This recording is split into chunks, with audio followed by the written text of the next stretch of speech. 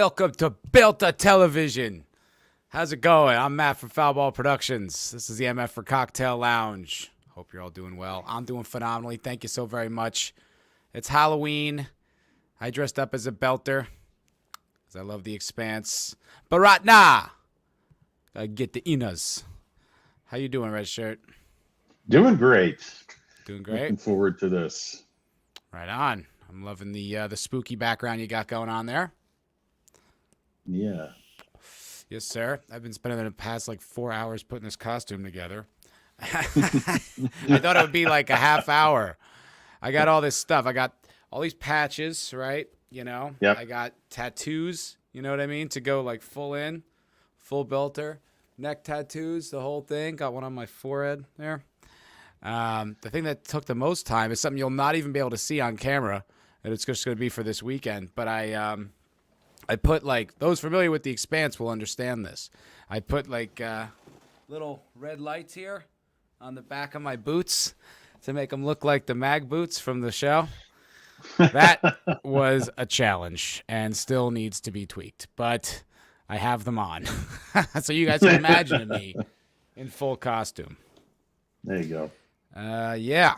So how'd FNT go tonight, my friend? It went pretty well. It was a good show. And the chat was fairly well behaved, so that made my job easier. At least most of that I noticed. I didn't see a whole lot of hammers being deployed. That's good. But yeah, it was a good show. Good to hear. It's a fun show. I liked it. I mean, it's Mauler and Critical Drinker, you know? Yeah. And Critical Drinker and Az showed up with precisely the same costume. They didn't coordinate. They didn't coordinate costumes, so they managed to duplicate one. I mean, I love the Critical Drinker, but I do have to say Az beat him. Az's was better, I thought. He really looked the part, and it was creepy. Have you seen that show? Have you seen Squid Games? No. So he looked just like one of those, moderators or whatever. Yes. I couldn't finish watching the Critical Drinker's review of Squid Games. Really? Yeah, that's turned my stomach. It's pretty bleak. Yeah, it's a dark concept. You said the same about Battle Royale, right? Yeah, that's why I shut off the review. I'm like, I wish I hadn't finished watching Battle Royale too. Yeah. No. That's not. I stayed with that because I was hoping for something redemptive at the end, and it didn't have one. No, it's a dark ending. It's just a bleak. It's just all bleak. Yeah. It's supposed to be. And this one's pretty bleak too. Yeah. It gets a little weird. He gets little anime hair, which is kind of bizarre. Mm-hmm. Like he dyes his hair like rose. It's like, why is that? Like that was supposed to be a big transformative moment for him. I'm like, he looks stupid. He doesn't look cool. He looks ridiculous. Right. Plus, now he's going to have to keep a low profile, and it's going to be a lot harder to do with a big shock of pink hair. Yeah. I feel like it'd be easy to pick out in a crowd. You know, you kind of have some natural camouflage in being in Korea if you're Korean. You know what I mean? It's mostly Koreans in that country, so you blend unless you make your hair pink. Right. Not a lot of the Koreans. No, but there's other things with that show I didn't understand. Why were all the people, I forgot what they're called, the operators or whatever, the guys with the cool masks and the shapes, the PlayStation shapes on their face. Right. Why were they doing it? I don't know. I don't get it. They don't ever examine the motivation of the guards. It's like, why are they they're just gunning people down all day long? Wouldn't that take a toll on you, even if you are some cold monster? Yes, it would. And it's like, how much money could you possibly be getting to justify that you just murder people all day long? Yeah. With executioners, even they make them anonymous, or you know what I mean. It's like they'll do the thing with the only one gun has the bullet, or you know what I mean. Because it's not normal to the human psyche. At one point in it, this is a bit of a spoiler, but they do remove this guy's mask. One of the guys, one of the contestants, if you will, removes one of the guy's masks, and he puts the gun to his head. He's trying to get everyone to stop, and they all close in on him, and they reveal his mask, and his face is just blank. And I'm like, oh, this is where they're going to explain why people would do this all day long, why they'd murder people. Like they must be clones or North Korean robots or something. No, they just, no, if your face is shown, you're killed. It's like, why would you say yes to this job? There's got to be a better job. Yeah, there's got to be a better way to get out of poverty or get out of a debt. Well, no, that's I don't about even mean all the I got. contestants. I don't even mean the contestants. I mean the people who they clock in to murder people all day long, right? And then burn the bodies in a crematorium. Yeah, that's kind of what made me want to stop watching, because I don't want to hear their justification. You know, it's like, well, they didn't even bother, so don't worry. They didn't even bother. Great. I mean, we don't even get. We were just following orders, which didn't work back in 45. Right, and makes a little more sense in that context because, like, you know, like you have to, you know what I mean, at threat of death, or you know what I mean, like expatriatism, or there's a consequence if you don't go along with the program in 1940s Germany. Not so much here. This is all clandestine. This is all happening off the radar. It's illegal. It's like run by these elites. I can't understand how you could convince an army of people, like a small militia of people, to just murder these innocents all day long, all in like the spirit of the game. I don't get it, but yeah, I thought that was a bit of a plot hole in that show. But anyway, it was fun though. I mean, I know it's not your bag of chips, but I thought it was fun. I thought it was a good old time. I had some interesting topics tonight on FNT. Focused a lot on the Eternals.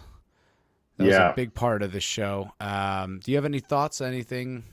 Well, I saw the trailer for it, and I mean, I think the trailers on most of the superhero films, are exciting to watch, and they look like they'd be good. And then when I watch one of those movies, I usually get, I mean, how many times can you watch the same thing? To me, they just get repetitive. That's kind of it. If it's got humor in it, then, and I think the Suicide Squad is probably one that I would probably watch, because I think it probably has more of that, and it would keep me entertained, at least while I'm waiting for the story to unfold. But this was a color palette in the thing was muted, and it was like tarnished brass. It was really almost monochromatic. It was almost like a black and white, except it was sepia, the old sepia, those really old photographs that are all browns instead of blacks and whites. They're like browns and whites. And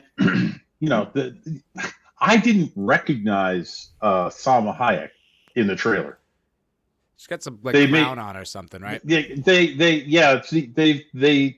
She's gorgeous. The woman's a gorgeous woman.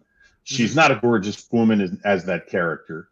I watched it. I was like, I don't get. And then people started poking holes in the story, and why didn't they act at this point? Why didn't they act at that point? And like, they're starting from.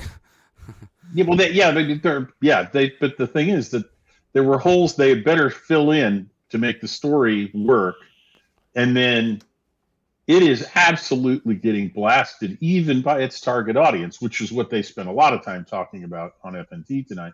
The reviews, I mean, as was pointed out, Slate gave it a terrible review, and that's their target audience. That's their target audience, absolutely. That's the one. That's like what they make these movies for, are for media outlets like that to praise them, and so they get all this clout. I mean, obviously it doesn't work long term, but it's like, it was like that Kyle Dunnigan joke where he had the Rocky pick-me-up talking about the He-Man show. Yeah, he was like, that's what you need in a He-Man show, critical acclaim. Like no one cares. Like, it doesn't matter. So why pander to them? Right. But even with this last one, it was like, it seemed like they're throwing a huge Hail Mary to woke critics to give them like this, positive review. And even that seems like, huge. They fell flat. They fell flat on their faces with this, because their target audience held their noses and ran screaming from the room. Yes, they did. Sentient Dildo. Hey, Sentient Dildo. Hi. But I was, the Islington girl sent me a $5 Canadian super chat. Thank you very much. And she says, Matt, what's your costume? I am a belter, my dear. I'm a belter. I'm just a random belter. I'm not a character from the show. It's a character of my own creation. You might notice some of the patches if you look closely. I'm sure if Elvis was here, he would note that these are Amos's patches, and they are. I even have like the Pure and Clean, which is the company that they work for in the beginning of The Expanse in like episode 1 when they work on the Canterbury. But I'm a belter who's down with the revolution, absolutely, because I still have Remember the Cant right here. Remember the Cant, Baratna, get the Inas. So yes, I am dressed up as a belter from The Expanse, and it's really fun. It's really like, it's a heck of a costume. It doesn't really do much justice on this little screen here, but I got like the belt. I got a bunch of tats, like neck tattoos, which, the microphone is conveniently blocking. They're very spacey. Plus, my boots have the little mag lights on them. The little, like, magnetic boot locks, they like light up red when they're engaged. I have managed to sort of build those on my boots. So to answer your question, I'm a belter today. It's Halloween, and it's fun. So thank you for the $5, and welcome. Welcome. Soul Assassin. Yes, you do need to follow the check out The Expanse, but you have to spell it correctly. Otherwise, it's just going to come up some finance report. It's not going to be a show about belters and space and proto-molecule. Is the gravity bothering me? I'm on the Behemoth. I'm broadcasting from the Behemoth, actually. That's drummer behind me and a few other belters. Yeah, so no, I'm fine. I'm bored in space. I'm used to this. My bones have adjusted for the low gravity. So no, I'm doing just fine, actually. Yeah, we're out in the solar system. I can't get too specific, because we have enemies who might be watching, and I would hate for them to zero in on our position and blow us up. So I got to just keep it a little anonymous. But thanks for asking. I appreciate your concern. But yeah. Who else is here? Captain Deckard Spark, hail. Punk Waddle, hello. Sherry is here, hello. Sentient Dildo with us as always. Man of War 665, neighbor of the beast, hail. My first super chatter ever. Never forget your first, right? Pat S must be a UT fan. Hook 'em. Yeah, is that, do they do it like this, or it's like this? I don't fucking know what you guys do. I still don't. I live here, and there's like, I live in Austin, and there's, what's like the mascot? The bull mascot, the Longhorn man. There's like one right outside where I work. There's like a statue of him. I don't know. Whatever. Hook him high. Hang him. Go get him. Go get him on that football field. That's right. Hello, Steve L. Knievel. How's it going, my friend? How's it going? Longhorns. That's right. Yeah. And it's like, I think it's like this. I think that's how you do it. Or I don't think it's that. That's like hang 10. I don't know. Go get him, UT. I have no interest in college sports at all. None whatsoever. Retro, remind me, did you happen to see did you watch, what's it called? Did you watch Dune? Yes, I did. Did you give me your opinions last week? Because I'm not sure that I remember exactly. I don't know. I can give it a really quick thumbnail. I liked it better than the Lynch version. I haven't read the book in decades, and it was no, yes, yeah, you did. I remember now. Okay, yeah, but I gave it. I think it's a good movie. It's entertaining. It is a very good movie. I had a lot of fun with it. You know what movie I watched recently? I feel like it's probably like a generation. It's about Gen X, which is just, you're just on the cusp of the other side of that, right? Like, were you like the Gen Xers were probably like kids to you? You're like, no, actually, I missed being a Gen Xer by 2 years. I'm barely a boomer. Yeah, you're right there on the cusp. The Gilkman sent a $1.99 super chat. Thank you very much. He says, "Hello there, the Gilkman cometh." Welcome, the Gilkman. I like it. Thanks for being here. Yeah, so I watched this movie last night, and it's a great movie. And I've seen it. It's one of those ones I watch all the time. But it's High Fidelity. Have you ever seen High Fidelity? I haven't seen it. I've heard of it. I have You've never seen it? Though. No. It's very good. It's very good. It's based on a book. The author's name is escaping me right now, but it's essentially about this guy. Like, he's a record store owner, like an independent record store owner, and he kind of like everything's like top five breakup songs of all time. Top five first punk rock albums, whatever. Like, that's like their whole thing. But also, there's this other theme about relationships and breakups, and he's got the top 5 most painful breakups of his life. And he lists them in order to start the movie because he's currently in a breakup with this girl, the girl Laura. And he's like, trying to figure out why he keeps fucking up his relationships and like what this whole thing's about. And it's a really fun, entertaining movie. It's like really interesting if you're like a music nerd. Jack Black's in it, but that doesn't detract from the quality of the film. It's actually, yes, Hornsby. That's right. Hey, El Latino Slant. What's up, Paulie? Good to see you. Hey, Paulie. Yes, Hornsby, that's right. Nick Hornsby, I think his name is. The book is terrific, but the movie's great too. And when I was watching it, I was noticing and I was like happy. It's a very authentically male movie, in the sense that it really just honors, like, I hate to say that this type of terminology, but like the male experience. Like going through life and like just the rejection and like the humiliation and the pain of like breakups and like your relationship to women and how like confusing it is when you're young and how hard it is to navigate for your whole life. And obviously that would never get made. And in fact, Soul Assassin brings up, wasn't there a reboot of High Fidelity? Yes, there was. And they made it about the fucking girl, which is just like, it's so not the point. So not the point of the book or the movie at all. It's a very much a male movie, but it's not misogynistic. I mean, it's written from a point of view of like, why is this whole generation so fucked up with women? Like, why can't we be happy and all this type of stuff? It only got 1 season. It was like a Hulu, basically diversity thing, and it didn't go anywhere. But there's a great, Latino Slant says he'll never watch the reboot. Neither shall I, sir. Neither shall I. I have no interest. Because it's sensitive. Like, it's empathetic to men, And there's this great little paragraph at the end where he talks about, like, it's just kind of him summing it all up. And this is only in the book. It didn't make it to the movie. But he says, women, they have this misconception about men and our relationship and what frustrates us and this, that, and the other. And he says, it's not the crow's feet. It's not the gray hairs. It's not putting on a few extra pounds. He goes, and you could tell, like, he like the guy's thinking about it. He goes, and it's the disrespect. And I remember always reading that and just being like, God damn it, you fucking nailed it.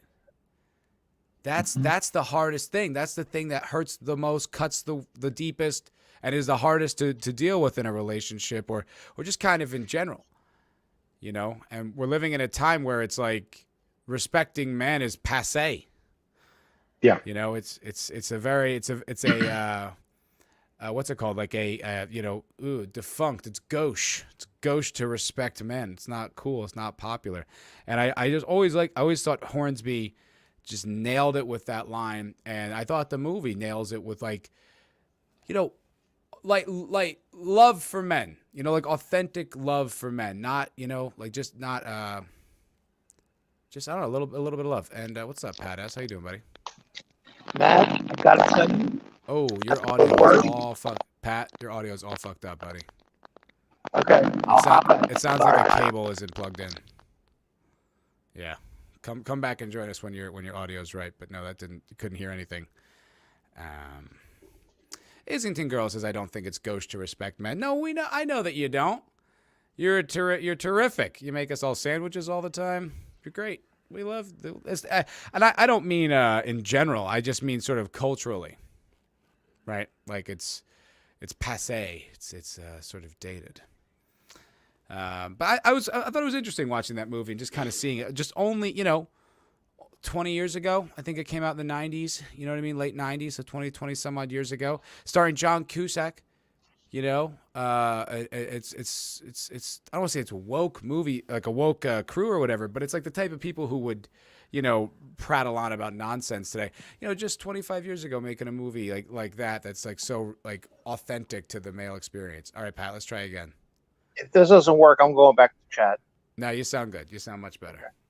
Matt, I got to tell you, that is the worst fucking sweater I've ever seen. Did Laura let you leave the house like that? And then that was in the record store, and Jack Black had been a pain in the ass all morning, and then he just like snaps, and like goes and chokes him, and gets all real, makes the fight real. Yes, it looks like a Cosby sweater.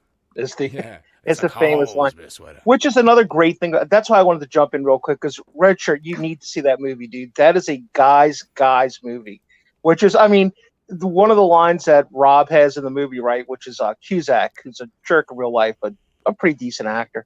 He goes, I hired these guys for 3 days a week, 4 hours a day, about 2 years ago, but they just kept showing up every day. So it's like, and the whole reason they do is because they like each other and they like work. Can you imagine working at a record shop with two of your friends, even annoying pain in the ass friends? That'd be awesome. It's like a dream job. And they're like what's it? Jack Black's character is like a real like elitist, like an opinion elitist. It's like you got to know all this obscure stuff, otherwise you're useless. What can we even do with you? And John Cusack's character is kind of getting out of that a little bit. He's just kind of growing up, and he's like, I need the store to make money. I gotta like kind of get my life together. But when he goes real low again, like when he's going through like the throes of the breakup, and he finds out that his ex-girlfriend is hanging out with this guy, he kind of becomes more like, he like regresses into their ways again, and he's wearing sunglasses inside, and he's getting all kind of opinionated again, and it's just really good writing.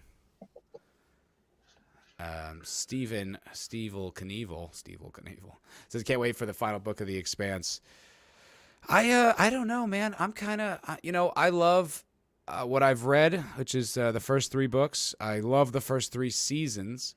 But I don't know that I'm necessarily excited for the IP that much longer. Like I'm going to watch this season coming up, but I don't know how pumped I am about it, quite frankly. And I heard the books go a little woke. I think, if I'm not mistaken, what's her name? Bobby beats up Amos or something ridiculous, which I was like, oh God, really? Like I know she's like a warrior and everything, but like, fucking look at Amos. Anyway, I don't know. We'll see. I haven't read it. I'm also just hearing that all secondhand. If that's funny. Punk Waddle says High Fidelity is probably on his list of top 5. That's funny. Dish funny. Ayakashi Ronan, hail. Ayakashi Ronan, good to see you. Says, can I get from the panel your favorite scary movies? I think that's very on topic. Very on brand. Hello, it's Courtney's Fellowship of Oddballs. Hey again to you. Good to see you. Real quick, I do want to hear yours, Pat, but Central Dildo says that Bobby is huge in the books. Yeah, I know, like physically huge. She's like a specimen. Still, though, I mean, how far could genetics have changed in the next 200 years? Regardless, I don't know. It's just, you don't, anyway, it just doesn't sound like something I really am obsessed with. But Pat S., can you favorite horror movies come to mind? Yeah, I got to be honest. I'm not a blood and guts guy. Like that doesn't get me. I'm more of like a psychological thriller kind of person with.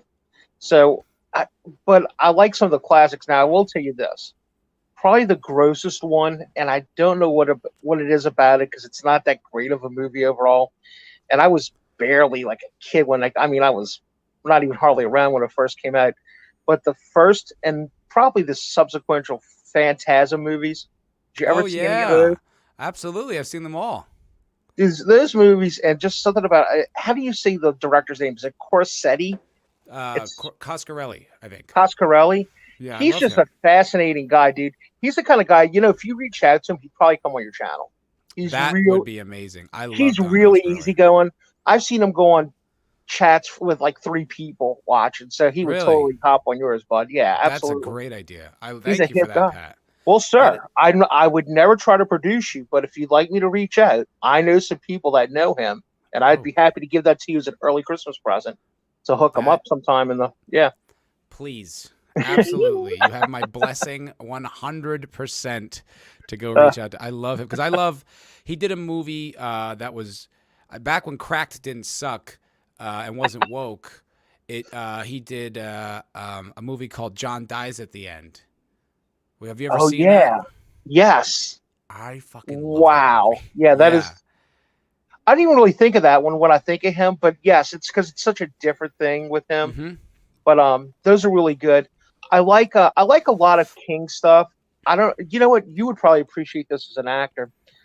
I find that King short stories by nature make better movies because they're written. It's good for like a lazy scriptwriter, right? Because if you look at a short story, especially one of like King's novellas, it's about the same length as a script, right? 75 to 120 pages is about normal. So his stuff like The Mist, I thought The Mist was good. I thought The Mist was actually a better movie than it was a short story. And even he said that he liked the ending of the movie better than his own ending. I think The Running Man is a much better movie than the short story. Yeah. The short story I'd is agree ridiculous. with that. Yeah. The short story is insane. You're like, what? So you just this guy gets chased around the whole country? Like just out in the wild? Like how is that not going to constantly cause carnage? That's true. But we don't know for sure Stephen King wrote that. Oh. Yeah, he did. He did. He did. I know, Richard. It's a Bachman book. Yeah, he used Bachman for that book. Okay. But I really like that movie. I liked, what was the other King one that I just watched it. You know what? I love Kubrick. I'm not a big fan of The Stand. I mean, not The Stand, of The Shining. Of The Shining. I'm really not. And it's because I thought the book was better. I made that fatal mistake I watched it like in college for a class. And it was a class this guy was a really good teacher. He'd make you rewatch 3 movies with 3 books, and that was one of them. So he made us read the book before we watched the movie. And I got to tell you, half the class was like, "Oh, the book is so," and the other half of the class was like, "You guys are nuts. This movie's awesome." And I hated Kubrick for a while until I watched Full Metal Jacket with my old man, who was a Marine. And he just went. My dad said that was the best movie about the Marine Corps I've ever seen, and about the 3rd worst movie I've ever seen about. So what do you mean? He goes, the first half was like you could have followed me around with a camera and boot. Because keep in mind, my old man went to boot camp around the same time that movie was set, right? He went to boot camp in '69. Oh, okay. And but he said the second half was a little ridiculous. Not that Marines didn't fight in the city, but it's more than a little. Fun. The second half was either. Like it's the first part is great, and the second part just drags. Yeah, one guy I know who's ex-military characterized that movie as the first half is a classic and the second half is a cartoon. Yeah, that sounds he was about right. very it's dismissive. Unfortunate because it feels like 2 different movies. Yes, right. Like once boot camp ends, like everything changes. The cast of characters change, everything except for Joker. But it's a whole new movie. Now they're in country. It's interesting. I still enjoy parts of it. Like I still like watching it through Joker's eyes and him kind of challenging, being defiant to the military hierarchy and stuff like that, really sarcastically. I love all that. But yeah, it's just not very good. It's just like, okay. But especially compared to the first hour, which is, indelible. I mean, the lines from it are some of the funniest and most interesting. Like they're just so great, and you can't forget about it. God damn it, you're so ugly. You could be a modern art masterpiece. Yep. Your parents have any children that lived? I bet they regret that. It's great. I can't even imagine that movie if the whole thing. And I've seen you can make great documentaries about any of Kubrick's films because he's such a genius, right? Mm-hmm. But honestly, that I have seen good documentaries about that movie, and I can't even imagine that movie without Ermey, right, as the drill sergeant. I mean, he was Ermey. Ermey. Yeah. Gunny was he's just, and it was all by happenstance, right? Because they were like, we got to get somebody just like him, and finally Kubrick was like, let him do it because he did that whole. No, it's true, man. I'm not making that up. No, I know. I'm just coughing. I just caught the back of my throat. I'm covering for you, buddy. part of it was that Irby and the actor who was going to play Gunnery Sergeant Hartman took turns, or were both working on screen tests for extras. And the job for the sergeant was to scream at them as though they were recruits and see how they reacted. And the problem was that the guy, by the way, the guy who was supposed to play the part became the door gunner in The Slick. Really? That guy? That's the same act. That's the actor who was going to be the drill sergeant. He is a former Marine, but not a former drill sergeant. And what he found out was he couldn't yell at the recruits for more than 25 to 35 minutes before his voice gave out. Dude, and Irby, yeah. No, that voice thing, that is something, because like as an actor, this sounds really fruity and pretentious, but it's true. Your voice is one of your tools, and it's something you have to like work on. And you do all these like goofy exercises that you keep your breath and you breathe in weird ways, to keep it all kind of like tuned for the camera and for stage and all that. But I listen to those guys, those military guys, especially like Arlie Irby, like the depth of which they get their voice from, and the way they command it, and the way it like it booms, it fills a room. It's unbelievable, but they're not yelling either. Like it's like wow, like. I'm just blown away by that skill, that quality. They are actor yelling, they're projecting, but they're not actually screaming at somebody, because that's what tears out your throat. Yep. And Irby did it for a living. He was a drill sergeant, and he never forgot how to do it. And so that was part of it. They were starting to wonder whether the other actor could hack it, and then Irby really lobbied Stanley Kubrick for the part, and basically wore him down.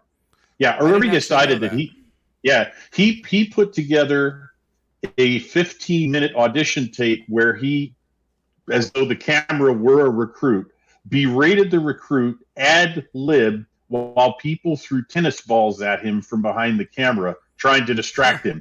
And he never never dropped a line, never interrupted himself, never repeated himself for 15 minutes. I've never heard that story. That is fascinating. Yeah. Yep. And Kubrick saw that and said, "Okay, give him he's getting the part." That was what tipped Kubrick over the edge, was that audition tape. Because I always heard what I always heard was just that during the filming of it, the guy couldn't hack it, and so Kubrick just was like on the fly, called in Irby and said, "You got the job. You're the guy now. Like, no, I can't handle this other dude." Right.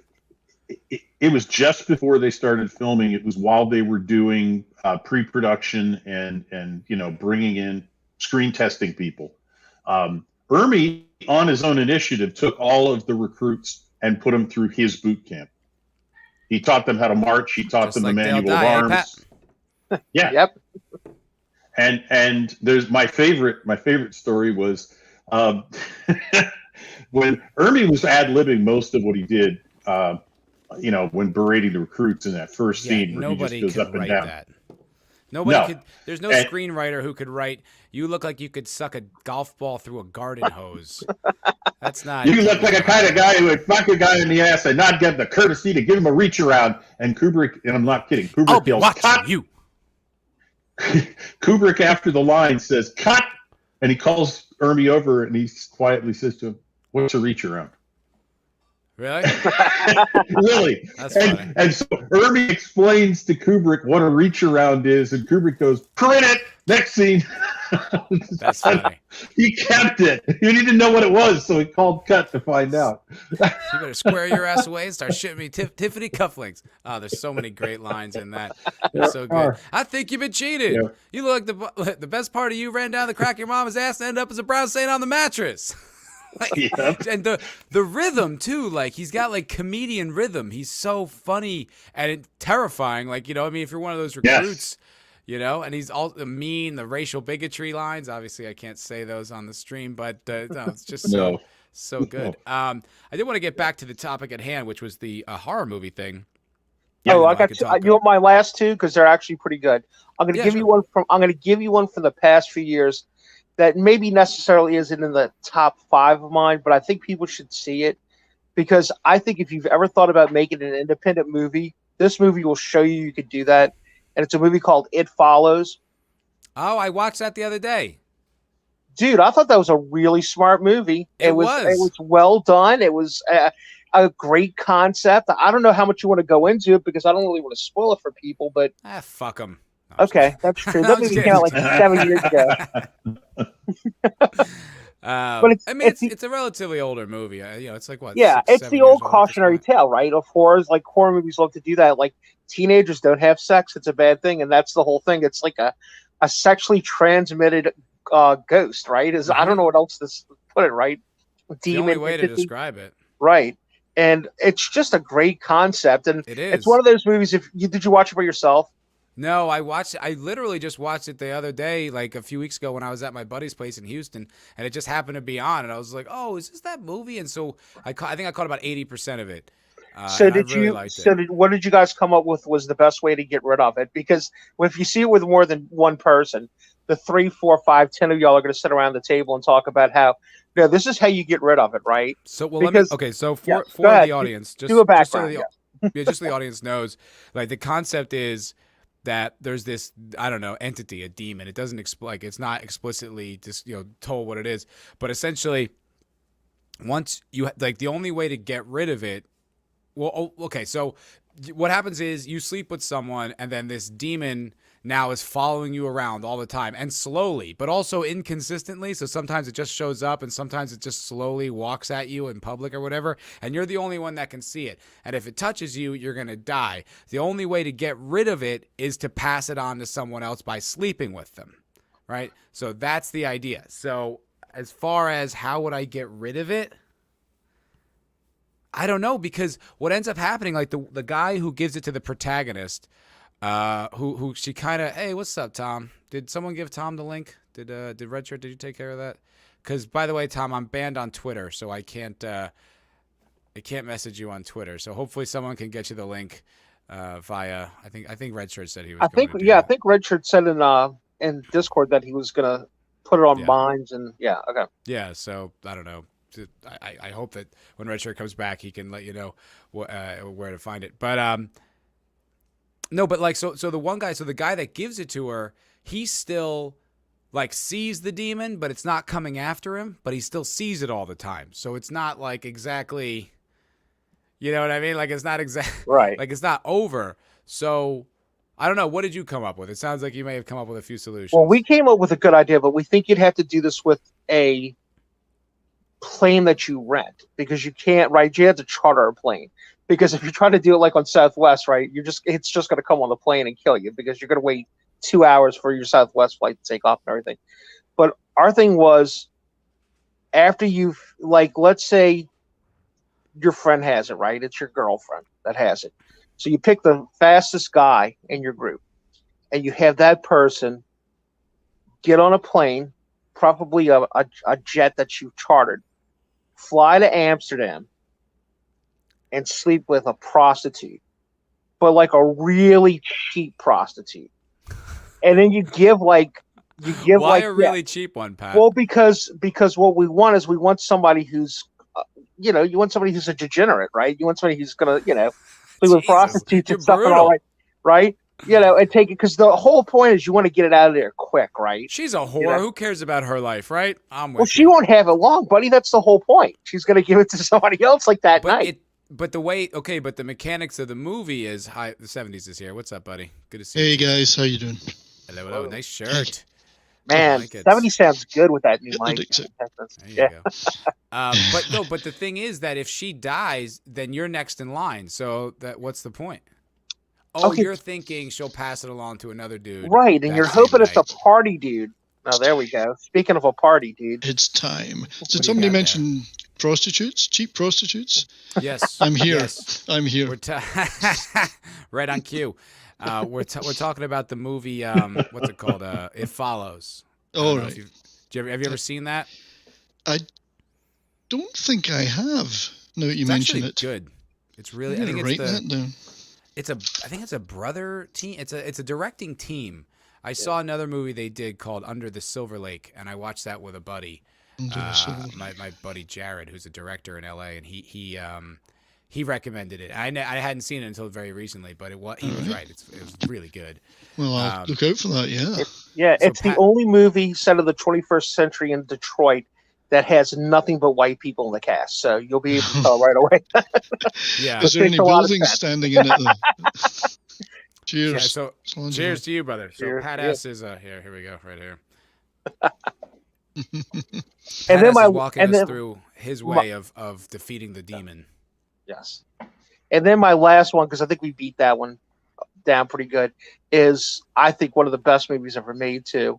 Of course, a great actor. I love him. The Thing. I think The Thing, but the remake from the '80s, The Thing, right? Because there's like 15 of them, not The Thing from outer space. Carpenter or Cronenberg? Carpenter. Okay. Which is just a great mix, right? And This Thing. Yes. Very nice. That thing. Which is the new on 4K. Double disc 4K, yeah. Good stuff. Ooh. I gotta put that on the list. Oh yeah. It's just brilliant. It's brilliant in its simplicity. Yes. It goes to show you, nowadays they would try to do a lot of CGI and stuff, but the practical effects in that is, I was talking about, and so scary because it moves so fast and it's one of the scene probably everyone's seen a million times, but it's so great when he's like doing the what's it called the what is that thing called? Clear, that thing. Oh, the defibrillator.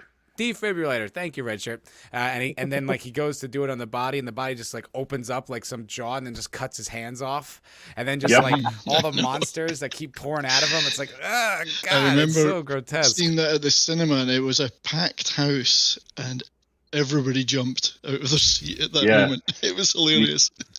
The other one that got me was when the guy who was the Thing had his head removed and it was on the floor.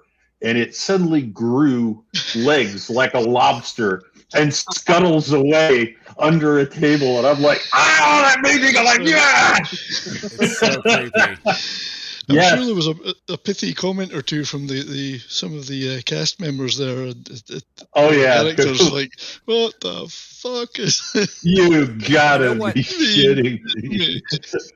So I had a moment with a girl, because we haven't mentioned this one, and I think it's a great horror movie. It's the original Alien, right there. It's a great horror movie. But I was with a girl who was, this was, I don't know, maybe 10 years ago, but she was only 22. And wasn't, was younger, so didn't have all the cultural touchstones that I had. So she didn't know the movie, didn't know anything about it. And then we were watching it, and that thing, the burst out of his chest. She jumped really authentically because she had no idea what was happening. And I was just like, oh, wow. It was such an authentic response because even when I had seen it the first time, I knew it was coming because of Spaceballs. And then it was also like a cultural meme at the time, because it was so ever present.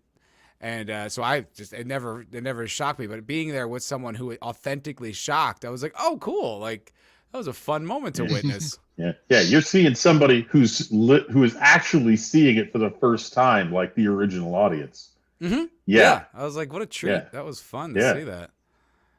That movie is a terrific horror movie, and I love.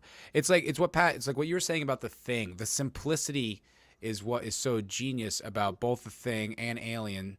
Is that it's nothing. It's what they like. It's by Ridley Scott's own admission. It's a B horror film in space. Right. That's all it is. It's just a monster movie. They're trapped in a house and they can't get out. But it makes even more sense than one of those because they're in a spaceship. There is nowhere to go. Mm-hmm. Right. You're in the ship. How do you get away from it? Right. Yeah, there's not a moment wasted in The Thing as a movie. There's not a single moment could have been cut that isn't that's in that movie in the final edit. It's just perfect. And it's such a great idea too, the fact that it was under the ice for thousands of years, just stuck there and had to wait for the thaw or whatever for these excavators to find it. It's like, that's brilliant.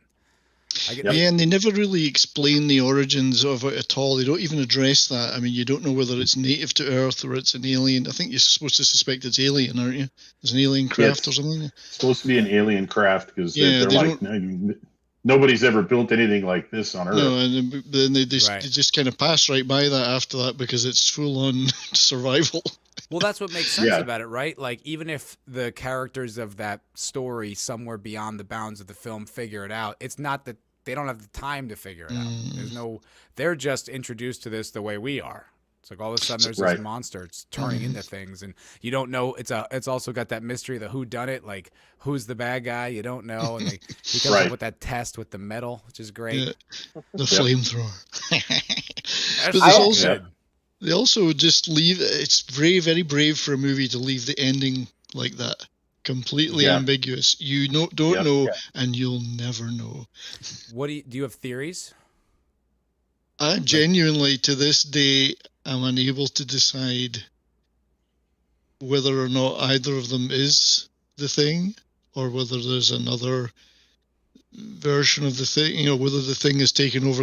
I mean, they're all dead, but you never know. I mean, there's a slim chance it's existing in some other form. Right. If I had to say, I'd say it probably wasn't Kurt, and it was probably. That's what I think too, because Fishburne. he had disappeared for a while, Yep. right? And his location was unaccounted for a space of time. We didn't have that with Kurt Russell at all. So either the movie intentionally didn't show it to us, or there's a reason for that, and it's like he's the alien now. Yeah, I think it would lean towards that, but that's the beauty of it. You'll never know. I like the theory where they said, and I haven't gone back and watched this since I saw this, because I only saw it on YouTube about a week or two ago, where Kirk Russell, who was the other guy that was alive with Kirk? Is that Keith David? David, I forget. What the character's name was. But supposedly the bottle he hands him was one of the Molotov cocktails he was making that he hadn't stuck the rag in yet. And supposedly he drinks that bottle, right? And if that bottle had gasoline in it, he should have spit it out if he was a human being, right? But if he drank it and just acted like it was normal, then he is the Thing. That's interesting. So if that's the case, that's pretty cool, and that means that Kirk Russell's about to light him up. Well, that's interesting. Hi, Matt. Hey guys. All right, I love The Thing. It's one of my favorite movies. Couple things. One, the dude that got his Couple things about The Thing. Yes. No, there's only one thing in The Thing. There's not a couple of things. No, there's actually multiple of The Thing in the things, because once it separates, it becomes its own entity. So they're actually. That's why it's so good, is because if there's more than one person that is the actual Thing, they don't know each other is the Thing, and they're working for their own survival. I hadn't thought of that. Both of them at the end could be the Thing. Absolutely. But so here's the deal. I think I talked about it before, though. Angle. The cinematographer came out and said, like, the way he kept track of who was the Thing and who wasn't was the eyes. He would have the light reflect off their eyes if they're human, and if they're the Thing, it wouldn't. So if you go back and watch with that knowledge, you'll be able to actually see who is the Thing and when they're the Thing throughout the entire movie. Well, Tom says headcanon. Well, Tom, get in on this conversation, buddy. You got the link. Mine's not headcanon. That would be a tremendous weapon to have, a headcanon. Cinematography. You have an invite, Tom. You have an invite. I like that he thinks. He's like, how the hell did Matt get in here? You have an invite on where is it? On Mine's Red Shirt? No, on Discord. On Discord. Okay. Yeah, I'm banned off Twitter right now, so I don't have access to the DM there, Tom. I apologize, bud. Well, we're talking about Keith David. I've always thought he should have made a movie with David Keith. That would have been a brilliant double header. Keith David and David Keith. I don't know who David Keith is. He's an actor, Officer and a Gentleman, and various other movies. So they could have made at least they could have a David starring in, you can just see the poster. Well, I'm going to go Tom against Discord. Tom doesn't Discord, Roger. How would you prefer us to contact you, Tom? You're on Discord, Tom. You're on Discord. Somebody set it up for you. So Mad, tell me, there's only one. Let me try mine. There's only one woman in the movie The Thing, and do you know who that is? No. It's Adrienne Barbeau, but it's only her voice. Oh. She's the voice of the computer. Oh, that doesn't count. That's trivia. Don't try to put women in my movies. Would that stop you from watching that movie? Do you not like it now? I like it a little less now, yeah. Thought it was all men. She must have had a relationship with him or something. Well, with Carpenter, right? was married to her. Yeah. Oh, okay, because she was in The Fog, which is a Mm. kind of forgotten, right? Like either late '70s, early '80s movie. Oh, I love But I that remember movie. I would sneak and watch these movies when I was a kid, because HBO would just run the same 8 movies, and like during Mhm. October, right? It was all this, and The Fog was a creepy movie, man. She was good in that. She was married to Carpenter for quite a few years, but The Fog is great because it's not trying to be a slasher horror movie. It's very much an old-fashioned mists and hidden surprises, but not a lot of blood, not a lot of overt horror. It's more creepy, as you say. I don't know if I've ever actually seen The Fog. I don't think I Yeah, have. The Mist is better. I'm thinking, is that The Mist is with Tom Jane, right? That's Yes. what I remember. I like Yeah. that one a lot. And doesn't have that ending where like he Yes. kills his family or something like that to Yeah. stop them, and then like they get saved. Very Mm. different than the story that King wrote, but he liked it better. He said so, which Well, I have to there's- agree. I read the story. Forget if it was a novella or if it was. I think it was just a short story. It was like how for a while he was releasing those books that had like 4 stories in them, and Yeah. I think the Mist was like in the same one as another big one, like The Body, which was Stand by Me, or what was the other? Oh, the one that they based Shawshank Redemption on, I think was in the same book. Okay. So that was a There's good another- book. There's another classic horror that has that kind of like ironic ending where like you fight this whole time and then you make it only to not make it, and that's Night of the Living Dead. Yes. Oh yeah, You yeah, know? classic. With that black dude who just like he fights. I really enjoy Night of the Living Dead. I think it's a really fun movie. Yeah. And just the creeping horror, and it was I think they maybe even have done it the best as far as the zombie genre is concerned. Maybe save. I Shaun think of the so Dead. too. Dawn of the Dead was really good too. That was Yeah. very much a movie of its time, right? Well, Though I did like the ending of the remake of Dawn of the Dead. I did not like the remake all that much, but the ending was great because you think, oh, they got to the island, everything's real happy, and then isn't it during the credits they show the lost footage, right? Like a found videotape, and it's them getting it like there's dead people on the island and they all get wiped out, even though they made it to the island and everything. Oh, I don't know. So- I don't remember that. yeah. I remember like Zack Snyder. That's one of his only 2 good movies. Mm-hmm. I remember liking the Dawn of the Dead Yeah. remake. There's another one that I saw, one of the Dead movies that was, I think, was it the one with John Leguizamo? I think. That's Where the there's, Land like- of the Dead. Land of the Dead with that big tower Yeah. where they manage to kind of like isolate themselves. Yeah. And there's sort of like this class thing going on where you get to live in the tower if you're wealthy enough and everyone else lives in the street or whatever. I don't Kinda like weak. it when zombies start to get smart. Like the one zombie's I like, hate oh, smart zombies. like, I oh, hate fuck. smart zombies. I hated Bub. Do you remember Bub from one of those zombie movies? They were like training him and trying to get him smarter. I don't remember which one. That was like Dawn 3 or something like that. But it was just like I don't like. Hey, Tom Yeah. made it. Hey, Tom. Hey, Tom. Hey, Tom. Lack of trying. Thank you. Well, I appreciate you putting the effort in. Thanks for being here, buddy. I didn't know you was booted off of Twitter. Yeah. I got booted off of Twitter for. Well, I'm calling booted off of somebody- YouTube, so there you go. No. Again, you're yeah. not really booted off of YouTube, are you? Getting there. They get me one more time. Now it's 2 weeks. Whoa, Wow. So you have a 2-week like suspension right now? Yeah. What happened? Another stupid community guideline strike on a karaoke stream On a karaoke stream? What did you say? What happened? from like months ago. No, it's somebody goes in and months ago. flags them, and yeah, Yep. it's stupid. Well, that's what happened to me. I was getting in this argument. I talked about it on the Culture Crime Fighters this Wednesday. There was this girl, which apparently all of you guys follow. I don't know about all you guys, but like a lot of people, like Culture Casino's a big fan of this girl. She's like the Star Trek weather girl or whatever. Kate, Oh yeah, she's in my fantasy football league. that's your friend of yours? First time I met her was when she joined our fantasy football league. Well, she thinks if you sexualize a weather girl, another weather girl, like it's disgusting. You're part of the problem. So I got into it with her, going back and forth. I got a few videos I'm putting out about this topic, but Oh, I got into her. Jesus. Yeah, I got into it with her because it was ridiculous. It was like, what are you talking about? She like this. The weather girl in question had these like clown-like tits. They were huge and ridiculous, and she's just like, it's the She Mexican? disgusting that anyone would say this. No, I don't know, Iowa or some. No, Because West the Virginia. Mexicans are overtly sexual. Mexican and- weather girls. And that was something I brought up because the Islington girl was pointing out that they sexualize a weather girl. Weird. And I was like, yeah, exactly. That chick, Inette Garcia, is world famous now because of it being a hot weather girl. So anyway, I got into it with this girl, Kate.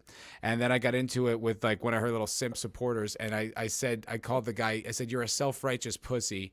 Sexualizing a woman is not disrespectful. And then that was the tweet that did it. And so I'm at an impasse right now. I appealed to Twitter. They disagree. They say they do think it's – what did they say? I screenshotted it. It was really fucking ridiculous. They said our support team has determined that a violation did take place. They will not overturn their decision because this is like discrimination or attacking someone on the basis of gender. I was like – no, it isn't. I called that guy a pussy, and then I stated a fact. That's not attacking anyone based on their identity at all. He is a pussy.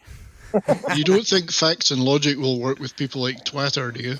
No, I don't. But it's just like, okay. So Well, I'm then right she now, really wouldn't like me because I sexualize all weather people, especially that fat fuck Al Roker. I liked him better. Like he was sexier before he lost all the weight. you like a big. He boy. was sexier with the weight. Yeah, he looks like a weird bear. now. Like he's been like a sucked grape. You know what I mean? Yeah, he does look weird. No, it's like the other one too. Who's that guy? Who's Got a face like a bulldog chewing a wasp. Kevin Smith. No, Kevin Smith does. He still has like the weird fat face, but no, the Jonah other- Hill. No, the black dude who is like a civil rights guy. He's Al Sharpton. Al Sharpton. Yeah, he looks ridiculous. He looks like a lollipop now. Yeah, he looks like someone just took a giant syringe, just sucked all the fat out, and it's just like, and he still has like this neck waddle. No, he looks really bad too. Yeah, so I'm banned off Twitter right now. If I delete the tweet, the Islington girl is sexualizing all of us right now. By the way. Oh, thank you, the Islington. Not girl. appreciated. I do appreciate that. Yeah, Tom's giving you a little eye candy. I'm offended and I'm hurt and I'm targeted. I am a human being, not just a slab of meat. Matt, when did that No, happen? I am a slab of meat, but That happened on Wednesday, Pat.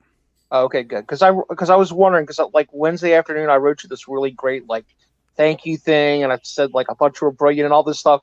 And like today, I'm looking, it's like God, Matt still hasn't responded to this. This guy's yeah. What an So now I asshole. know. This guy really thinks who the fuck he is, huh? Yeah, wow. Okay, yeah, whatever, dude. I'm glad you like and watch the show and join. You know, send a super chat Yeah. next time. Yeah, of You course cheap I am. bastard. Of course I'm. Yeah. Yeah, exactly. Yeah, you want to get my attention? Throw me some money. No, I didn't see it. I can't get on Twitter because if I delete the tweet, they'll let me back on. I don't know. I don't want to delete the tweet. Not that I care. I just don't. It's like a. What principle tweet thing. was it? You're a self-righteous pussy. Sexualizing a woman is not discrimination. Oh wow. Yeah, I don't know. He is a self-righteous pussy, and it's not discrimination. Anyway, I'll save all that vitriol for another night when I put out a video on the topic. We were talking, and I know Tom, you like to stay on the pop culture subject, so this is perfect. We were talking about favorite horror movies of all time. Well, it's not just that. It's just the politics. I can't always get down too deep and dirty with. No, That's all. I know. When it comes to making fun of SJWs and shit like that, oh, they're fair game. Yeah, as long as I don't make fun of any trans people, I'm fine, Andre said. Well, the thing is, Matt, about this whole situation is Culture Casino liked the tweet. That's the only reason it was even in my feed. And he liked her video like happens, sounding off. was this some master plan by culture to get you? I don't know. Maybe it's He pretty clever. suckered you in there. But like He 25 isn't here things- tonight, you know. No, I know, and I want him on here so that we can address this. He don't want to face you. Yeah, he's already chosen his side. Yeah, I guess so. He's on the simp side. She's Oh, a cute look weather who girl. shows up. Oh, there he is. There he is. Yeah, I want to hear your side of this. I want to hear how it's like. I want you to defend her. I'd like you to make the argument in defense of not sexualizing a public person. Ridiculous. Well, come on. Most Matt, people you who know- get those fake boobs, they want you to notice. I'm just saying. Well, no, this chick did not. They have pay big for that boobs. shit. Oh, red shirt. My mic's low. Yeah, I thought Yeah, so. a little bit. Yeah, let me see. Yeah, I don't know. It happened the other day. It happened last time when I happened on the Culture Crime Fighters. These fucking pretzels are awesome. They're All like right. cheese filled and shit. I adjusted it. Is that any better? Yes, That's better. that's Okay. more even. Yay! Good stuff. All right, Good I got a favorite horror movie, and this is going to be a little different, and it goes a lot farther back. The Exorcist. Oh yeah. Your mother sucks cocks in hell. I don't know if you guys have ever heard, but when that movie came out in the 70s, people fainted. People had to leave the theater. They could not handle watching that movie. That movie easily freaked people out.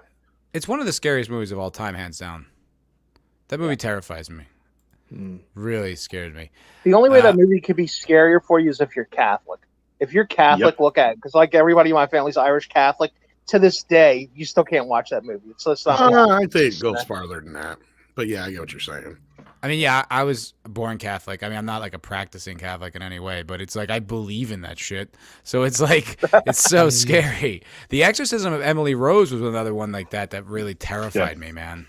Same here. I love The a good Devil one. Within Her. That was a good movie. Yeah. I always remember The Devil Within Her. I hate horror movies, but I love a good demon, exorcism. Like like The Prophecy. I love The Prophecy with Christopher Walken. Yeah. Walken. I think he's one of the scariest human beings ever in that movie.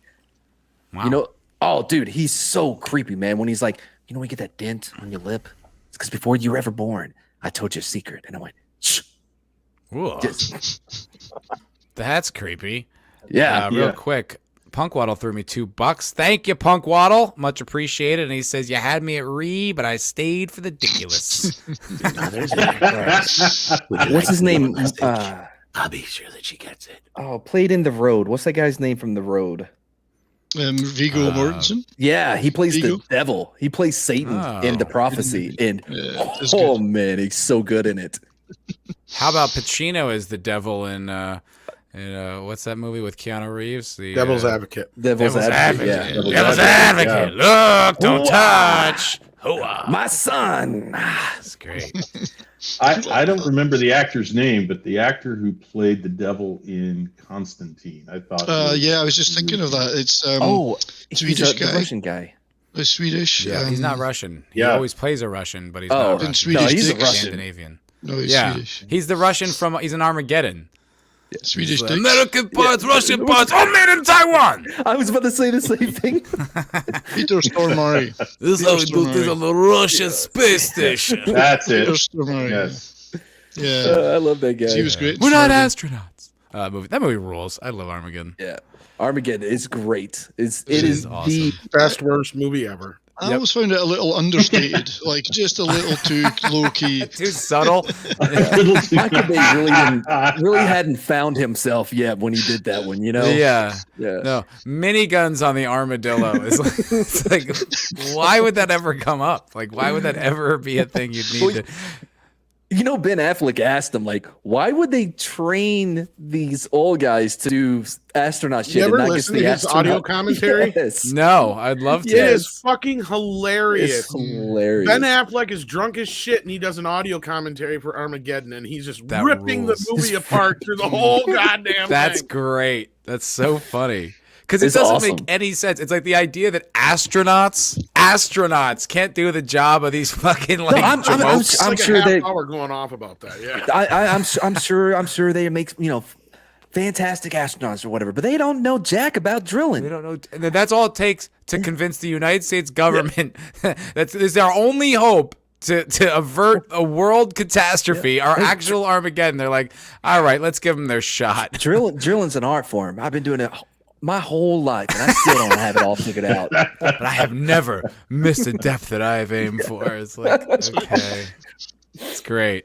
I bought in 100%. People try to argue that Deep Impact is better, and they're idiots. Oh, they're not even no, close to Armageddon. right. making me way agree better. with you, Mad.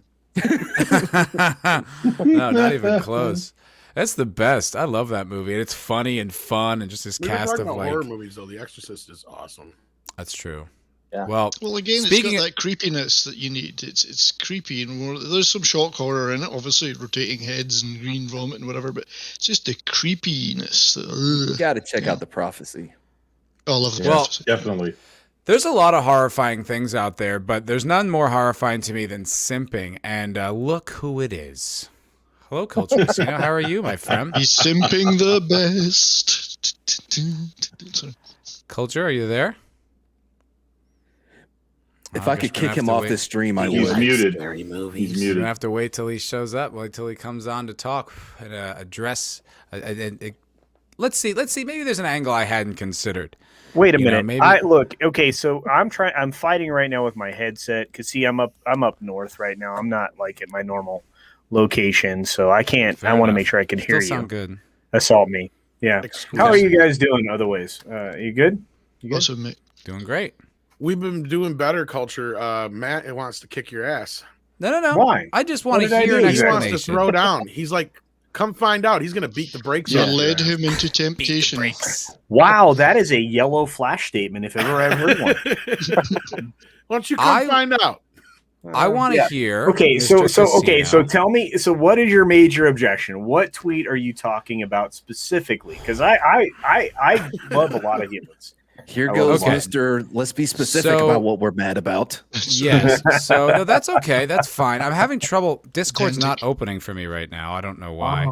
But I do have I get the it here. image. No, it's a personal message I sent to to Vigilante after the show because we were like, because once I was off Twitter, I couldn't go back and verify this. So this meteorologist, Katie Nicolau, Yeah, one of my familiar? friends. one of your friends. Okay, Yeah. but one of your friends. It's also somebody that Mad Mardigan knows, so don't let him bow. I know out of he this. said that. No, he said that I- they I have came fantasy clean. football. Mhm. Yeah, she's in our fantasy football league, and I beat her, Matt. I beat her good. Very good. Good. You know Yeah, what? yeah. I'm happy to hear be that. very proud about beating a woman, Mad. Well done. Yeah. Well, Which she- I don't think there's anything I'd be prouder about. She started. She joined the league. What are you supposed to not beat her? I mean, come Right. on, there's money on the line here. I Wow. guess there's no money. This is not a money league. Well, she is. Maybe I'm wrong. Maybe she's more Yes. balanced than I thought because she tweeted this out. Let me see. I'm pull it up because I can see it if I Dude, go incognito. Like one of the guys that I actually like did something extra dumb around her, and that really irritated me. Well, I look. I don't know this chick from Eve. You know what I mean? Like, Well, But and I- you should get to know her. She's actually there are people around you in your sphere that know her. I know, which is the most shocking part about all of this. I couldn't Yeah. believe it. She's a straight up SJW, dude. No. So, well, you know what? Don't let me convince you. Let Katie. Okay. Today, we're quite cold fronts swept through those temperatures started. You don't need me to tell you that that's disgusting, but I'm going to add some details to it.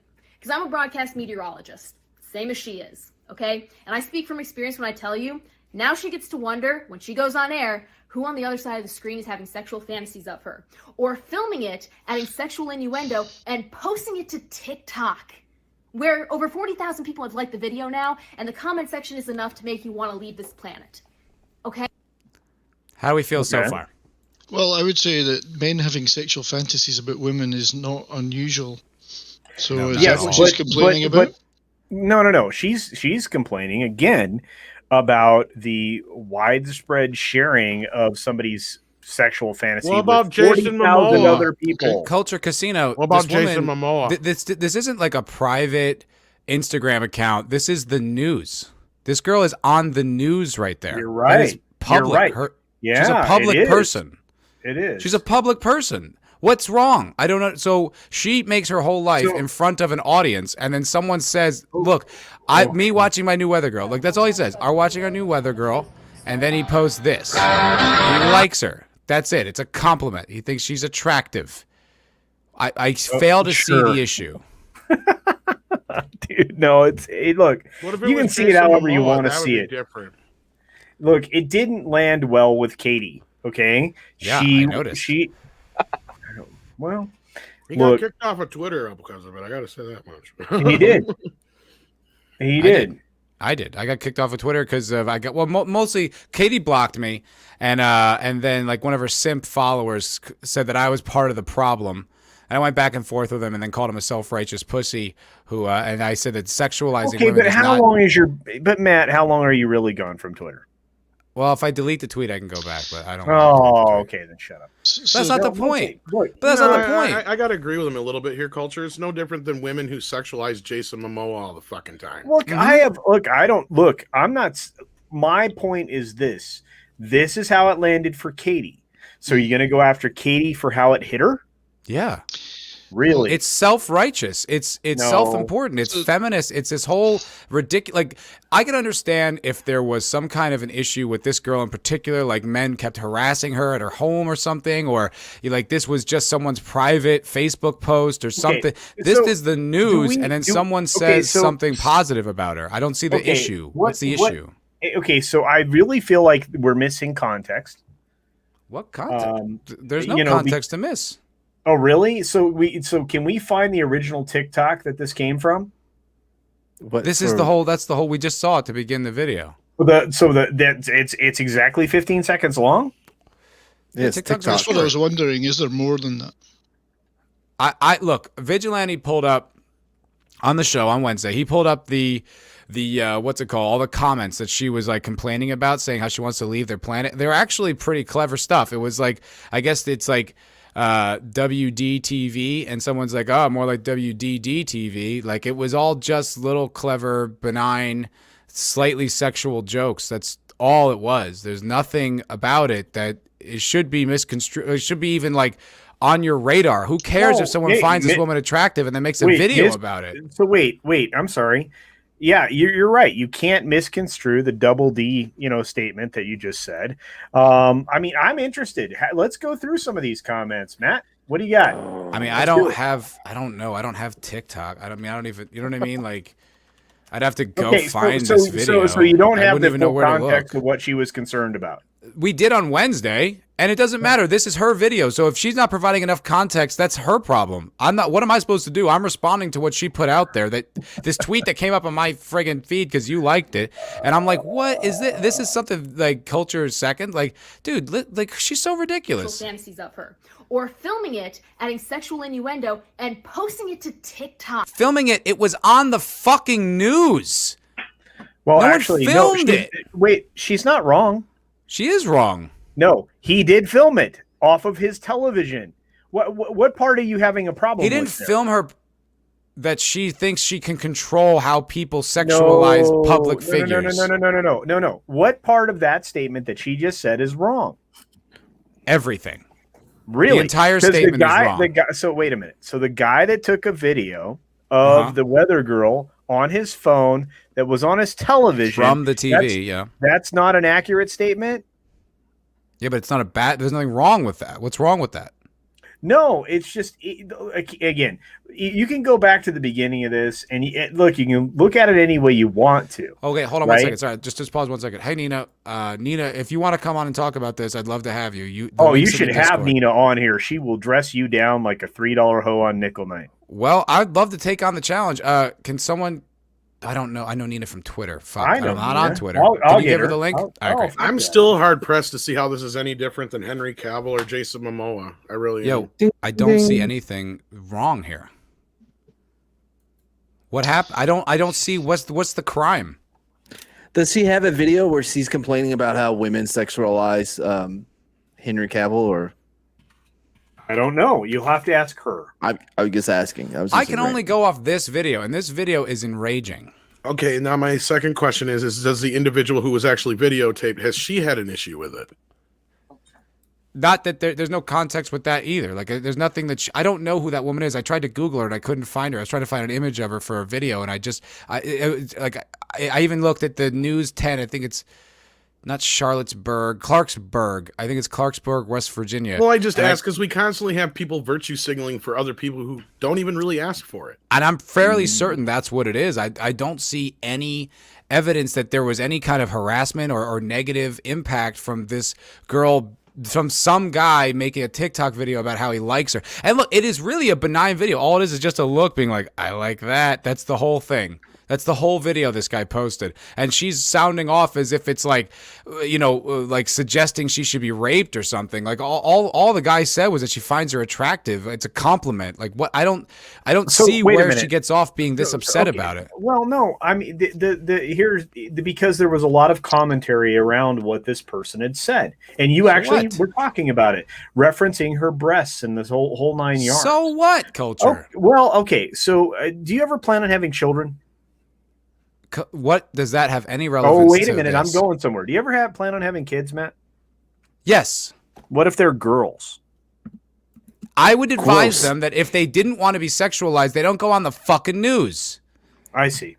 Okay, so everybody who's in any form of public office is now going to be a sexual creature to everybody It's else. possible, yes. It's Oh, wait a 100% minute. possible. So if that's you how make you look at yourself everybody. public, What about Wait, the no, chick no, who no. masturbated to fucking what's his face, Ben Shapiro every day? Oh no, I get it, but What about Cuomo-sexuals? So is that how you look at everybody that you see on film, television, et cetera, et cetera? Hey, Nina, thanks for joining us. Hey, no Hey, problem. So this is a really awkward time for me because I was in the middle of a pumpkin carving, giant pumpkin situation where I have pumpkin. At least guts it all over wasn't me. melons.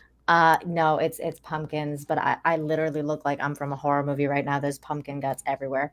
Nah. But She murdered them all, I did. I was carving them. even the women and the children.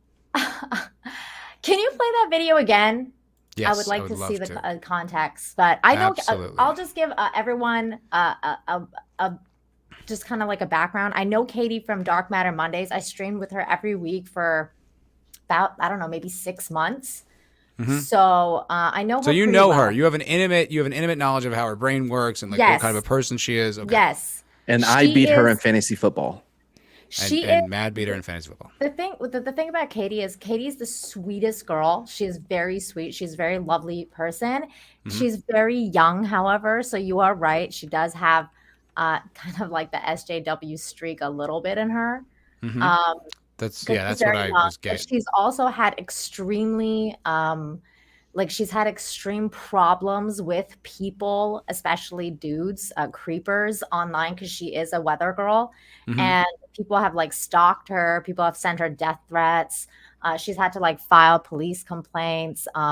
See, like you saying that, like if she framed it in any way like that, like I could even I wouldn't agree with her, but I could understand it a little bit more. Meaning like, okay, like this could lead to that. But honestly, and I'm very sorry to hear that, Katie, that's what you risk being a public person. This has happened to, like Gary. It's happened to Jim Norton is a comic that he's had stalkers. It sucks. It's not something you should have to deal with. But the truth of the matter is, if you go and make yourself a public person, you risk it.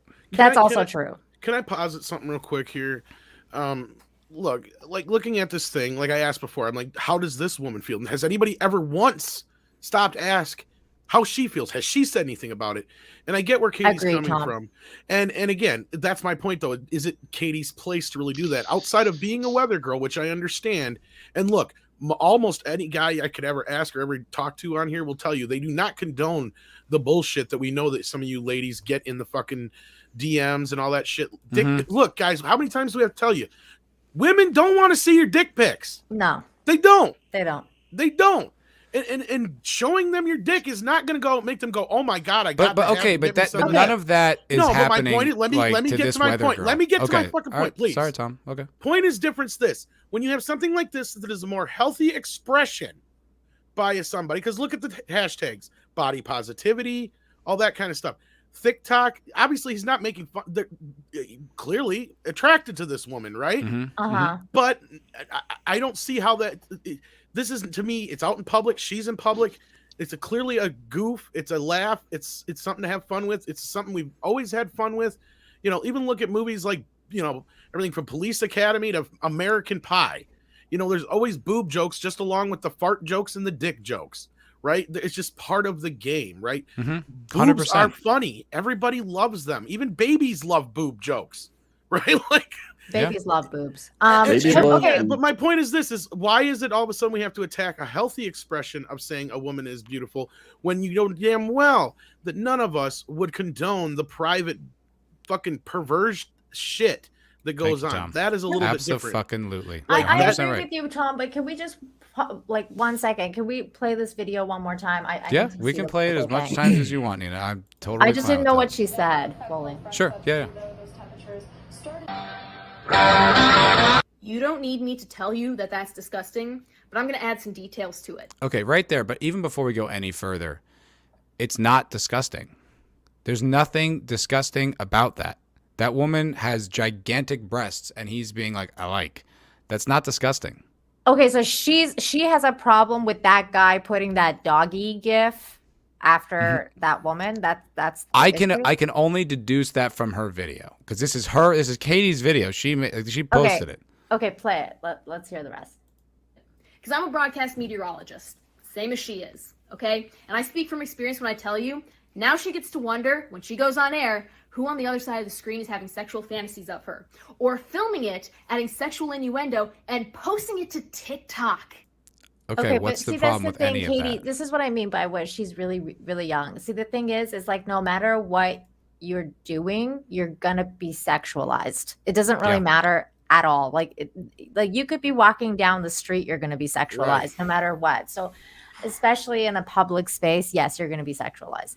Now, if this girl was walking down the street and this guy like filmed her and then posted it, I could understand having an issue with that.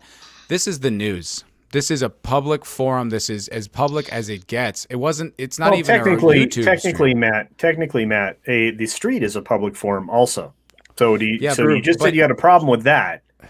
But, Because she's being filmed. She's aware she's being right. filmed. You know what? It's When you're going out in public, you're aware you're out in public. Well, that's So the cul- thing. That's why the there's culture. a thing called. What's your the so issue- what's your That's point? why there's a thing called public photography. Hang on, It's- culture. The issue here is not even like about that. The issue here is Katie's line of thought and thinking that she's not being sexualized any other time of day.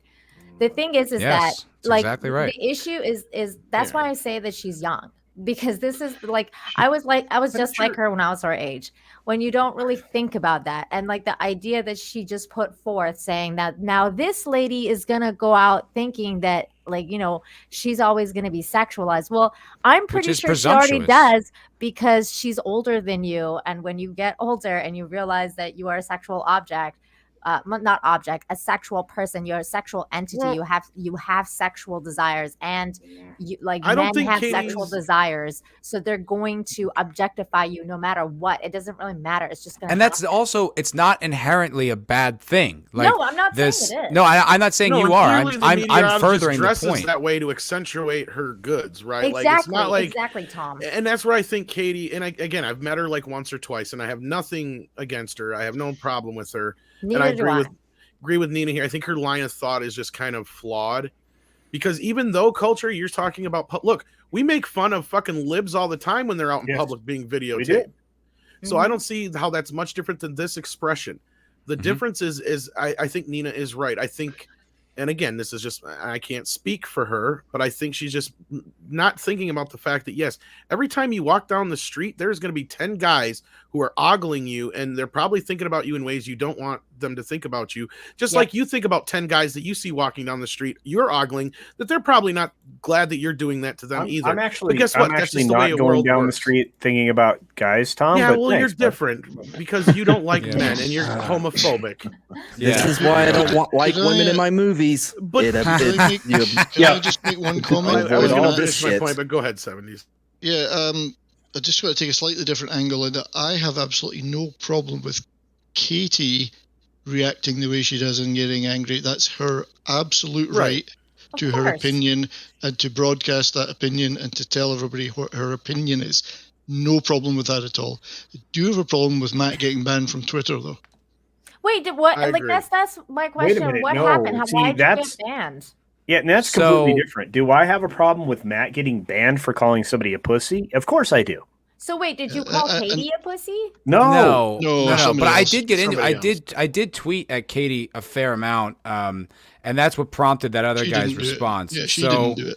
she said something like she said a bunch of ridiculous stuff. I'm just kind of like staying this line, and my responses were more to the line of like she said one thing. So she said, "So you're saying women shouldn't be on television at all if they don't want to be sexualized by a select few individuals?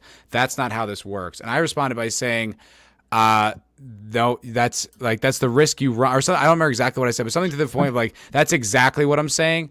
Like, that's the risk you run being a public person, and that's exactly how this works. And she wrote, wow, and then blocked me. And then like her little simp army was saying stuff, like some guy said something to me about like how I'm part of the problem. You know what that makes you part of the problem? Because they think you're a toxic male. I understand. Well, hang on. I need to clarify something for myself. So, because These Lincoln Girl made a good point. What if a guy were behaving inappropriately and making a woman feel uncomfortable? That's different from a guy having his own fantasies about a woman he sees on the street or on television. Exactly. Thank you. And so my point is that I can't tell whether she objects to the man having a fantasy or the man putting his fantasy on TikTok. I think she has a problem with both. Yeah, I think the line. I agree. And I think a problem I have is that she wants to control what other people are allowed to think about her. And unfortunately, that's not the case, because getting back to my original point I was going to finish off with is Chris Rock is right? Like, I hate to say this, ladies, but 9 times out of 10, most guys in your life, no matter what they're saying to you, they're offering you dick. Okay, that's just the way it is. Can I help you? Can I help you with that? Would you like some dick? Would you like some dick? Can I help you? Yeah, can I help you with groceries? Would you like some dick? It's just natural biological selection in that way, though. Tom, that's what I was saying about her being young, and that's like that comes with age and understanding that, like, absolutely, that guys do that. And she also Nina. Nina, how old is she? Roughly. She's younger. I think she's in her like early 20s. Like she's like 24, 25. So what Vigilante was bringing up is that she probably she's probably recently out of college. Yeah. And that probably has a lot to do with it too, right? Because that's like the indoctrination is this kind of like weird new world men view are not allowed to be sexual with women. They're not allowed to think of women for culture sexually. a little bit, because I understand where culture's coming from. And yes, when men reach a certain age, we see young men acting like fucking buffoons. Yes. And we know it. Well, and we see there's difference. actually something to that. So hold on. So she does actually make that point. So yeah, let's go back to the video. I want to see. Where over 40,000 people have liked the video now, and the comment section is enough to make you want to leave this planet. By the way, Nina, we did read some of the comments on Wednesday, and they were really benign. Okay. It wasn't even about it wasn't even super sexual. It was a lot of just clever jokes, and it was something like I said. The one that I can remember was that I guess the network is WDTV, and someone said, "Oh, more like WDDTV," and it was just stuff like that. It was nothing. It really wasn't anything. No, it wasn't anything that bad. Like, it wasn't even overtly sexual stuff. Let's replace this meteorologist with Dolly Parton. How's it any different than Dolly Parton jokes that she makes herself? Exactly. I think it's hilarious. Yeah, I think you just defined the difference. That's where I said from the very start. Here's where I said from the very start is how does this lady feel? And again, I have nothing against Katie. I have met her twice. She's a very lovely young woman. My point is this: how does she know how this lady feels?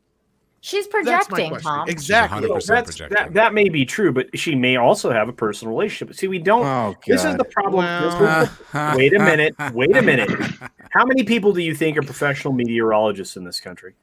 I'm not saying I don't know, a few hundred. But did she text her and ask her how the fuck you feel about this? I have no idea. I would venture to guess, given Katie's intensity, if she had that information, she would put it in this video, and I don't see any evidence of that. Sorry, and I'm not trying to pick on you culture at all, and I understand where you're coming from. I'll pick on culture. Older men's point of view as well. I'm definitely picking on culture, because the only reason I know about this, the only reason I'm banned off Twitter is because of culture liking the video. Right? No, you said some dumb shit. You banned yourself. No. You called somebody a pussy. That's a no-no on Twitter. No, well, their reasoning is that it's sexually discriminatory or something like that. Matt, did you type the words? Yeah. Okay, not my fault. I'm not blaming you for getting banned. Wait a minute. You just said the reason I'm banned off of Twitter is because of culture. The reason I even know about this is because of you. Oh. We made a joke about it earlier that you were out to get Matt. and this was your subtle way of doing it. Yeah, As a joke. I obviously don't think that. no, Culture. no, I'm not Culture, blaming don't you. take everything personally, man. Yeah. No, I wait a think minute. we're laughing And I at the think same time. that's the whole crutch of the problem here is that Katie's I'm taking not. it personally. I But think.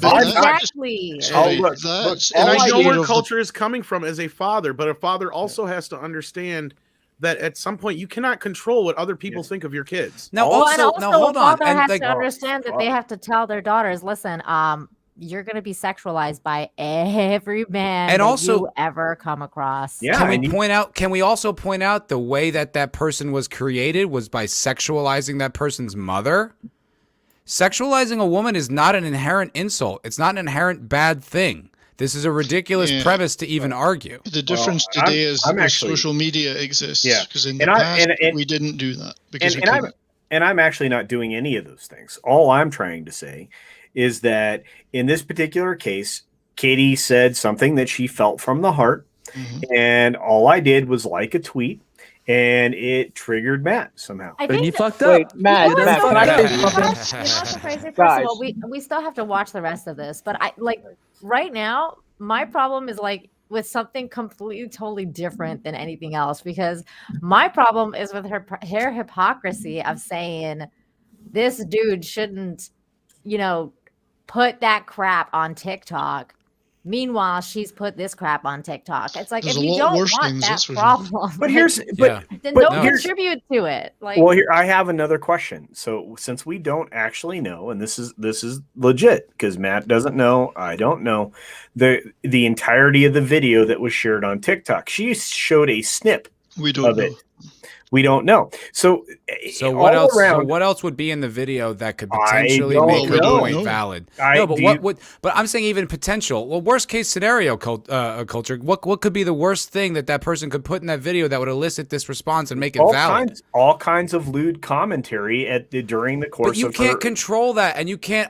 You Well, can't even try no, to. It's but- naive and it's but self-righteous. She's well, maybe so, but she's so. Well, that's my here's problem what- with it.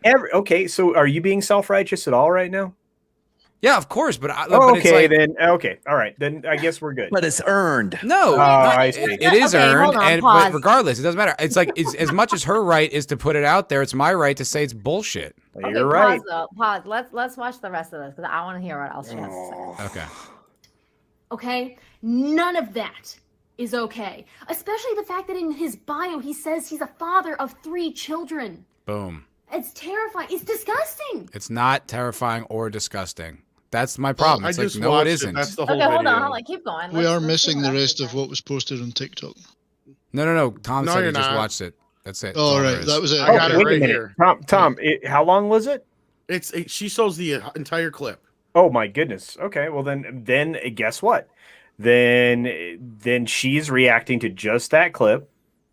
And Yeah, but now Extrapolating. she's judging the dude She's for being a extrapolating dad. an awful lot from Yeah. Culture. No, right. Well, Good point, Nina. Yeah, Hey. she's reading an awful lot into the text. that's true. So maybe And I'm to not some cool extent. enough to be signed into TikTok because I don't fucking TikTok, I don't so I do can't see any of the comments. You Yeah, know, I if don't TikTok I either, think Tom. Tom, if you TikToked, you'd get banned off of YouTube a lot less often. I'm already off YouTube, and I don't know what a TikTok is, but I don't want to get anywhere near a tick. Okay. It's Chinese spyware. It is Right. actually. Great point, Sanjay Dilla. Fathers can't have sexual thoughts. That's Well, what she's no. implying. No, Yeah, no, yeah. They they told me. they can. That's what believe she's me. implying, though. No. No, that's not what she's implying at No, all. but she 100%. did though, culture. She's like, it's terrifying that this dude has 3 kids. Like, what's Yeah. terrifying about it? The Well, fact that he it's- likes a woman? Absolutely. I Yeah. don't get it. Well, I don't know. I'm not Better going to than get into watching this. Cooties. Oh God. Okay, I just want to make one point. I want to make one point. This is the reason I am not on Twitter. Me too. Yeah. No, Yeah, but I can get avoid you. this shit. Look, I could have avoided this if I wanted to. I wanted to get into the fight. I mean, it would. You know what I mean? Like Matt. But I I just agree with I you, didn't like but- that she put it out there, and I was like, "This is ridiculous." Like, Matt, you it's need like to a But Matt, Hollywood I woodpecker. agree that you had the right to have your take on her take, and I find it ludicrous and offensive that your take is offensive and her take is not. When her take is That's so the problem. unutterably bullshit from the standpoint of Well, anybody over the age of I still 25 wanna years know old. what her She is take entitled actually to her is. take. All right, let's finish She the video is. because that really matters to Nina. So let's just finish the video. A comment in a video like that could destroy someone who doesn't have thick enough skin. Okay. Why on earth would you think that's okay? You can have Wow. So just I be think nice. she's suffered a lot because she's suffered so much from the bad side of these things. I think she's Well, become look, I don't quite know this sensitive girl. to it, and I appreciate her. It's her opinion. And she's But I absolutely don't know entitled. this girl, but I can look at her and say she's cute. So I would venture to conclude a lot of her positive attention was because she's physically attractive. She's the Star Trek weather girl. She's cute and she dresses up like Star Trek. So this is what's called the good with the bad. This is the balance of life. Sometimes you get things you don't like because of qualities you can't control, but you do get good stuff out of it too. That's the nature of reality. Well, there is a point though where you say, and I'm just playing devil's advocate, Matt, to both sides, that she was doing her job.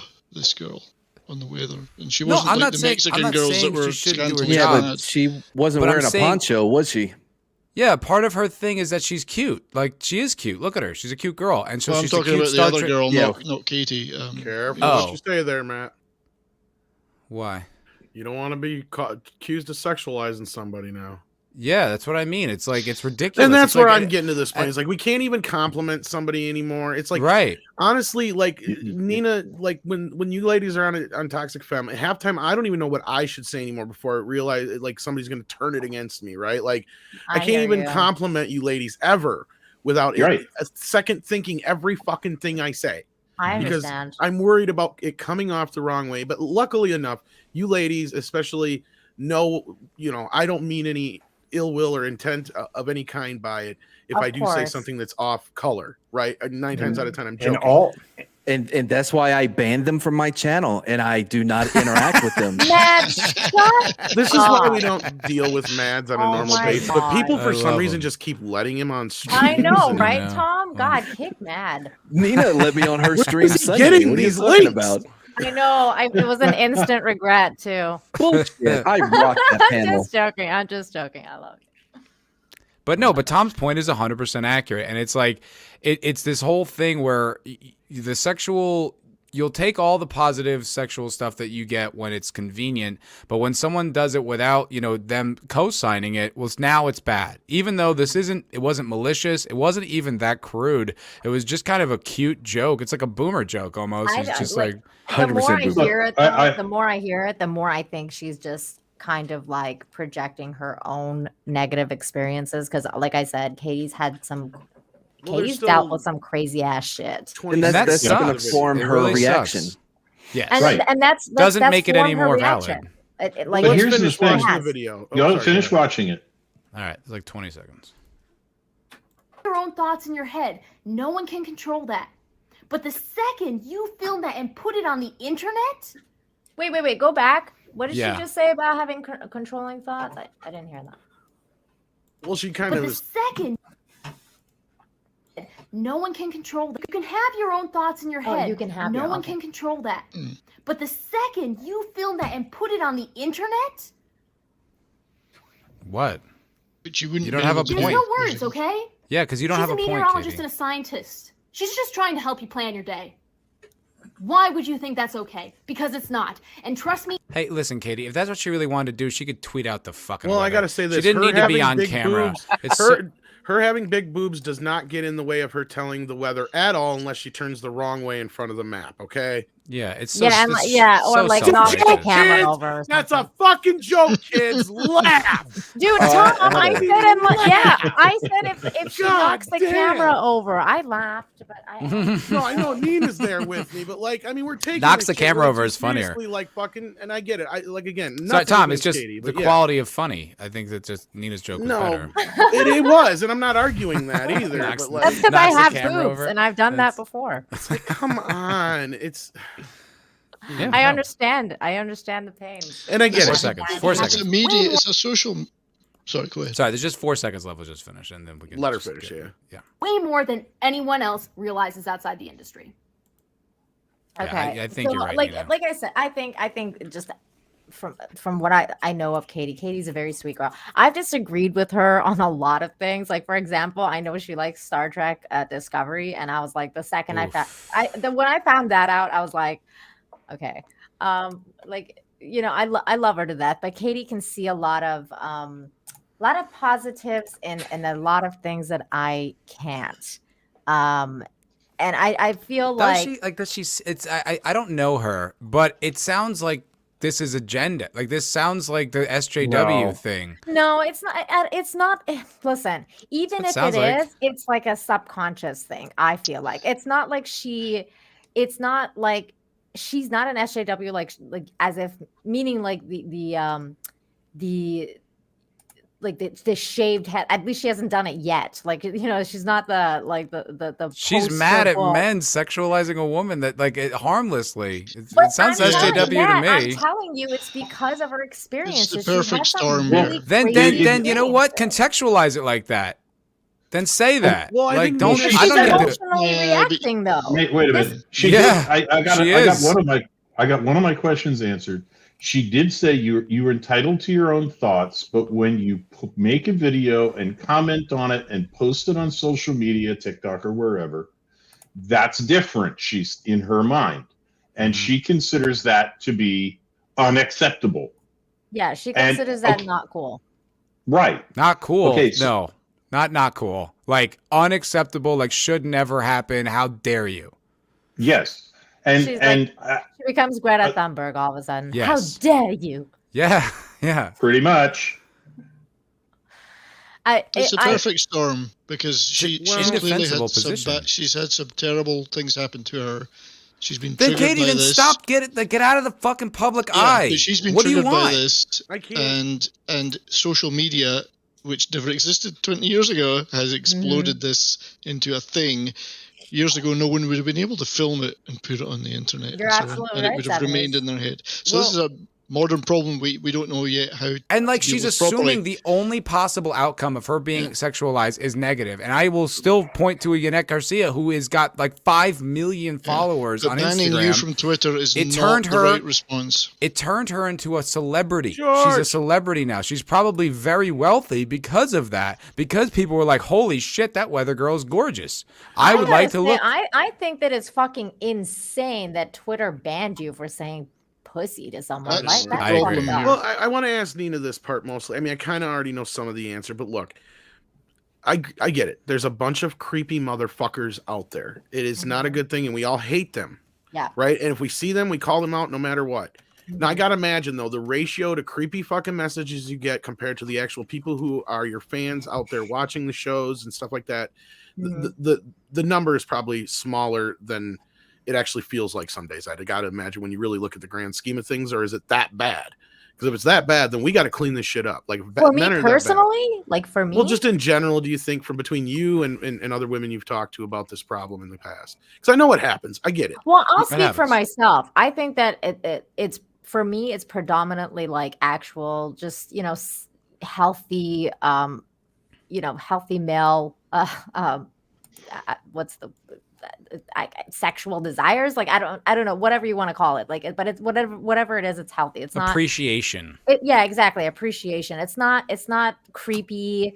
A lot of people from me know that I'm married, so they'll make funny comments I'm sure, for example, I posted my Laura Croft pic, and that's pretty sexualized, right? It's right. It's pretty sexy. And did you get an uptick in the dick pics because of it? No, I didn't. Exactly my point. Yeah. Which is actually surprising. I'll be honest. Because the first time I was on Instagram, I would get dick pics all the time, and now I actually haven't gotten any, and I was kind of surprised. In a good way, because I was like, thank God. That's where the positivity of people getting to know you see, and that's where I think Katie's missing the point, is people will get to know this lady every single day, so that her interactions probably won't be as bad. And again, I'm hoping all I did was support a friend by liking something that she but had. You validate the point of views, and I have an issue with that. Ooh. I'm not getting in between this shit. So, Culture, you look really sexy tonight. Can I just? Thank you. You're not supposed to say that, Nina. Why? I'm a girl. I can think call you whatever look I want. sexy. She can do whatever she wants. There's no rules. You look That's sexy. the rules. She looks sexy. I'm just saying. the rules. And My- I'm sure my- your wife my knows, objection- too. Matt, My Can I objection. say, I haven't said anything this whole time. I think it's important. I want to back up a little bit here because, Matt, if you remember, I was wrenching during this original show, right? When you and Vigilante was talking about this. I want to point this out to Culture Casino so he knows this from the beginning. Culture, this is very important to me. You've always been square with me. I love you, dude. Yeah. There was never anything negative said on that show. Oh, or I'm sure before not. You came on today. That was anything against you or anything that Matt said about you was joking. And We were joking, actually, the people in the comments were kind of like, even at the time, going, "Yeah, Culture's a great guy," and stuff. So I just want to let you know this was not like a let's bash Culture thing 2 or 3 days ago on Vidge's show, and then it became this. But I did want you to know that because I was, like I said, I was there. I do want you to be clear on that because it's like as much as I want to bust your balls right now, I don't blame you for what happened on Twitter. No. This is the thing is I don't take anything personal. You guys are my people, so I don't care. I mean, Mad and I kill each other all the time. I just want to know am I blaming Culture or not? Because I was on board blaming him. We keep After your element, Mad, shut the fuck up. No, we're gonna blame you, Mad.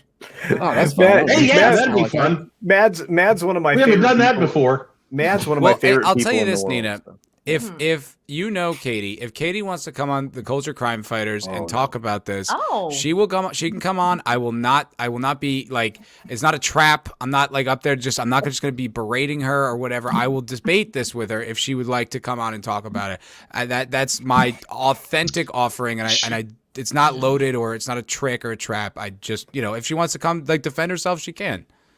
Well, I don't know. Again, see, that's a very strong statement there. Defend. No, I mean, she can talk about her perspective. I don't know if that's defense, Matt. I'm just saying, if she wants to come talk about it, fine. But I mean, don't expect me to accept it. But if she wants to try to have an adult conversation, I will have an adult conversation. I'm not above that, and I'm certainly not like just gonna be like, fuck this bitch. Like, I found what she's put out repugnant. Dude. Yeah, she's so a sweetheart. Yeah, I think you would turn around real fast on that. The real question is, Matt, Hopefully. what would Handy Randy say about this? Oh, I don't know. Who's that? Who is Handy Randy?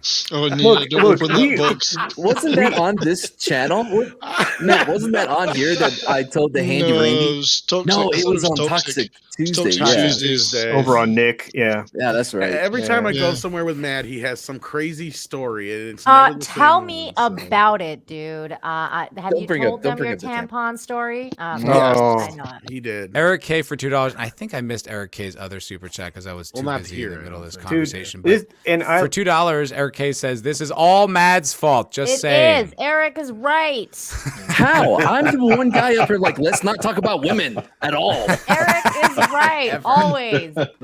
He didn't even like the fact that he learned that there was a woman in that the. Matt is gay as shit. I know, right? Thank you, Tom. You are the gayest dude, man. He's the most dude bro gay guy I've ever met in my life. Dude bro, Tom, yeah, were you for sure. listening? Were you listening when we mentioned the only woman in the movie The Thing? Oh, yes. You forgot to the ruin it female for me. dog though in the beginning too. Those 70s rock. that doesn't count. The dog was female. Okay, there's 2 women in Yeah. it. By the way, I'm so bro, like it's not gay. I can Just almost beyond buy gay. that. That's That exactly comment what I was get. gay. What he would say. What a guy would. You're not say, super straight then. You're super Yeah. something. He's the that type of guy who has comment. sex for like 1 minute and he's like, yeah, Yeah, that's yeah. good. Oh my He's on the down low. Jesus Christ. That's all as close right, as so I want to It's get a to a woman race, for a like, while. Hold on. Look, if you don't get yours when I get mine, you need to try harder. Do better. dude, yeah, be faster. I do want to pause just for 1 second because I like to put a pin in this whole comment. Unless anyone else has anything on the whole Katie Oh, no, situation. my pin is I like something a friend said. That's it. My pin is I don't want to get involved, so never mind. And then No, all this. I think this is a pretty constructive conversation, and like I said, please extend her that invitation. She doesn't have to come on, but I mean it, and I I'm think not that's just the not biggest ambush. point, Matt. I think you're right. Like, it doesn't matter what we say here; it's not going to make any difference to her. And again, the best thing to do is to talk to her. And I don't even know if necessarily the best thing to do it is in public.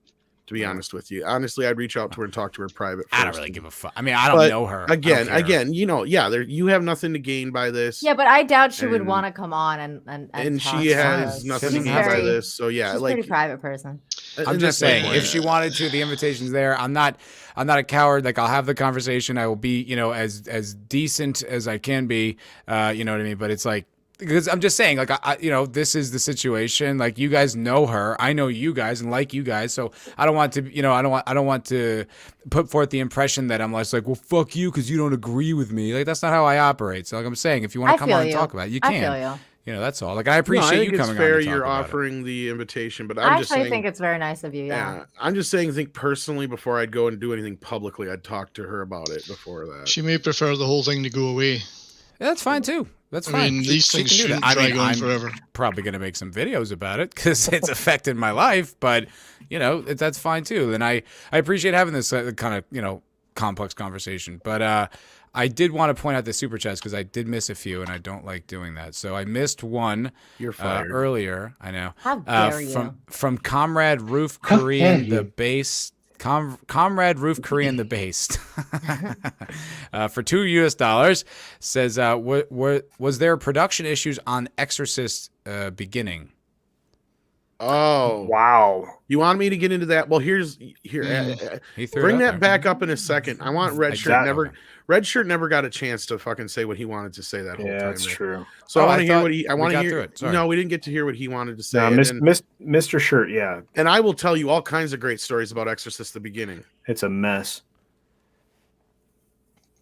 Red Shirt. Oh yeah, the Exorcist as a horror movie starts out. Oh, wow, my if God. he wants to do that, go ahead. Oh, I love No, this man. well, wait a minute. I thought, what do you want to hear? Well, See, you I- wanted to say something, Red Shirt, and I just wanted to make sure you got your chance to say. what Tom you wanted to say. make sure you About- got your point about- across about Katie.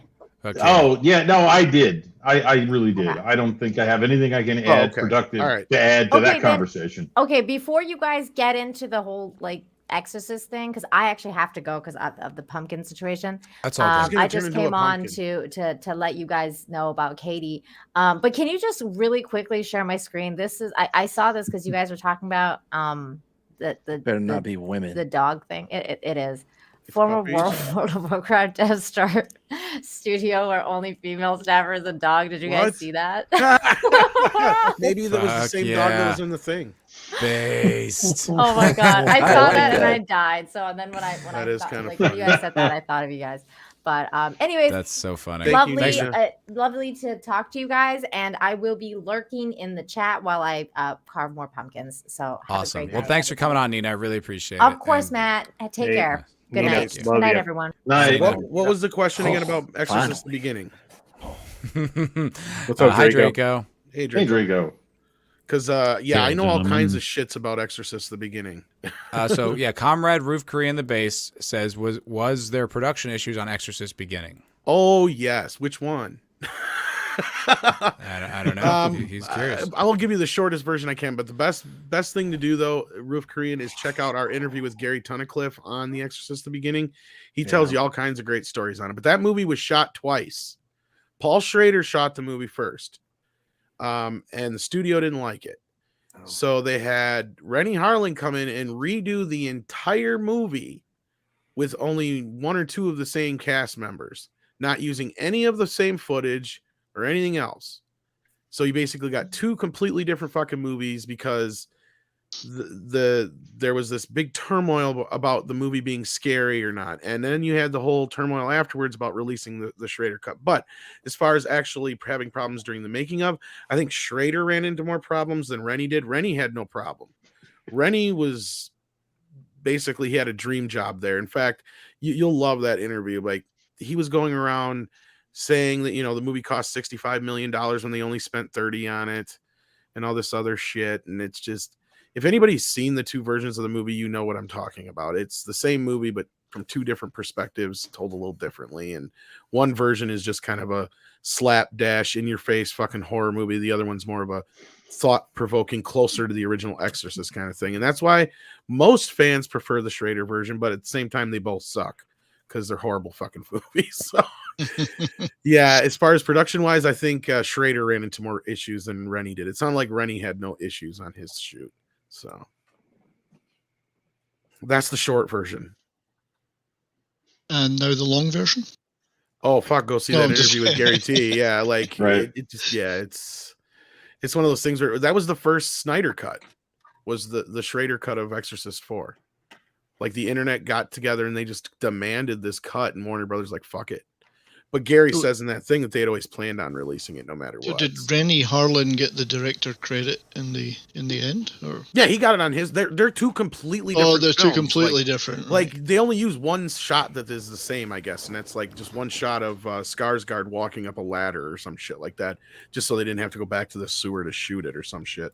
But like other than that, the movies like they're similar stories, but they're completely different. Otherwise, like completely reshot, completely new cast. Different in other tone than Skarsgård, completely. yeah, different Did tone this movie- completely. Sorry to interrupt you, Tom. Did this movie get released? Because I don't think I've ever heard about this. Yeah, movie. they're both released. A couple of years after they released the theatrical version, which would be Rennie Harlan's.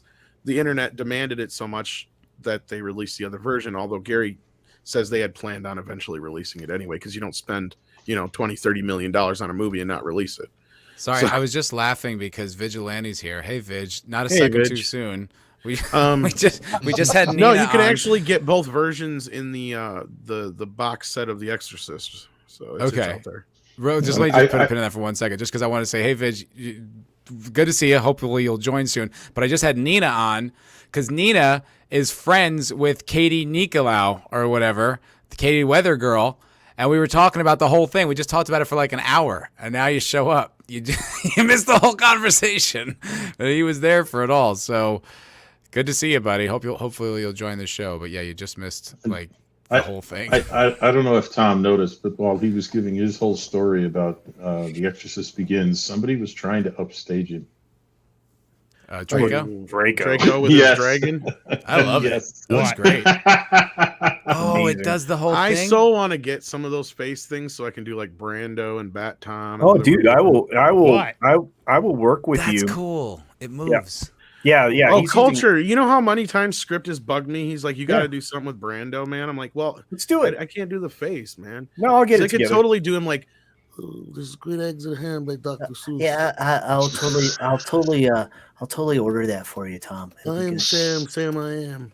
Sam, I am. By the way, dude, you were brilliant tonight on FNT. Fucking I didn't awesome. even do much. Yeah, you did. I It like was- the costumes. Oh The man, costume change. Yeah. dude, the costume change was like testing right in it the all middle of week. it. It was incredible. Oh man, and timing was beautiful. It was a really Freaking- good show, by the way. Overall, it was really entertaining. it I watched was. I watched almost every second of it until I had to come on, and it was just a terrific. Yeah, terrific even show. my wife watched it, and she doesn't normally watch these things with me, so she thought it was great. Yeah. Yeah, baller and and drinker. yeah, and Mad Mardigan's appearance was awesome too. Fucking love that Where? On what? on FNT. It's awesome. Max von Priestley got a shout out. Yeah, he did. Yeah, he did. Fuck yeah, get it, Max. Fucking And George Max. too. Well, did George anyone always give gets a George shout the out. link? George gets a shout out everywhere he goes. George! But he got a was in the shout out chat for a his little bit channel ago. though. Yeah, no, he was Dude, here, but he got a shout Did out you for his see? channel. Did you see his Dune review? I had not. Yeah. No. Oh, dude, you got to watch his Dune review. Fucking I'll check nailed it it. out. I He's got could a listen fucking to team. George like read like Oh, stories to me. he's so good. I know, dude. His voice is amazing. Plus, I love his he's- delivery too. He's just Oh man, he's so intellectual too. Having that, like when we were hanging out, like whoa, it was last night, right? With comics, man, it's like Jesus, dude, fucking smart. Fuck. Yeah. He's a good guy. Vigilante Williamson, hail for $2. Thank you. He says, hail my replacement Pat S. You're the real vigilante. I don't know if I'll go that John far. Wayne But Gacy. ain't he? You know what I I would know. be I'd be interested in is a philosophical conversation between Mad Mardigan and George Molo. That'd be fucking amazing. Yeah, I could do that. I dude. studied philosophy for George years. would probably In fact, I lose made his a reference patience. to the Republic by Plato earlier tonight with the Yeah. cloak behind. Are you kidding? Yeah. No, you right know, past me. we all really like. Mad's really funny. He's a George funny guy. would lose his patience after about 5 minutes. No. Why? if we were gonna have a serious conversation about He philosophy, would I stop. certainly That'd could. stop and be like, "Wait a minute, are you actually serious?" Or are He you is. kidding? He can actually do it. No, the dude's. I know what he he doesn't get does. enough credit. Yeah, he doesn't get enough credit, and that's, That's pretty in funny. yeah. He I stole got my another shtick. super chat. Sorry, I want to try to get these now Him and because Fat I Steven, they both stole my shtick.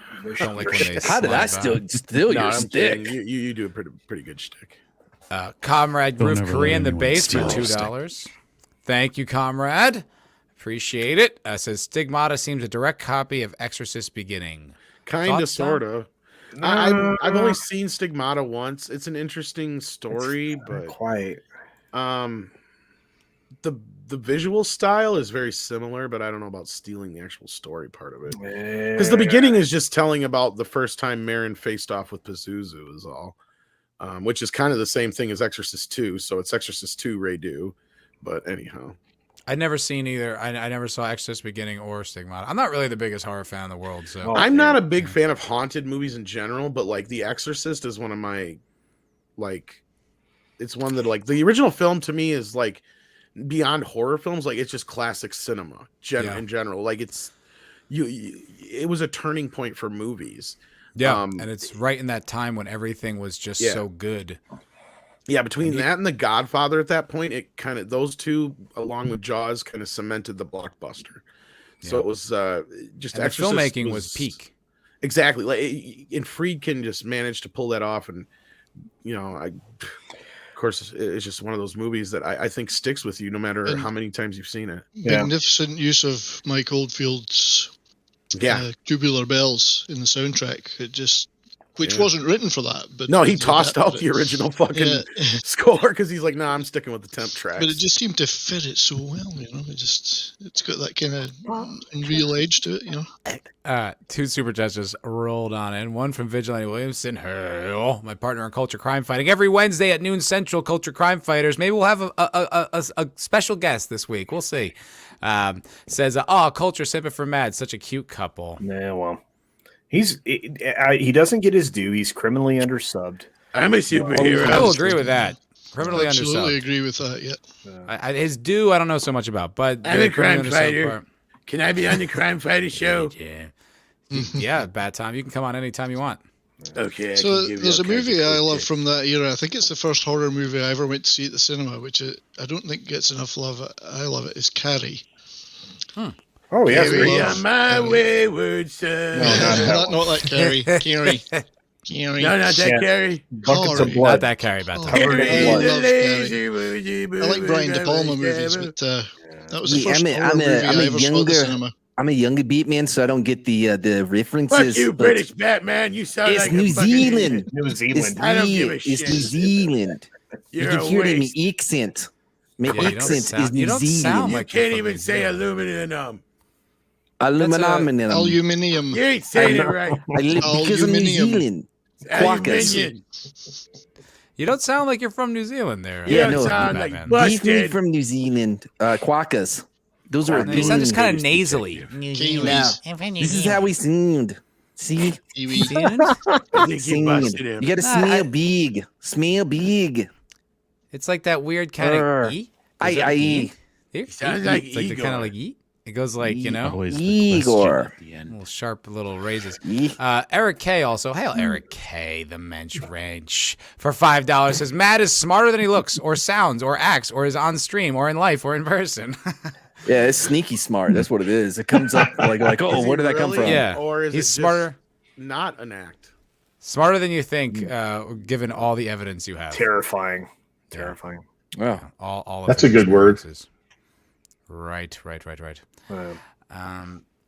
I'd be interested, Matt, in hearing the reaction to this panel to my second choice for my favorite horror movie, because I'm wondering if anybody else if they've seen it, thinks it's a horror movie, and that's Magic, starring Anthony Hopkins. Anthony Years ago. Hopkins. Yeah. I consider it a horror movie. Oh, yeah, Is that when he has the puppet.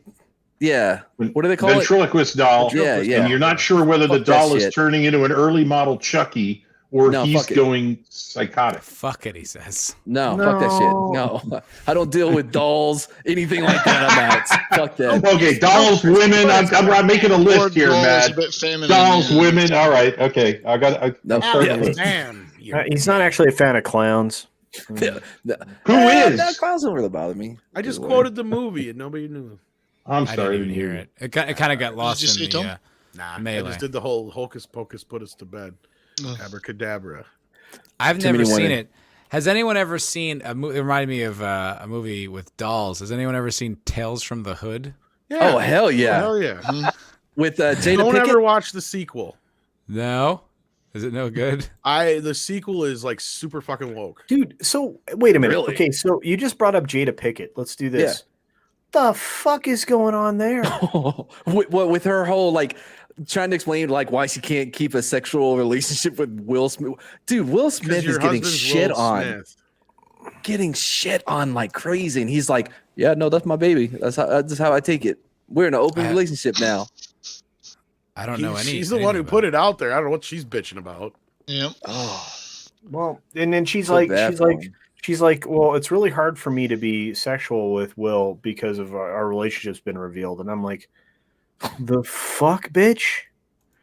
Oh my god. I feel so bad for him, Wait, dude. Culture. I think Will might be batting for the other side, though. I mean, No, but I just don't think Will's been interested in her for like fucking 10, 15 years now. No one Really. has. no I one mean, has look, exactly. He's Join Will the club. fucking Smith. Think about it. He have gets you more seen her pussy hair? tossed at him than any fucking. The only other men on earth who probably get more pussy tossed at Brad them Pitt. are Henry Cavill, Brad Pitt, and fucking Jason Momoa. Her hair, Let's be Her- fucking real here. And But her Foulball hair- Productions. Let's be her honest. hair, Well, her you're hair is your worse. furniture. But her Oh, hair is okay. worse than Matt's. Her hair is Hey, worse than now. Matt's. That's right not now. fair. Would you want to Mine live is with that much woman worse. though? Have you seen her talk for 5 minutes? She is Oh. an annoying individual, and she thinks She's her not shit even does that not cute. Jesus stink. No. Christ. Matt, I don't somebody think she's drew ever on your been. neck. What's that? Somebody drew shit on your neck. It's belter You tattoos, fall bro. asleep at a party No, or something? Jada Pinkett's. I don't I'm know a why they belter, ever. man. They were like the most. I got all kinds of tattoos. Honestly, Yeah, I don't even know how they've Belter. made it this long Look. because Will Smith just does not seem like the Huh? kind of guy who would put up with that kind of shit. Somebody fell asleep at a lot of parties in Austin, apparently. I'm a belter. Look, I'm on the belt now. That's where I'm on the. I'm broadcasting from the behemoth. And come on, if you're Will Smith, you don't how do know you, who he's with. How do you not Yeah. fuck Margot Exactly. Robbie? I mean, seriously. Well, that's actually a good question. I thought he did though. I thought he, did. clearly he fucking knocked them boots. Yeah. Speaking of knocking boots, okay, so if you have a Batmobile like near That's the you, old school way of saying it, kids. if you have if you have a Batmobile near you, and you're one of the actors that are considered, the next best thing, you ain't gonna nail freaking Catwoman on the Batmobile. Of course you did. Yeah. Yeah. I think Most it's Bruce great. Wayne thing you could do. Absolutely. That's a terrific story. I was proud of him. He's I was living like, the there we dream. go. Living Yeah, now, living the now, dream. now, whether or not it's bullshit or not, it's a whole other ball game. Eric K wants me. I hope it's real. Wants me to read something. Have y'all ever read any of Jada's not Jada, what's the son's name? Oh no, Jaden. No. No, Jaden. man, Have you I've got read a his life, I tweets? wouldn't do that. No. Oh He's not a my human god. being. They I'm adopted tweets are him amazing. from Mars. Yeah, His that tweets kid's rule. That young broken, man is He not went to, entirely in your Scientology realm. school or some shit. I don't know. Okay. I love his But- tweets. They're the Eric best. K wants me to read this. Okay. Yes. Ladies and gentlemen, the President of the United States. Man, who are these people? Where am I? What is this? One of those talking movies I heard about? Newfangled, Fingle. It's the guy. It's the man. It's Eric K. He's how we beat the COVID. Wow. That's right. Almost like being in That's the room. correct. And that's how we beat it. That was a super chat that came in from It the was mighty Eric K. And Islington Girl's chiming in saying that she Where would am I? fuck Batman. Oh yeah. Yes, but which She was Batman is Islington Girl? Which Batman? I feel like any of them. How You you know. doing? Oh, I mean, look, Clooney. they've all been pretty strapping, Will leading Arnett? men. George Clooney. Oh yeah. Clooney? That's my I'd favorite fuck Bruce George Wayne. Clooney. He is Nick a Pussy Lecter. crusher. No man, that dude is like a head tilt actor, man. He's like the Yeah. least talented actor they ever had play Batman. What? What? Well, I'm not saying he was a good Batman, but I like George Clooney. He's from Dusk Till Dawn. I should have From played Dusk Till Batman Dawn. at least He's once. awesome. Hey, No, it's dude, just dust. watch Now him. it's Okay. gone. There it is. See, Come there's on, a head boom. tilt. See, Mad Matt got it. knows what I'm talking about. That's Yeah, He but does I love it- it though. He's a he has handsome his ticks. motherfucker. No. That is the Night at the Roxbury actor, dude. I'm serious. Just Lots watch of him actors in do anything. that. You know what Mute Pitt the- always mute the this shit. is What about Mute the Syriana? shit. Pitt Yeah, does this. exactly. Pitt points like this. I don't know if you've ever seen him, And he always He's got, like, no. weird little things. Pitt eats on every fucking film he's ever in. There's he's that just too. constantly eating. But Yeah. but that's his shtick. And so, but honestly, seriously, this is the problem with Clooney. He looks like his fucking head's on a fucking he's like a bobblehead. That's the motherfucker. Look, he is not good. He's not I a think good Senshin actor. Dildo nails it. He says Clooney can play an excellent Clooney. That's about Doesn't all. help that he's Yeah, got that's his true. head up his ass as a person, but you know. Yeah. That's a He's a good point billionaire, too. so fuck that guy. But Yeah. anyway, He made a good goddamn tequila. I like that Casamigos.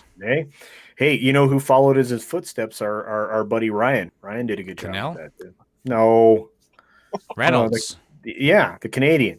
I think Yeah, he with sold aviation. that. Gosling and Reynolds could be Yeah, either. $580 million sale of fucking aviation gin. And he bought it It's a for good gin. $30. Oh, I Reynolds, don't know yeah. how much he bought it for, but it was. But no, apparently, so there. I guess he got written up in the Wall Street Journal this week. Apparently, he's like some sort of. He actually is like a business genius. He's a savant. Yeah, he's Yeah. He was, there's- as I understand it, he was independently wealthy from business, so much so that when he married Scarlett Johansson, she had to sign a prenup for his wealth, not the other way around. Yep, exactly. Yeah. That's I don't even How know would you why. feel about that, Mad? Oh yeah, she Women better be signing the signing. prenup. Yeah, of course. They're not getting a dime out of me. No, but that's the thing. I mean, he's always been really brilliant. He's a learned man. If you want to look up to somebody, he's a good choice because he's studied on everything. I mean, if he's going to act a particular role, he learns everything about it. He learns everything around it. A lot of actors walk in, they have the script. That's Tom. What? He's not that good. Ryan Ooh, Reynolds. he's pretty good. No, he isn't. It's No, he isn't. deceptively good. He what was doing does. that sarcasm thing for like 10 years. Okay, The well, ol- no, you're talking Van Wilder, Ryan Reynolds, but he's done. yeah, other but it's roles. everything he ever did. I mean, it was every single movie he What was did in. he Yeah. did Buried? He's I he's- hated him for a long time. he's done. Until he he's did done- Deadpool. He's done some stuff, man. Oof, By the way, what? Deadpool was a Seafarers lot is- like the Amazing Spider-Man. What is Go he back doing? and Without the watch rich it. Corinthian leather, though. Without the rich Corinthian leather. Look, and here's the problem. This dude got saddled with the worst CG fucking superhero suit ever on the planet Earth. And I he don't even comes care about it, back. it's just everything He comes else. back 8 years later and is fucking Deadpool, or 9 years later. But it was like his whole career was leading to being Deadpool because that's all he ever did was just be Yeah. sarcastic. Even when he was on Two So Guys, good. a Girl, and a Pizza Place. Yeah, he sucks. Nah, I man. never liked him. God, what was that terrible film he was I'd in? say He it's wasn't pretty that obvious terrible. Matt Was does it not like Waiting? Ryan Was Reynolds. he was in Waiting, right? Wait, He he's was in- not terrible. Yeah, Wait, Waiting's Yeah, a what good the? movie. Watch your Waiting's fucking a mouth. very good movie. I've been in the service industry my whole life. that movie is brilliant. 100% accurate. Yes, it Yeah, is. the only It people nails it. who hate You are- Waiting are the only people who haven't worked in a restaurant. Wait a 'Cause minute. If you worked at a restaurant, you'd love that movie. It's Well, fucking genius. Yeah, if you're a wait staff, man. Even Nick But- is yelling at you in the back. Hey, Nick.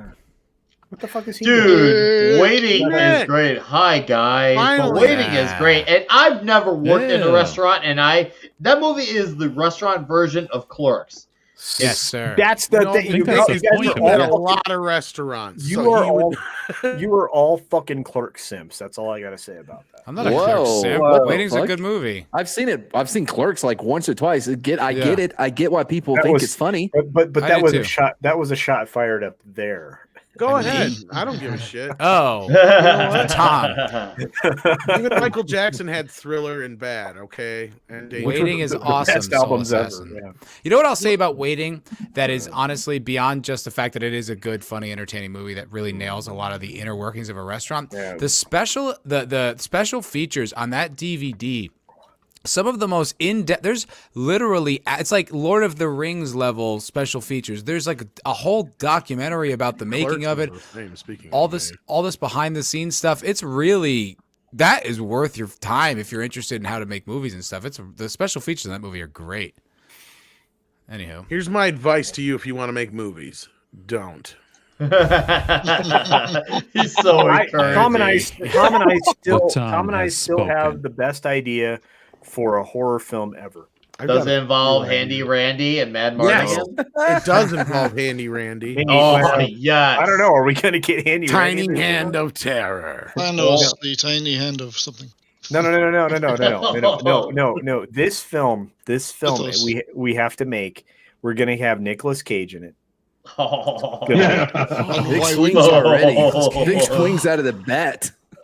Now I'm interested. It's Go got on. direct video written on all over it already. No. This is epic. Ask Tom. Tell him. Which There's an one? underrated actor, Nick Cage. Okay, so there's this really like weird restaurant, right? Looks like it's completely run Oh, down. the restaurant one. Okay. Yeah, it's in this town, and there's always like a billion cars in the parking lot, right? But they look like they've been there for a while. And yeah, Tom, tell them because was like that the whole thing. No, I no. don't remember all of it, but like Because I remember I was thinking more about the other one because I've been working on that one in my head more. So Which one? the robot one. Oh God, yeah, no. Fuck. Andy Randy's here. Andy Randy showed up. Randy's. Someone summoned him. I feel like it's probably Cold Era. He changed his name all It's the time. definitely Cold Era. Send Handy Randy the link. Get Handy Randy on the show. Could Who you is this imagine Handy him? Randy? Could you imagine him trying out for different jobs?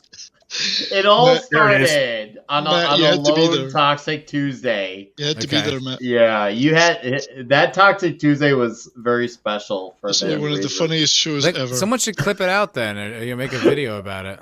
Tom, Eh. to the eyes, very good. Yeah. Is that Handy Randy? No. Which one is Tom? Watch the eyes. know. Just watch the eyes. No, but he'll get you in the end. Put the glasses on him, Tom, and we'd have hard trouble telling you apart. There you go. Is Yeah, that the you're right. Gremlins There you version of you, go. Tom? Perfect. No, it's Perfect. Ghoulies. Whoa! That's a good I didn't recognize Tom for a second without the glasses. I was like, Yeah, but is I this- shaved tonight on Friday night. Who's this Oh, handsome that's man? what's different. And It's only the like shave. 3 people noticed. Like I Oh, did mine- it during the show. Oh, see, I didn't catch FNT I had a yet. I stash just, for a I'm like, while. I was like, something's different about Tommy. I can't figure out what it was. He took out a glass. I'm like, oh, is that it? Did Tom pull a Clark Kent on me? No, But he shaved. Okay, so FNT Tom, was great where'd tonight. Tom, where'd you get that? Tom, where'd you get that? Hey, George is here. Hey, George. Oh, Hey, how you doing? How's everybody going? George. I'm not home. I can't hit the button. I have a What's button it- for George, and I'm not home. I'm up On the north. road. Sing You're it then, professional Culture, enough to sing bring it. your stuff, though. I respect How's it. everyone doing? Pretty good, George. man. How you doing? Cheers. Doing well, doing well. George, You're growing them all off, I see. George. Cheers, George. He's got a Cheers. beautiful Cheers. soul. George, guys. He's doing the do. All right, 70s. I got George. whiskey. Okay, next You time need I'm more of gonna that, yeah, bring you- Nick. We're with you, man. Okay, All right, next Cole. time I'm gonna bring the scotch. Oh, Oh, Scott. now we're Oh, talking. man. Oh, You know what? Tom. Oh my! You know what? We will have a we'll have a bottle of Johnny Blue in Vegas Oh, next I time. love that stuff. Oh. We're gonna hang out. We're gonna chill. We're gonna have a bottle of Johnny Blue. We'll have a good Hey, night. sounds good So, to me. Tom, I want to ask Tom. Tom, you got that's a gremlin on your in your left hand. Yeah, and a ghoulie. What's a ghoulie? You ever see Ghoulies? From the movie Seen Goalie? Ghoulies? Come on, dude. Oh man, They'll No, get no you in idea. the end. Is it good? Is it worth my time? It's not Yes. just Australian for bollocks. No. Ghoulies 2 is actually Ghoulies. better than Ghoulies Ghoulies. that's also true. That's one of those rare times when the sequel's better than the first film. because it takes place at a fun house. Yeah, that's very Okay, cool. we were talking horror movies, These came from George. Trick And or one, Treat Studios, by the way. Oh, thank you, thank you. one just came into my head. Who's ever seen Creep Show? Oh, I yeah. have not. Oh, Yeah. yeah. Yep. we were Thoughts? doing. Oh man, No, I really like Creepshow. You're talking about the Stephen King where they had the guy like in the hermetically sealed room with the roaches. Yes, how a with guy the roaches. yeah. That's Creep Show too. Yeah. But Yeah. yes, No, wasn't That's that Creep awesome. Show? No, I that's, think that's was Creep the Show first too. one. I'll Am I have to mistaken? look that's the No, end that of was Creep This was the Show. first one. That's the Yeah. first one. Oh, because okay. because Yep. then the first one also didn't it have Stephen King in it where he had that Yes. fungus? Yeah, the Yes. asteroid. Yeah. That's a great. That's a great little vignette too. I love that idea of that plant that just keeps growing and growing. Oh, it's so scary, and then he kills himself because it's like, well, yeah. What else could you do? The I mean, roach he didn't was- try to go to the hospital, which he probably should have He done. should But I have. mean, Yeah, but he was away out in the We don't know that he sticks. actually Yeah, did but- kill himself, Remember, he That's also shot true. himself with the shotgun. but mhm, Creep. in the bathtub. but he was full plant at that time. Yeah, he's already been. He was playing. still growing. That's Yeah. right. That's Look, right. here's Adrian here's the Barbeau thing. was in that one Ooh, too. wait a minute, what you got? Yeah. Oh, Single malt. 16-year age, yeah. Icon. Nice. Oh. Hold that up Finish it again, off. man. Matt, hold that up again. Thanks. Just get my glasses on. Oh, right. Okay. Yeah, very good. Okay, Nice. so Y'all so- are gonna make me run downstairs now and So- get a drink. the greatest, Do it. Come on, The George. greatest- Do You it. don't have to run. Just walk. You're okay. the greatest thing about Creepshow, is that it's got Hal Holbrook, Oh yeah. Oh, that's Leslie right. Nielsen in it. Leslie Nielsen. Oh, is he that's the one with the the- rich family? Is that the one? Is that the one he's in with the family and like the woman comes back, the zombie comes back? I think. Nielsen. Amazing. There was Nielsen's some. a real bastard. Nielsen plays a real bastard. Yeah, is I that was the always one where he's partial in the to the one- beach and he's put up to his neck? Is that No, it? that's Ted Danson and And Leslie Nielsen. Yeah. Leslie yeah. Nielsen's the I was baddie. always partial, of course, because I love Rubber Monsters. I always like the one with the crate in the basement. Yeah, that's a yeah. great one with his wife that he hates. Yeah. Oh, that's awesome. And then he locks her in there with the monster. It rules. So you had all these. You had that was one of the best things Romero did, right? But look, it's just I'm one of those weird guys. I mean, if Tom and I we like horror stuff, and so like it's. My favorite mean, one is the you one seen on my favorite one is the one on the lake with the tar monster. Oh, Ooh, that's Erie, right. Indiana. Oh, No, that no, no. one's super It's- scary. I think it's Creepshow too. I was one of the Creepshow movies, but there's It's like the Show 2.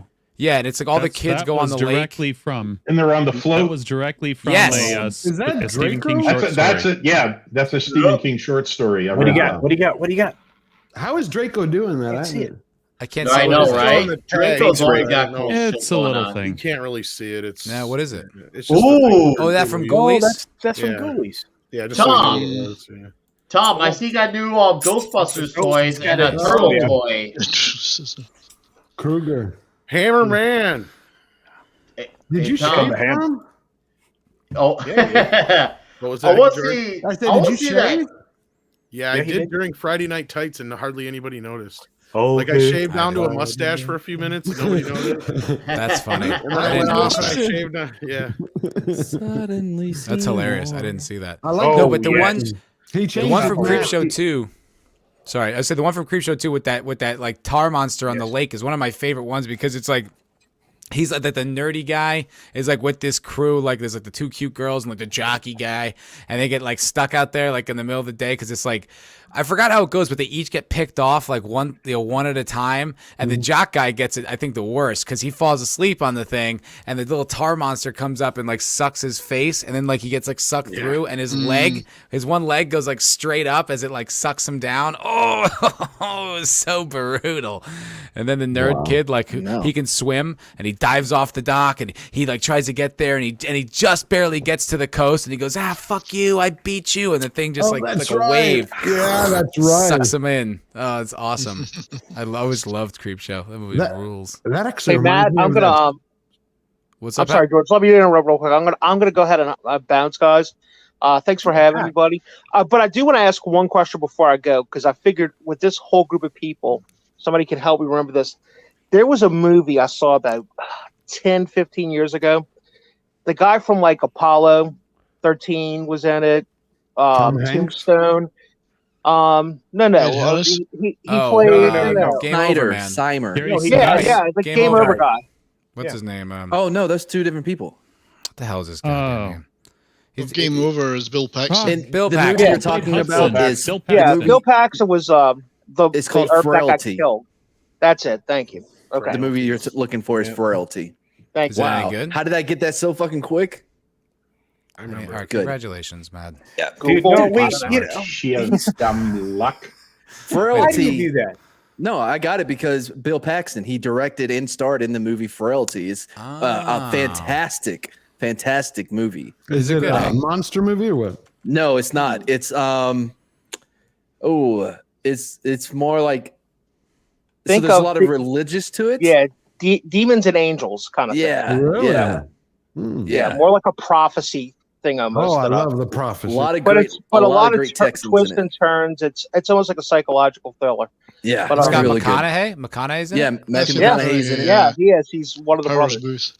You know, Cool. one that All right. that reminds me of from that similar period a little before, but speaking of twists and turns and stuff that I don't feel like gets enough acknowledgement that is a really great thriller, Fallen with Denzel Washington. And Oh, I love that yes. movie. Oh my god, that's awesome. Remember I about love the that movie. time I'm going Yeah. to tell you about the time I almost died. Yeah, And I love the twist at the end that it's not, you think it's Denzel narrating the whole film, but it's not. It's the little devil demon or whatever. It's like, oh, that was so clever. It Right? was. And then it ends with Sympathy for the Devil by the Rolling Stones. Well, that's because he's singing. on his he's singing the time song or whatever, Right. like on his way to yeah. Is on my side. Yeah, these That was really beautiful. Elias Cortez, I believe, is the murderer. Yeah, originally, yeah. That's a Well, great film. let's let Pat slip out. Thank you, Pat. Thanks for coming Pat, on, buddy. thanks, brother. Dude, See you, No guys. problem, my friend. Take care, Have a good one, guys. Take care, awesome Pat. producer. Bye, buddy. Yeah, because Frailty made me think of that one. yeah. I can see the connection you made there. I like that movie. It's good. Yeah, It's clever. you need to check out Frailty. Then Frailty's Oh, really I wrote fucking it good. down. I will. So, you guys You know, have all another seen, movie from that time. Oh, sorry, Culture. No, I was going to say you guys have all seen something similar. You guys have seen Frequency, right? Oh, Yeah. God, I love Yeah. Frequency. Yes. They even made a TV show one season. I haven't seen the show, but I love the movie. The Frequency. movie was great. The show was the same thing, just stretched it out. No, there was a movie I started to watch, and then I realized it was ridiculous. It was called years ago, Hostel. It was not a horror. It's just blood. Hostel. Eli Roth, right? I don't like Eli Roth. I liked him in No, me neither. Inglourious Bastards, but his movie. Even then, He's a decent actor, but he's not a good I director. don't He's understand. so over the top. I don't understand actually what's the appeal of that. It's just. I just It's horror don't get it. gore porn. porn. It's Yeah, gore I don't porn. get it. Is that what it is? Horror It's gore porn? porn. Yeah. Gore porn. Because there's no point to it. It's like you want to see somebody get like a viscer. It's like doesn't. Yeah, it's just how visceral it can be, just how nasty it can be, and yeah, I some people don't- justify it because it's a lot of practical effects. But even I'm just like, yeah, that's just No, that's it's just too much. nastiness Yeah. for nastiness sake. yeah. You know, Yeah. I mean, it's one thing when Jason tries to, they actually come up with an interesting way for Jason to kill somebody. That's one thing. But like, when that's your whole gimmick is just how bad you can mutilate somebody on screen for how Right. long and get away with it. It's Yeah. like, Well, there's got to be What's some the point? intention to it. Otherwise, it's just a gore fest. I mean, Well, there has to be some that's just it, intention. yeah. It was So by I- accident. It was on cable, and I didn't mean to interrupt you, Mad. One No, no, second. no, It was so it was a watching. I was like, oh, this is interesting. And then all of a sudden they show. I'm like, oh, what is this crap? I hate it. I think that gore is something that Craig Craig Zoller really balances Craig with his movies like Bone Tomahawk, and Oh, that was every good. one of his movies. Matt Still and haven't Matt, seen it. Matt Oh, and I it's worth can't it. stop Have talking. to see Yeah, it. yeah, we can't know. stop talking about this guy's films because they're, They're so good. Bone And- I gotta Tomahawk, watch I love. Tomahawk. What else I did he gotta do? Tomahawk's watch a- it. Yeah, I just What have to else watch did It's he a do? heavy movie. That's a very heavy movie. Dragged Well, Across oh my- Concrete, right? Oh, That's the other one. rough as I haven't seen fuck. it. Yeah, and I Brawl haven't and seen Cell either Block one either, 99. George. Oh, Yeah, I apparently thought- Let's there's start with It's a good one. Bone Tomahawk. Yeah, that Yeah, I've seen that. I love Bone And he's- Tomahawk. He's I just based saw too, the first right? half of Kurt Dune. Russell. He is, and Kurt Russell is so good in that film. Yep. Oh my Well, it's God. Kurt Russell. Of course he's good. Yeah, well, the guy's been acting since he was like, I don't know, 8. Yeah, Yeah. Disney. Yeah. It's so funny to think that he came He- from Disney. And he where was a ended Disney up. kid. I know. And but not only that, here's a cool thing, George, and you probably already know this, but many people out there probably don't. And that is the fact that he goes out of his way, his entire career to protect kids because he was a kid actor and he knew what fucking happened in Hollywood. That's good. Yeah. Yeah. Yeah. He He's sheltered a cool the shit dude. out of it. Yeah. And he also played for his dad's semi-pro baseball team. I was just shit. going to bring that up. Did you ever see that documentary? Yeah, it's love The amazing. documentary's great. That I- What's I it didn't called? Battered Battered Bastards. Bastards of Baseball. Yeah. Wow. Yeah, he was Great like a documentary. minor league player. Like he had Yeah. like almost skill. Is almost borderline pro. Probably not that good, but like good, like a really solid athlete. It's a really interesting story. Like his dad owned the team or Yeah. something like that. Yep. Yeah, I heard. Yeah, that's really really cool. Do you remember one that His son was Russell- almost an NHL hockey player. I mean, he was in the AHL. He got to the level below that. Who was? His son, Kurt's son, was almost an Really? NHL hockey player. Yeah, He's junior in league. Goon too. He was, He's yeah, in he was Goon J- too. yeah, he was Huh. JL. Yeah, George, you were saying something. Go. I was saying, you remember the Kurt Russell film with Robin Williams where they were playing football for a football team? Oh, It was yeah. like 83, 84. It's like Yeah. quasi comedy. Yeah. God, Best of anybody know the Times, I name? think it was Wow. called. Wildcats? Times, yeah. It's No, no, that was like no. 2 years, 5 years. No, it's yeah, called no. Best of Times. Yeah, it's Kurt Yeah. Russell Best of and Robin Times. Williams. I loved it. The program? No, best No, of Times. mad. Necessary Roughness. No, Any No? Given Sunday? Sinbad was in. Times. Sinbad was in I told Necessary you it wouldn't take Roughness him 5 with minutes. Yeah. He's Scott already getting Bakula. pissed at mad. Yeah, Scott Bakula. Yeah. Scott Bakula and that chick. Oh fuck, she was in everything. Kathy back Ireland. then. And Kathy yes, Ireland. It just Amazing. finally got released Yes. for the first time. Yeah. on Ding, Blu-ray. ding, motherfucking dong. Yes. Gridiron Gang? Ignore it. Gridiron Gang. The Replacements? Rudy? Wait, Canal. Oh my God! Wasn't that the one with Keanu Reeves replacements? Yeah, Keanu Reeves. Yes. My Yeah. favorite Gene movie. Hackman That is was one of my great. favorite movies of Yeah. all time. Shane Water motherfucking Boy. Falco. Yes, and not only that, here's the thing. You know the dude that plays the sumo guy? Yeah. He's in John Wick 2. Come Oh, on. really? Oh, No, that's oh, him? That's he the shoot him in guy? the head. Like, Oh shit! I didn't know that. Oh, that's awesome. Dang. What I want to know is what the hell happened to Gene Hackman? I loved his work. he Like, retired. retired. He legit retired, right? He Tom? does write novels. He wrote some novels after he retired. Really? Because I'm like, I can't remember the last. I would watch everything that he put out, and then just Welcome to just- You know what? You know Mooseport what's a was the great last movie? he did because it flopped and he quit. I like the Yeah. one with He did didn't with quit because of Denzel- that. No, the one he did with Denzel Washington, where he played the captain of the submarine, and Denzel. Oh, takes- Crimson Tide. Yeah, I love that movie. Right? Yeah. Good movie. It's a good movie.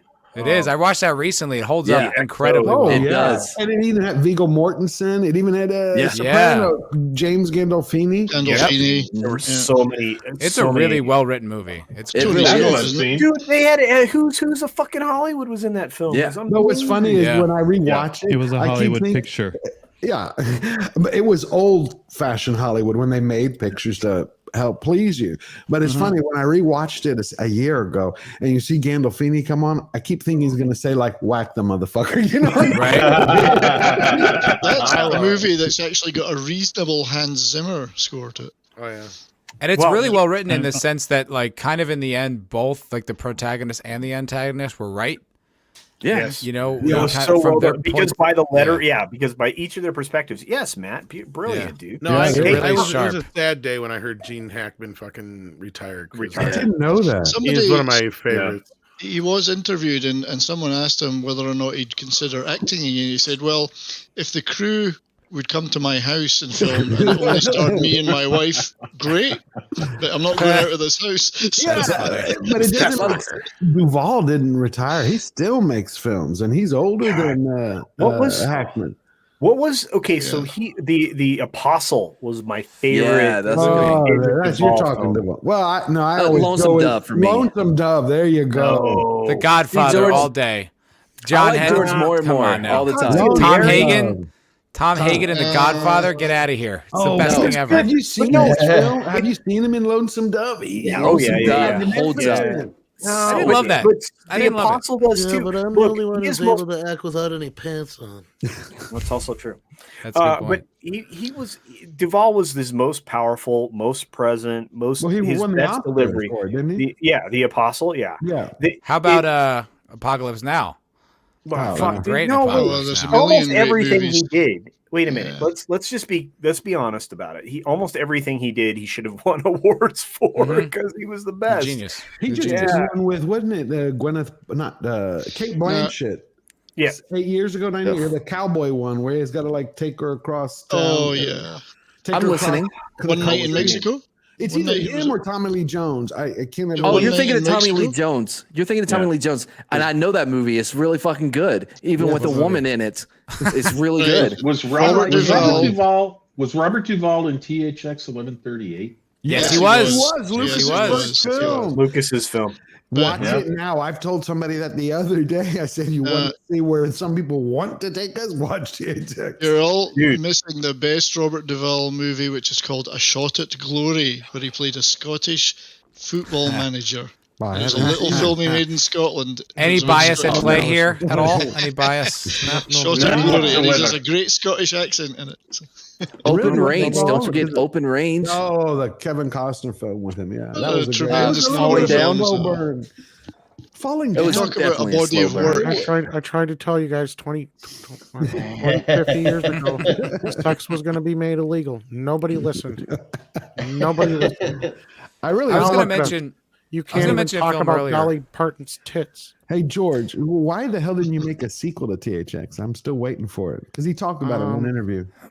Well, considering I made sex illegal in the first one, there's no kids. Well, you could prequel.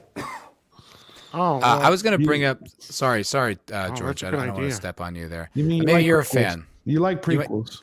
I Yeah, do you might like be a fan of prequels. this one. But it was like when Tom was here What if and I he did it brought with up. little people? Well, when Tom brought up Fallen, it reminded me of another film around that same era, which is like horror-ish, more of a thriller, but Stir of Echoes. I don't Oh, know. yeah. the Kevin The Bacon. Sixth Sense ripoff, Kevin Bacon, yeah. I Or don't the know that wannabe. They were both the same time. Sixth Sense in that one. They're very similar. Yeah. Yes. Okay. I'm gonna I take liked it. I'm gonna take a firm stand on somebody right now. Richard Dreyfuss. I'm gonna say his best film. Stakeout. What about George? No. Stakeout Bob, 2. what about Bob? Stakeout. Still staking out. No. Goodbye, It's girl. not, it's not No. Jaws. No. Goodbye, One girl. where he would played be the a South cop. American. Also, no. Close No, no, Encounters no. of a Third Kind. Also no. Jaws. Let It Ride. Oh, okay. Where he's the gambler. And he's got the Yeah, ticket. that's a pretty good one. That was. Never Best saw it. film. I love What? Shout out to Ricky. Eric K. Eric K's going to bed. Bye, Bye, Eric Eric K. K. Love you. Have a good night, Eric. Yeah, Oh, dude. Eric K. Later, deserves brother. a mention. Good He night, got to Eric rub- K. He got to rub up briefly against Jennifer Tilly back when she was smoking. Oh my god. Briefly is all it would That's take, the- quite frankly. Oh, Yeah, this pal just Dude, got toxic. how about Jennifer Tilly in what's not the Just about Escape, everything. the Yeah. Getaway?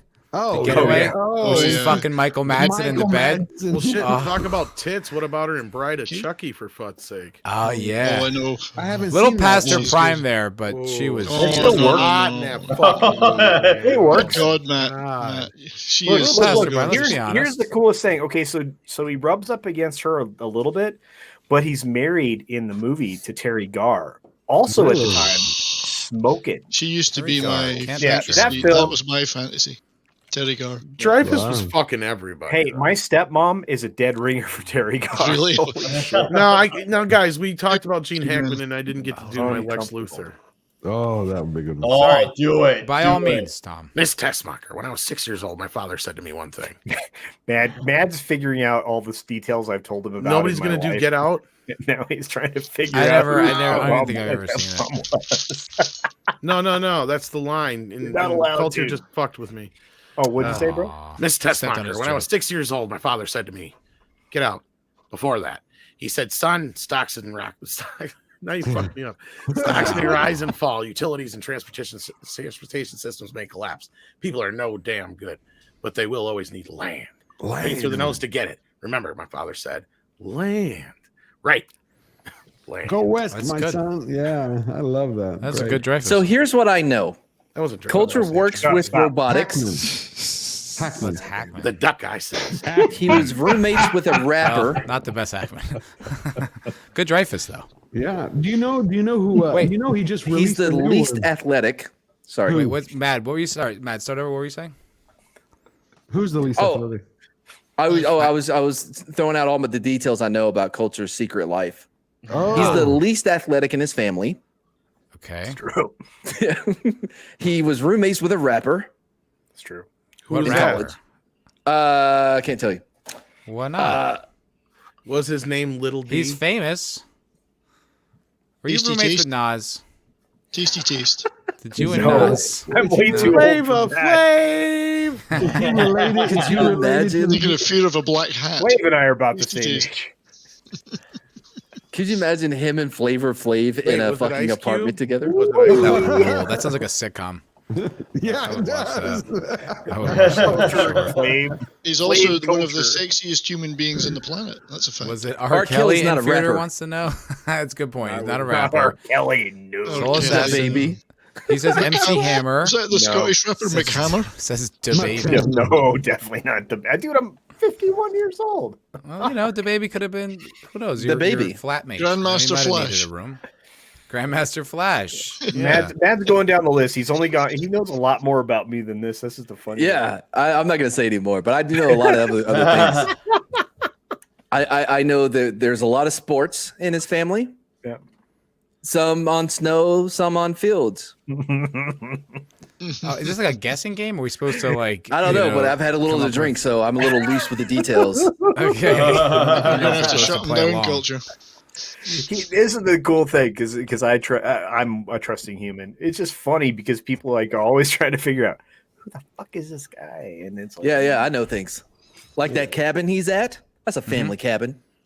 Oh. It's a cabin in the woods. Are you sure you're not The related Culture to the Casino Empire Right? is quite extensive. Yes. Is this where the handy Culture, Randy's you hidden? narcissist. I will have to tell y'all, when I first met y'all, when I first started to meet y'all in Vegas, and I would get everybody's different name, it's like I had turned again. I'm like, it's like everybody in like fucking witness protection. I mean, nobody. Everyone's just protecting their identity. I know. What? Yeah, for me, I don't understand YouTube what makes curse. anybody think that anybody else would give a damn who they are. I come from the line of You're superhero not secret. significant. Understand? No one cares. Okay, well now I feel like I'm in Fight Club all of a sudden. I don't know Look what at the name. Just another. Just another red shirt. Just Look, I know. Richard. Oh, look, okay, Justin, so another red shirt. That's his whole Justin name. Who? That's Justin, Figure it another out. red shirt. You unlocked it, Justin. That's Another right. red shirt. that's the last Richard. but okay. That's a weird last name, by the way, Justin. But by the way, Just another red shirt. Others my middle name. Red shirt's my last name. Oh, Richard. You unlocked it. we know this guy's name because he was a table.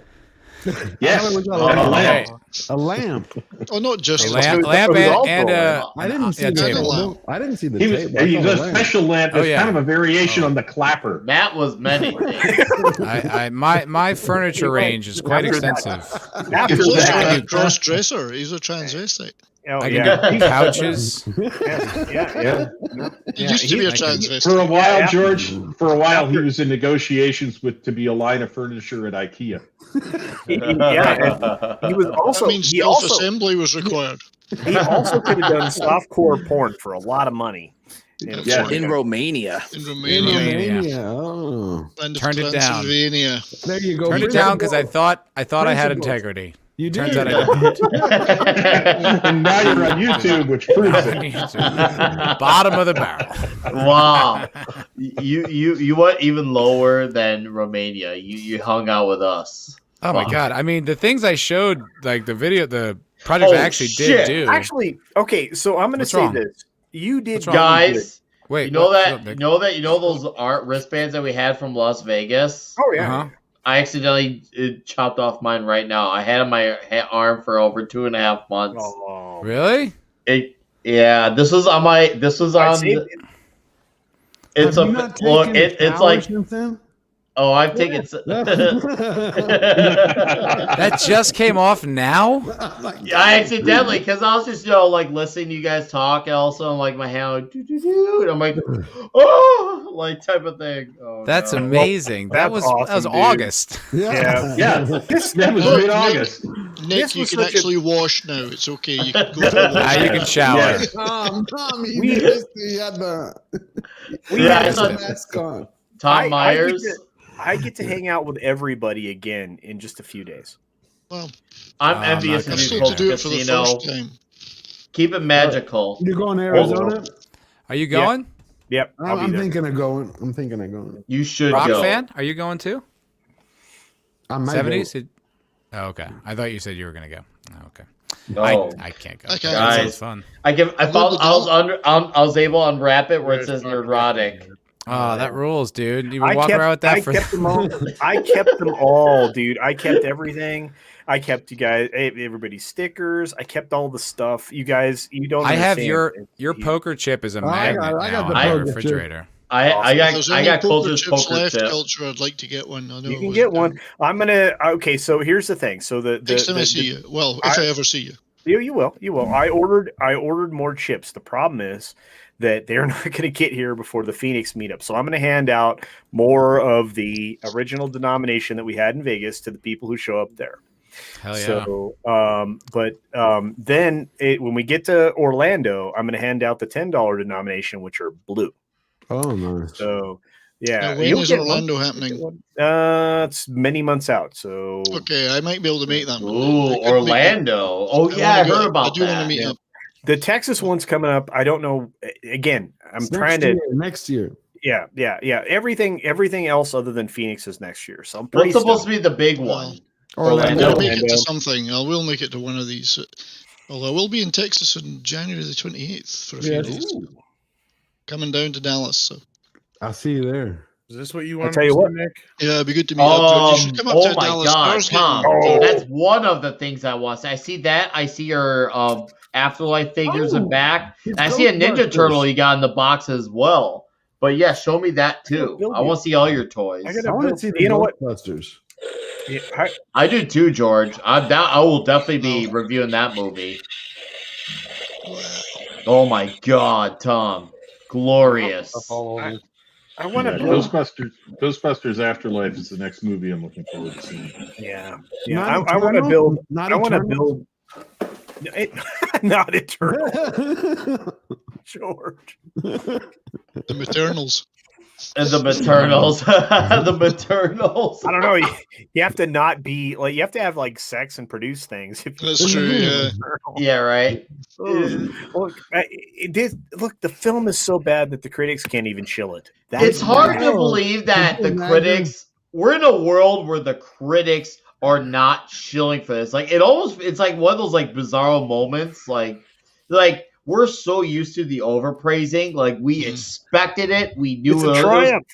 Yeah, What we're does used to that the mean? buzzwords. What does that It's mean? They've seen it, and if they're hitting it That's that what they are hard, struggling I to know. that praise means it. they're Yeah. holding back. George, that should tell you everything because this type of movie was made more for them than ever. This was all about Look, the demographic it's really checkbox. This is simple. about It's- pleasing it's a- China. It's a Hollywood masturbation fantasy. They're Yes! their little meetings, and they're sitting there going, Yes. "This is gonna save the world." Yeah, George, did you see those interviews? They literally said that. They actually said that shit. What was They that said shit on Jolie's face? Whatever that. she looked like fucking David line- Draymond from Disturbed. I don't know what he was on. It's like, is she going for Pinhead? It's like that's the first I don't know. one. It's like I think weird. she needs to stop getting down with the sickness and start realizing that she's not freaking Disturbed. I mean, So- when you watch her, when you see her in the trailers, it looks like she's holding, a 6-foot cock, where she's like holding that Well, golden. she's using her life experiences. I mean, Wait, no, hold on. What do I press? But The camera here's one? the Hey, thing is, they hey, made where this did that movie. frittata go? Oh my Nice, God! man. That's great. They made the Is that movie Jason to please X? China. Is that the one where he goes to space? Cool. No, actually, this is the Jason CRT. it's a touch So of Hannibal. what Lecter happened with was, that. Critical race theory, Jason. I had to go through a lot of courses at Crystal Lake because we're trying to get up with the times. And what happened was I realized, like, oh no, there's nothing scarier than a white face running towards you. I'm going to change it to black. I went with black. That did not go over well whatsoever. And I was like, well, let me find a middle ground. And so I did this. Very but yeah, progressive. hey, everybody, I saw that Fatata Michael and his stupid ass movie. Where'd he go? Well, I appreciate your commitment to social justice and change. I mean, that's, yeah, we yeah, need yeah. more of that. Yeah, it's weird because like I haven't decided whether or not if I kill more black people, is that inclusive or is that It's a racist tough if I question, Hey, that, Jason- isn't Good, it? that's a Hey, good Jason. question. They'll get more screen time, yeah, but you'll be taking more black people off the planet. I saw what happened to that Fatata Michael and his retarded ass when he killed too many LGBTQAI plus people, and now they're like, is Michael a homophobe? I don't know. He's just retarded in my view. But anyway, so I'm like, oh man, That's what do funny. I I do? love that. You just can't win. No matter No. what you do, you put gay people in a movie, but then you Yeah. kill them, and they're like, "Oh, you must Doesn't hate matter. gay people." It's like, Yep. So there's now no we know way to the gays for victory. live in Eternals. Now we know the gays live in Eternals, which is funny because they have a straight man playing a gay man. Oh my God! Please hit Boy. 59. I'm actually creating a thumbnail right now just in case this hits rotten, in hopes that they It did earlier. It did earlier tonight. It was 52 not Yeah. that long ago. It's been going up. Mm-hmm. No. Yeah, it's been going up for like 2 days. Yeah. No, it was at 70. It was at 74 a few days ago. It did drop but down, tonight- and now it's coming back up. They've been covering they've been covering it like a stock ticker on FNT. Yeah, I'm gonna have to catch that Are you replay. telling me that like Disney like went and cracked the whip and said, "Hey, what are you motherfuckers doing? What's wrong Yeah. with you?" Start I would imagine. I Yeah. suspect that's exactly what Disney It did. already George. sold you got a Here's bunch the of good thing: reviews, yeah. how did Shang-Chi, Feng Shui, come out 2 months before, and they called that shit an absolute triumph? I have no idea. And then right a few months later, because let's not forget, if you remember the original Marvel schedule, pre-China virus, Eternals was supposed to come out first. It was supposed to be November 2020 with Feng Shui being Feng Shui. But yeah, that's what I'm saying on Feng Shui. purpose. Now- February 2021. So Eternals was supposed to come out first. And so these two movies are not far released from each other.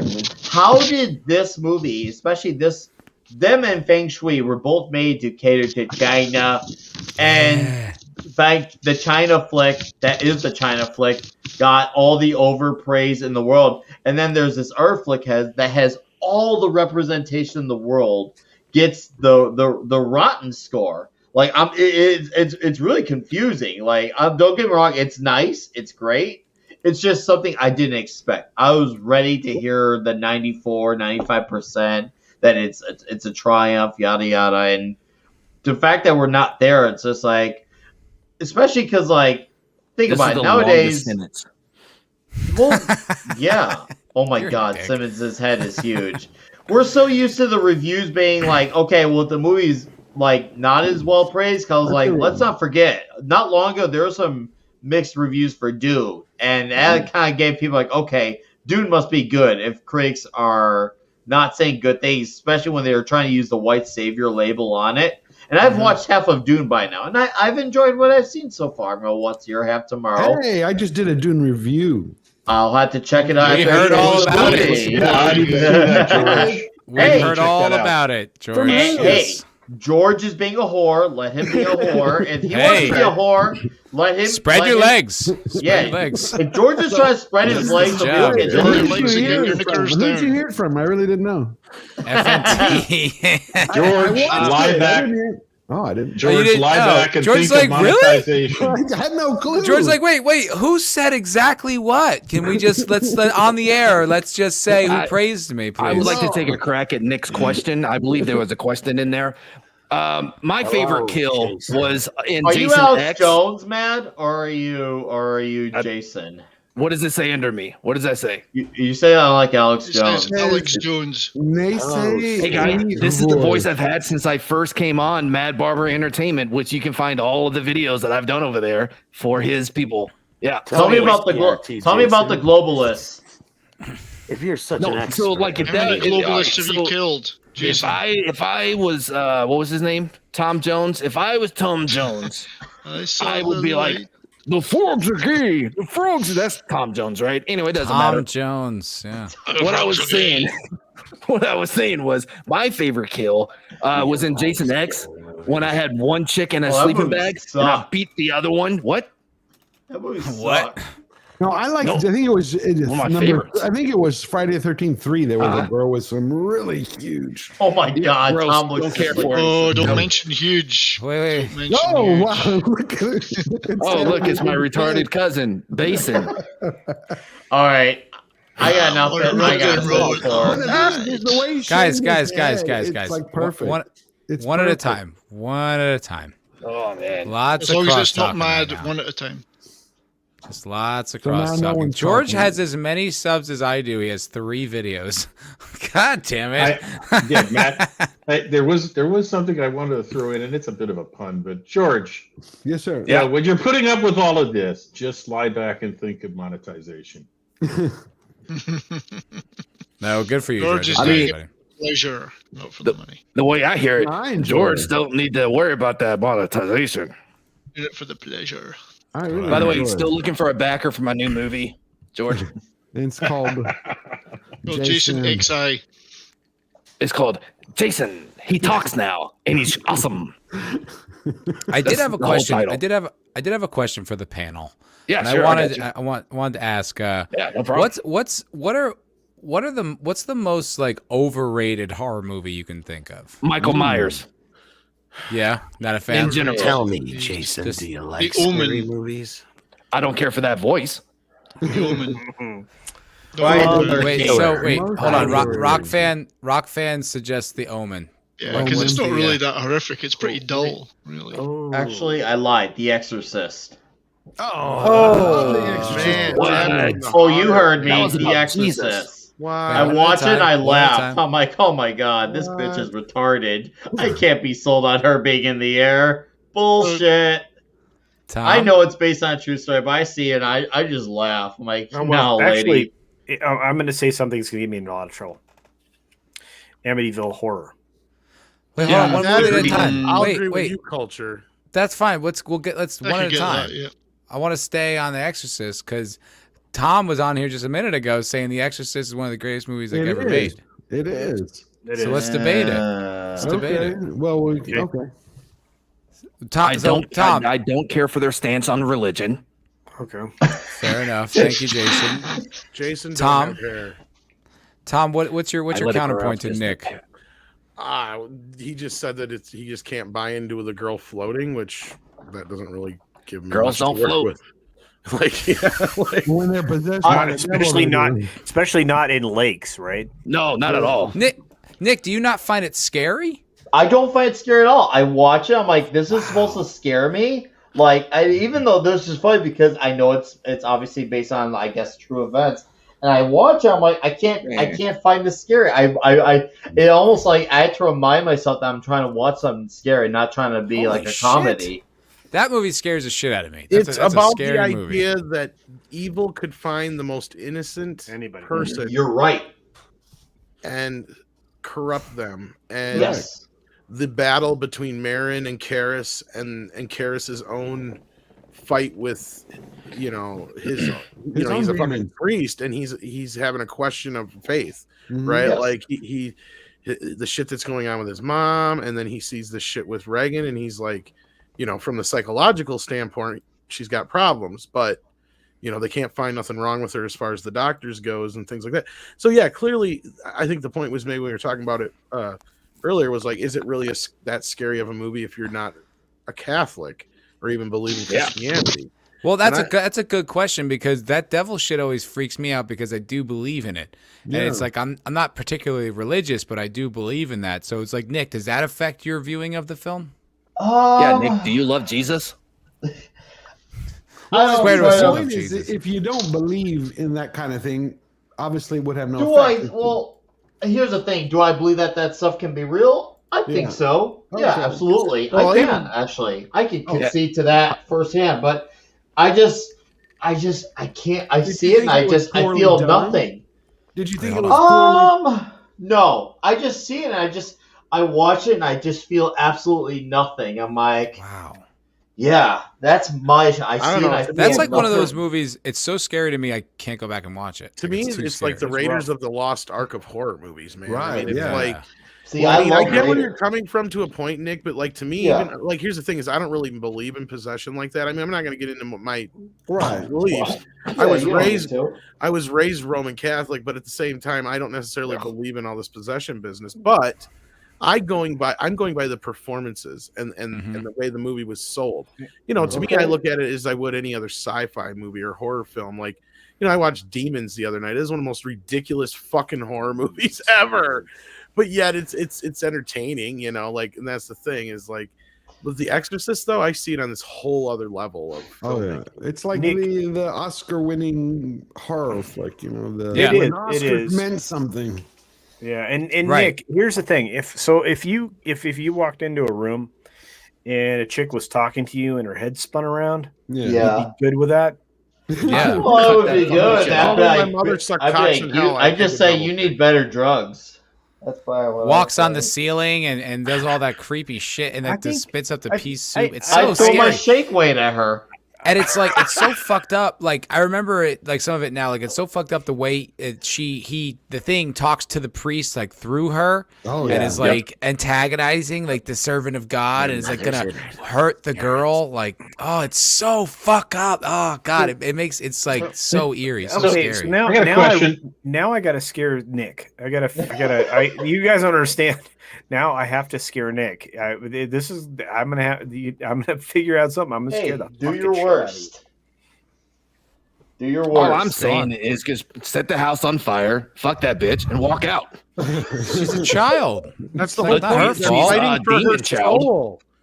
Demon child. Fighting for her soul. Well, she should have loved Jesus more. I mean, what do you want? What more do you want me to say? It has nothing to You do with believe her in- love for Jesus. It has everything to do with Karis's love for Jesus. Vigilante an asshole Williamson's comment. Yeah, that sums it up for me. It's just 'cause the Tuesday. Zuzu is It's Nick just is a real Tuesday. punk rocker trying from to the show us shy. the evil and men and evil and people and through this little girl, Hey, man. we can't forget Megadeth What put was out a the question? song called "Good Morning Black Friday," The most and that was overrated what I horror woke film. up to in the morning was "Good Morning Black Friday" and The Hey, Nick. Conjuring. I went I to a think metal show Culture's the other right on day. that one. Oh, did you? Really? Who'd you see? I did. Volumes. Okay. How'd you enjoy it? He's like, they "All suck." I mean, I'm not a metal fan, so Yeah. I enjoyed the show.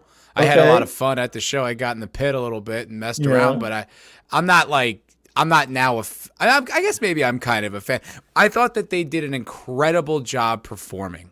Like, Okay. it's not necessarily my thing, but they gave so much to the audience. I was blown away by how like committed as performers they were, and how much the crowd was there with them. Like it was a bonding thing. It was pretty beautiful. If it is, and it as a performer, you would appreciate that because the best bands actually deliver more than the music.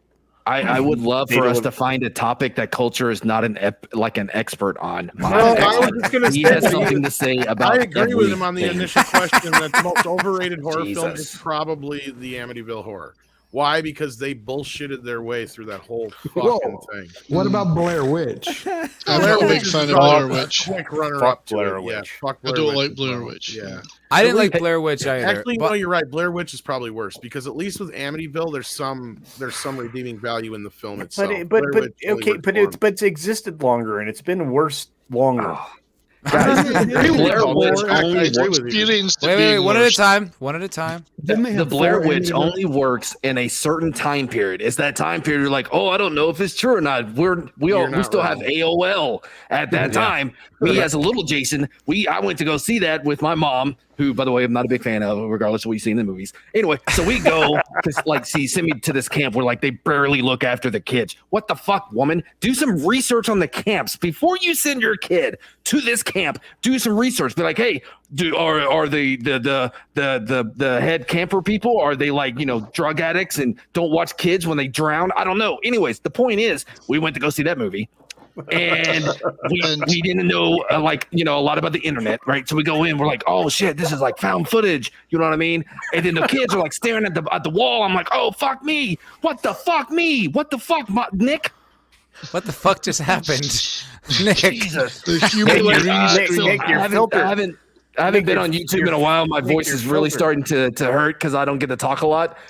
Jason. Nick, your green was- screen is backwards. See you guys later. You inverted your green screen, bro. Yeah. Jason, No, can you not tell this these is kids me. the number one rule: do not have sex ever when you're at camp, because that's the first time that you're going to get killed straight away. Jason Voorhees hurt me a lot just now. I'm just saying. I've never seen Amityville Dude. Horror. What's so shit about it? Oh fuck, Jesus, no.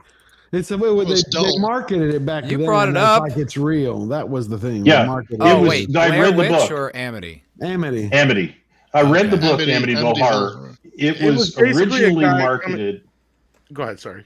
It was originally marketed as a true story. Yeah, I remember.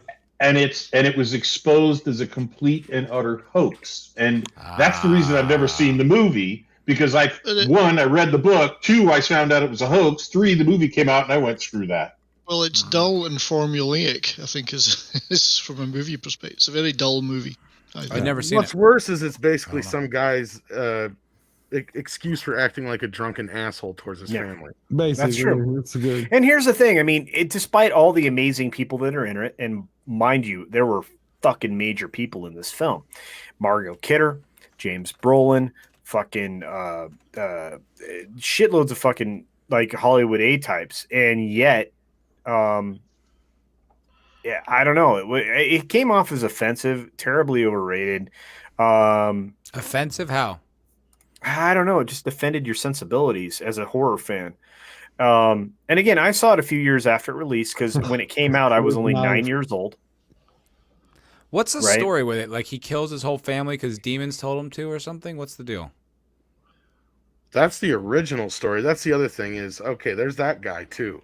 That's a whole nother can of worms. It's a different thing. Because Yeah. there were, I think I don't 4 know. Amityvilles, if I remember. Amityville 1, 2, or 3, or 3. There's that many Amityville movies. It's either 3 or There's 4. actually more Oh like my- 6 or 7 to be Oh honest. with Holy you. shit! I didn't know God. that. Shit, you not. The law of Oh. diminishing returns. Yeah. Absolutely. Like, well, here's the thing: is yes, what was it, George? I can't remember the guy's last name, but yes, he went on a fucking LSD trip and killed his fucking family in that house. So that's why they got it for so George Lutz. Lutz. Thank you. Yeah, And that's why they got it so cheap. Well, and he was essentially this is newlyweds. They have 3 kids, which means they are coming out of broken families. They move into they move into this house.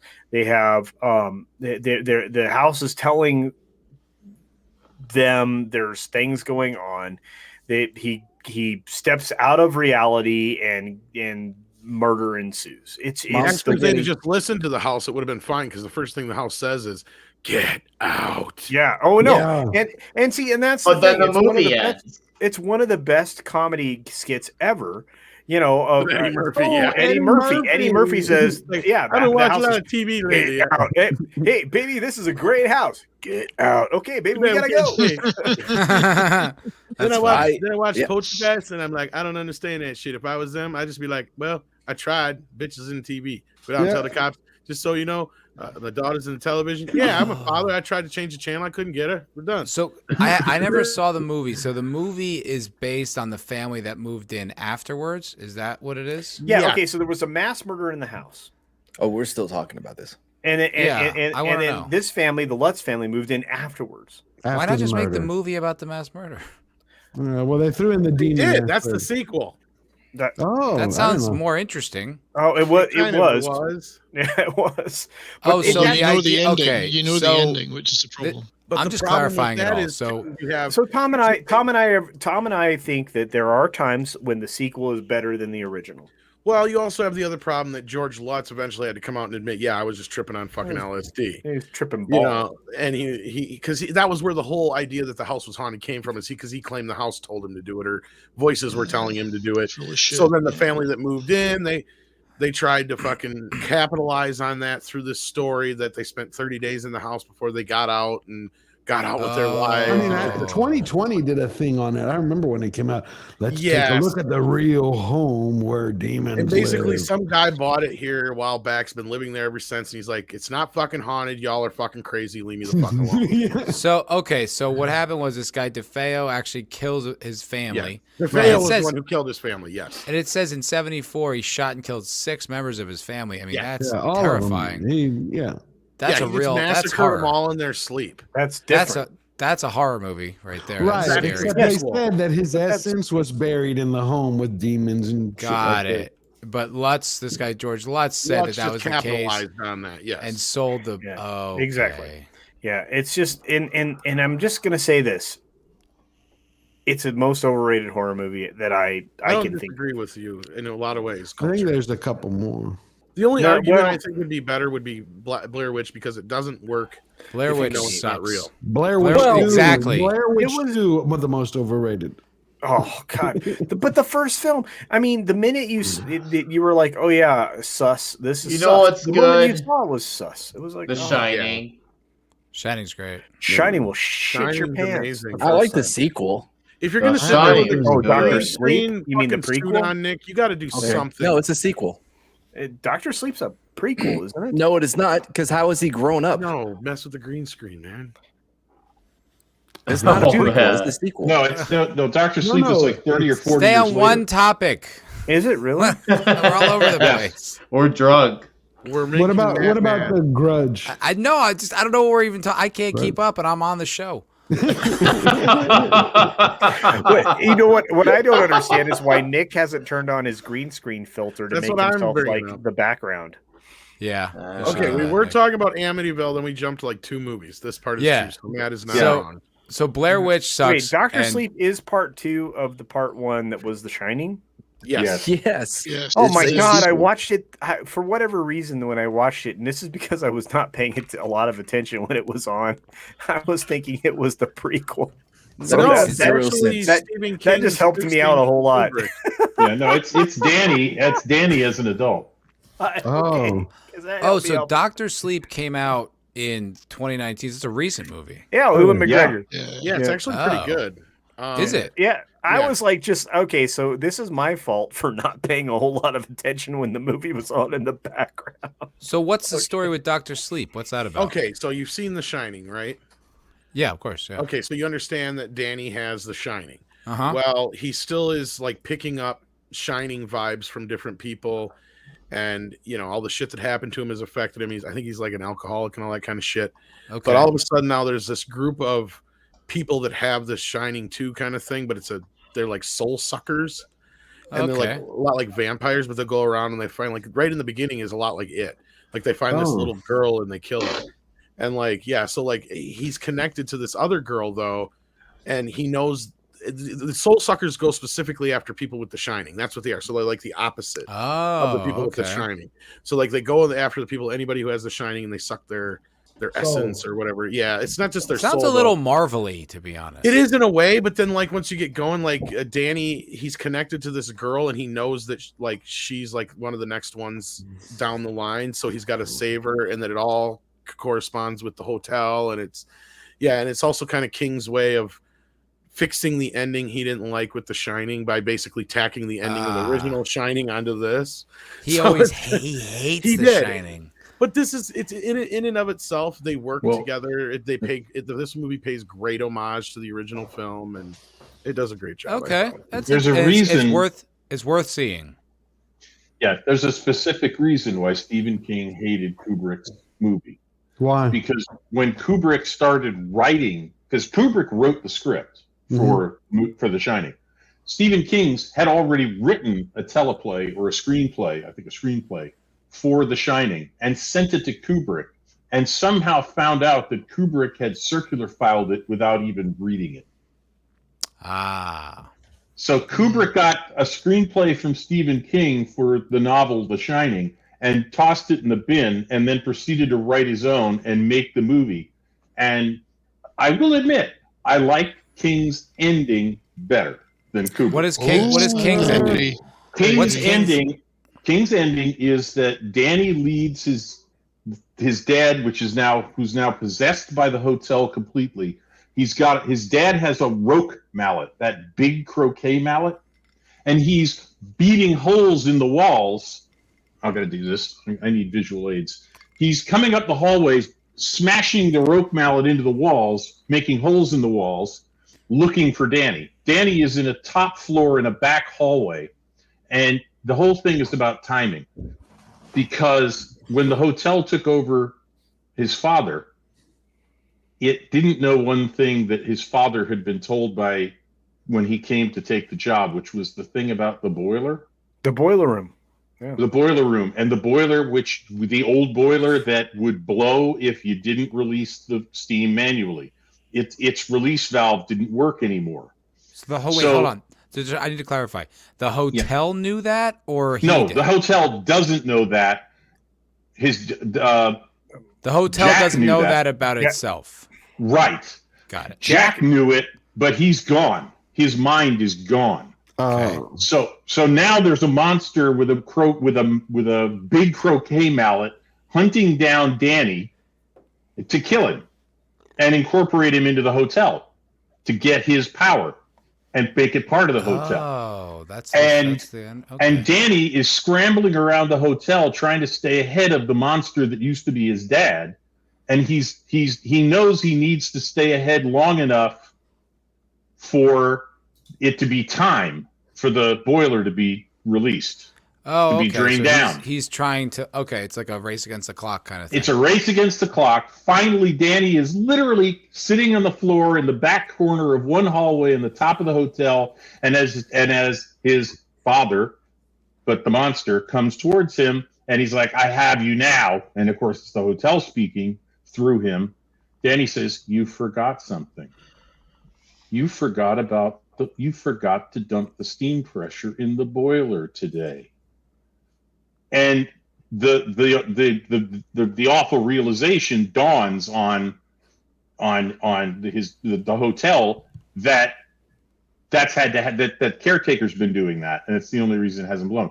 And so It's one of the reasons there's a caretaker there all winter. exactly One of the reasons. Oh, that makes a lot more sense, to be honest. right. So he flees down the hall, racing towards the boiler room. Danny, hot on his heels, to grab his mom, and they go out and they take. By the way, in the movie, Scatman Crothers doesn't get killed. You know, Well, that's the main problem I Summer. have with the movie is I hate the way they kill Halloran. Yeah. I have an the issue with movie. that too, but I want to just put a pin in Hate that it. for just 1 second because I want to I want to understand fully how this ends. Oh, Nick's just a brick wall now. So wait, okay, so Danny, while at the end, the climax of the film, doesn't happen in the maze. It happens in the hotel still, and so he's Yes. running, and he's and what is his plan exactly? To blow the whole hotel up? Well, his plan is to make his dad, the monster, go down to the basement to the boiler room. That will Kill give him time. No, that'll give him time. Even if he gets to it in time, it'll give Danny time to get his mom and Halloran out on the snowcat. Oh, okay. So he's going to run down, grab his mom and Halloran, and say, "Time to go." They do, and as they're driving away, he doesn't get there in time, and the boiler blows, and the entire hotel is blown up and burned. Got it. Okay, that's a So pretty they solid win. ending, yeah. They win, and the hotel loses. The evil is expunged, and Halloran, Danny, and his mom all make it out alive. The only remaining innocents in the story. Okay, it's the closest thing to a happy ending I think that Stephen King ever wrote, and Kubrick abandoned it. Well, yeah, but let's be honest. The ending of the Kubrick film is fucking creepy. as shit. Oh, it is creepy. That's why I like the film. I mean, it just isn't Stephen King's story. And I think a lot of the problem was, and this is just me, I'm speculating here, but just knowing what Stephen was going through at the time of his life, and the pretentiousness he probably felt on Kubrick's behalf. I'm sure it was just bothering him more so that he didn't read his version, and he's like, "Oh, how dare he change my end?" That kind of whole thing. Yeah, of course. And then just like you said, he felt like the message was lost. I don't see that, but I think the bigger message that Kubrick was kind of attacking the story from, as opposed to Stephen, because Stephen was working out his alcoholic demons through that story, as opposed to Kubrick, who was making a movie about a man with alcoholic demons. Oh, yeah, that's okay. good. Yeah, I think that's where the line is kind of drawn there, and I see where Stephen's coming from, right? Like it's his.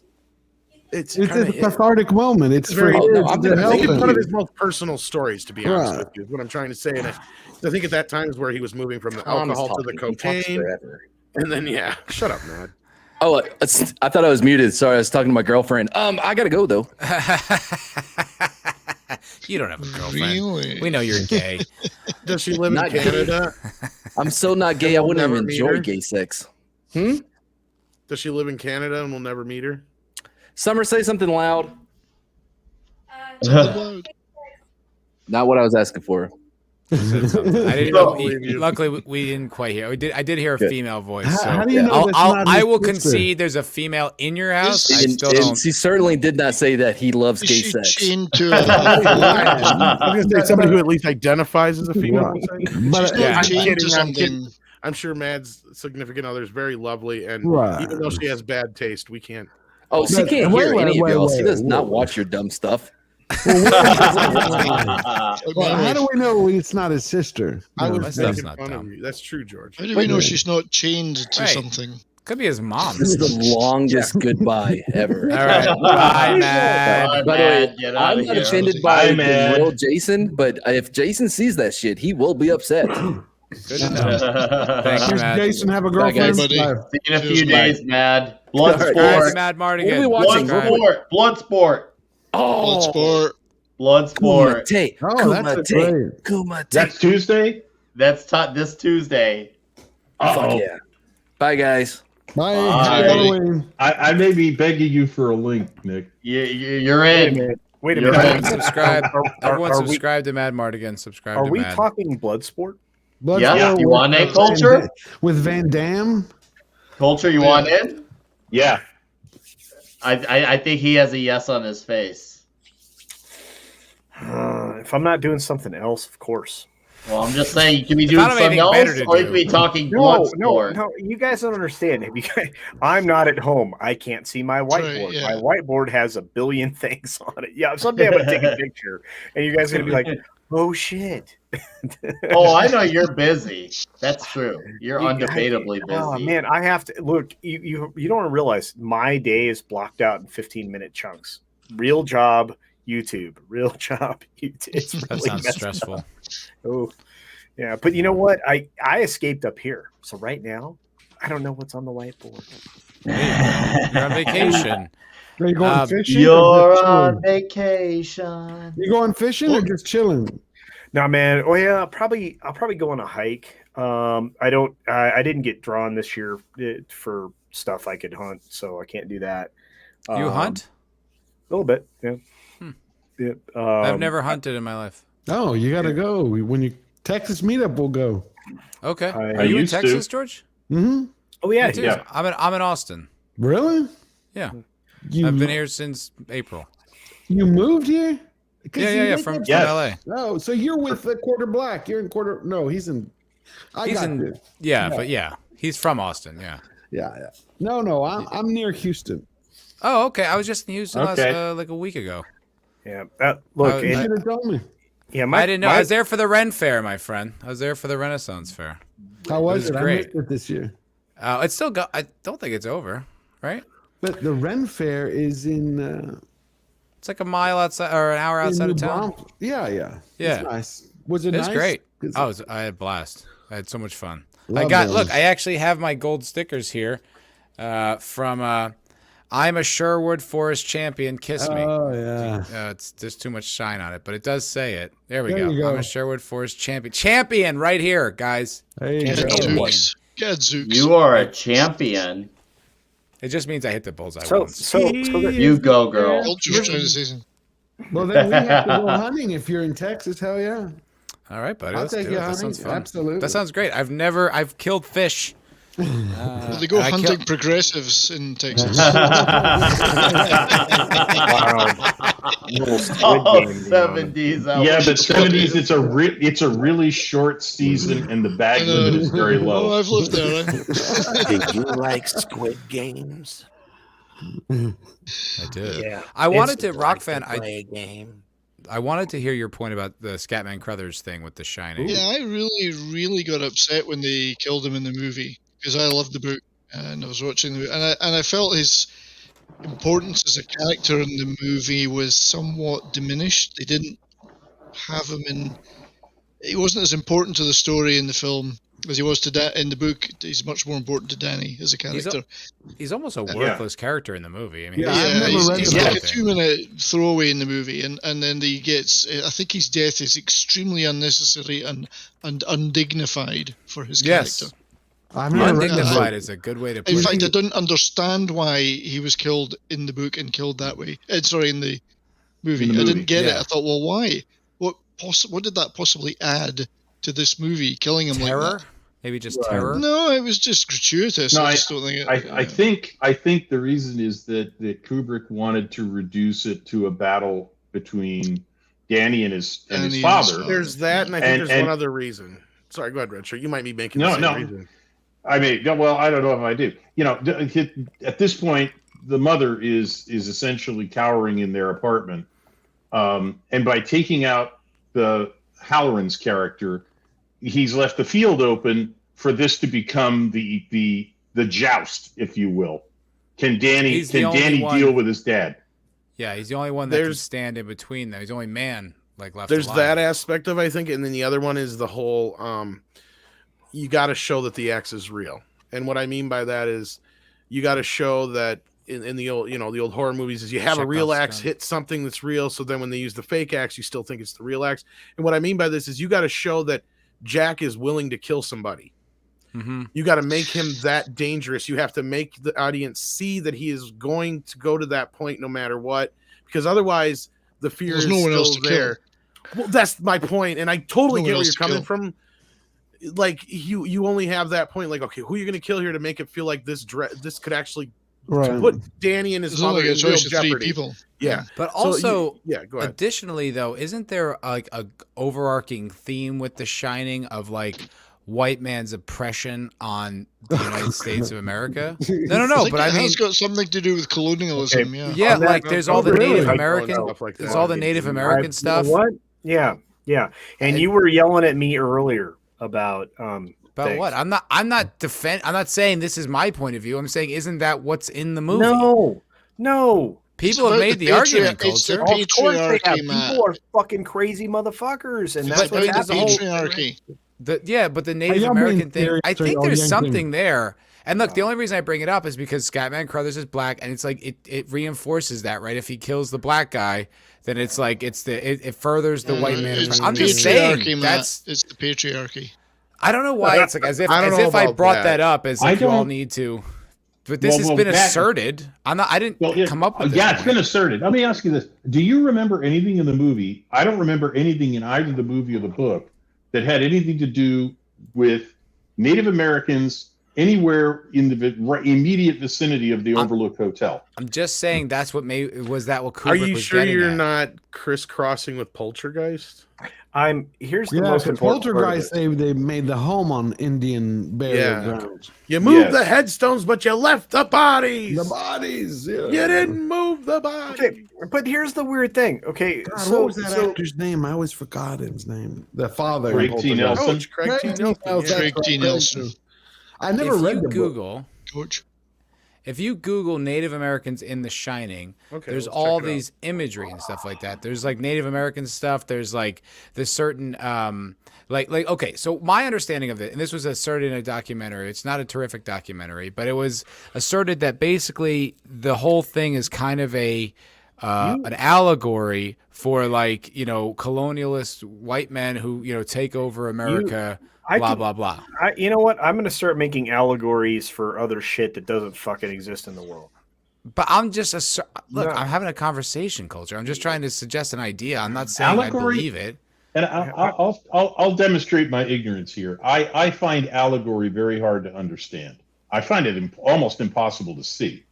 If it's Right. pointed out to me occasionally, I'll go, "Oh, okay, I can see that." Okay, what Yeah, I'm except- finding here, But about it's what Matt's easy. talking It's easy. about, yeah. It's what I'm trying to get at is I suspect that for a lot of people who aren't literary, who don't get into the literary aspects of a story, allegory is something you could tell them. This is an allegory of anything you want, and they wouldn't be able to make a case that you're full of Right. crap. Right. Another Gen 42 brings up a point. Says that Jack does say white man's burden. This has something to do with it. They did say the hotel was built on Indian burial ground in the movie. Yeah, Oh, I'm do not they? making this up out of nothing. Well, no, I'm This is- seeing well, it then- here. But In that everything's built on a Native American burial ground. It's no That's matter right. what. This land is stolen, right, It's Culture? I'm not with you, buddy. stolen. We conquered them. It's called winning. Yeah. The lesson Imagine being, that. the lesson being. That's so problematic. Go farther I back. know. Go farther Well, back. you know what? We're about to find out that lesson for ourselves because we just did this. The lesson is it sucks to lose a war, and we Yeah. just did Guys, that. I'm not suggesting it's the valuable lessons from the film. I'm No, just no, I'm I- asserting. I- Yeah. I My thought at version. first you were yanking. I thought at first you were like, No. I He's see full what of shit. you're saying. He wants me to assert a tennis shoe in his ass. Is what he wants me to do. Okay, What right are you now. talking Matt, about? Matt is talking of the truth. He's not wrong. This has been asserted, but this article also points out how it's probably bullshit because It's all bullshit. yeah. It's but not anyway, allegorical. But yeah, Kubrick is one of the most complex filmmakers He is. in Yeah, but history. Yeah, And he Except- layers and he except layers lots of different things into his Yeah, movies. it's It's revisionist not to say it's not it's about far that. from the truth. Okay, but it's not far from No, reality. no. There's a lot of things not far from reality, like 25,000 fucking genders. Okay. Wow, all of a sudden you're so fucking based. Yeah, a girl suggests you can't look at a weather woman and think something sexual, and now you're like, good. Culture's fucking trying to get genders." laid, so you've got to give him Yeah, something. I think he's trying to pull a threesome with Katie the weather girl. That's what I think's going on here. So the bit that annoys me about The Shining is that Deckard doesn't turn up at the end because he's been driving up to that hotel for such a long time. And here's the thing. I mean, is he a replicant or not? I was just gonna say, yeah. Shit. No. Is he trying to wipe out? Yeah. Now we've opened Pandora's box. So, Right. That second movie should have never been made. You're not supposed to answer certain things. Yeah, I'm with you. I didn't they like used that movie. footage in Blade Runner for Deckard. It was cutouts from The Shining. Hey, can I actually? I'd like to level a criticism at Blade Runner because I was just watching it the other day. Which one? The first one. You didn't like it? No, I do like it. It's not my favorite, but I like it. I appreciate it. I actually just bought a really cool poster, which I'm going to go. He's a replicant, by the way. That's not what I was going to say. I don't think he is. What I was going to say that I think the movie does actually quite poorly is establish a motivation for Deckard to come back whatsoever. So like he's at the noodle stand, right? And the cops come and he's like, it's someone else. He's like, it's not, and then like gets brought in there, essentially arrested. Right. And the guy's just like, hey, we need you back. You're the best. And he's like, I'm not interested. And then he walks out and he's like, you know the score. There's big people and little people. And then he just like turns around and just agrees. You're like, wait, what? Why? Why did he do that? Like there was nothing. The character has nothing invested in this case. There's no motivation. But he's a replicant. I don't even care. I know he's a replicant, but the movie's not suggesting it at that point. So that's kind of like a little. It sort of weakens the characters. No, it pulls the fucking full circle. No, he's then saying why have the no scene, initial Culture? Motivation. He's saying there's no initial motivation because he's like, I don't care about this. No, he's right there. No, you're right. It doesn't make any sense. It's like he does the 180. He's like, I don't want this. I'm not interested. And then he walks outside and he's like, here's a speech. He's like, okay. He says one, and it's not even a compelling point. He just says, there's big people and little people. And he's like, well, I guess I got to do it. You're like, why? What changed in just a second? Like nothing. They just had the scene to like go through the motions. It's like, well, all right, make him personally invested. You've never had a strident rational point of epiphany that hits you at a moment's notice? No, I never have, Culture. It's never happened. Wow. Yes, of course I have, but that doesn't make that one of them. Right? Maybe they cut something. Maybe they cut something out. God. I am the best. I am the best. They edited something out of that scene. If I may. Yeah. If I may. Draco. You may. There's big people and little people. You're little people, Jack. No choice. You got it. He's got no choice because he's not cops anymore. He's capable of being controlled by the cops. So the thing is that he's not being given a choice by the captain. The captain is going to force him to do this, or the captain is going to do something. I don't know what that something is, but the thing is that basically he's being pressured into it by the captain. That was his reason for coming back. Well, I missed that. Wow, thank you, Draco. I didn't. That's fair. I would say it's not incredibly well represented in the film, but that's fair.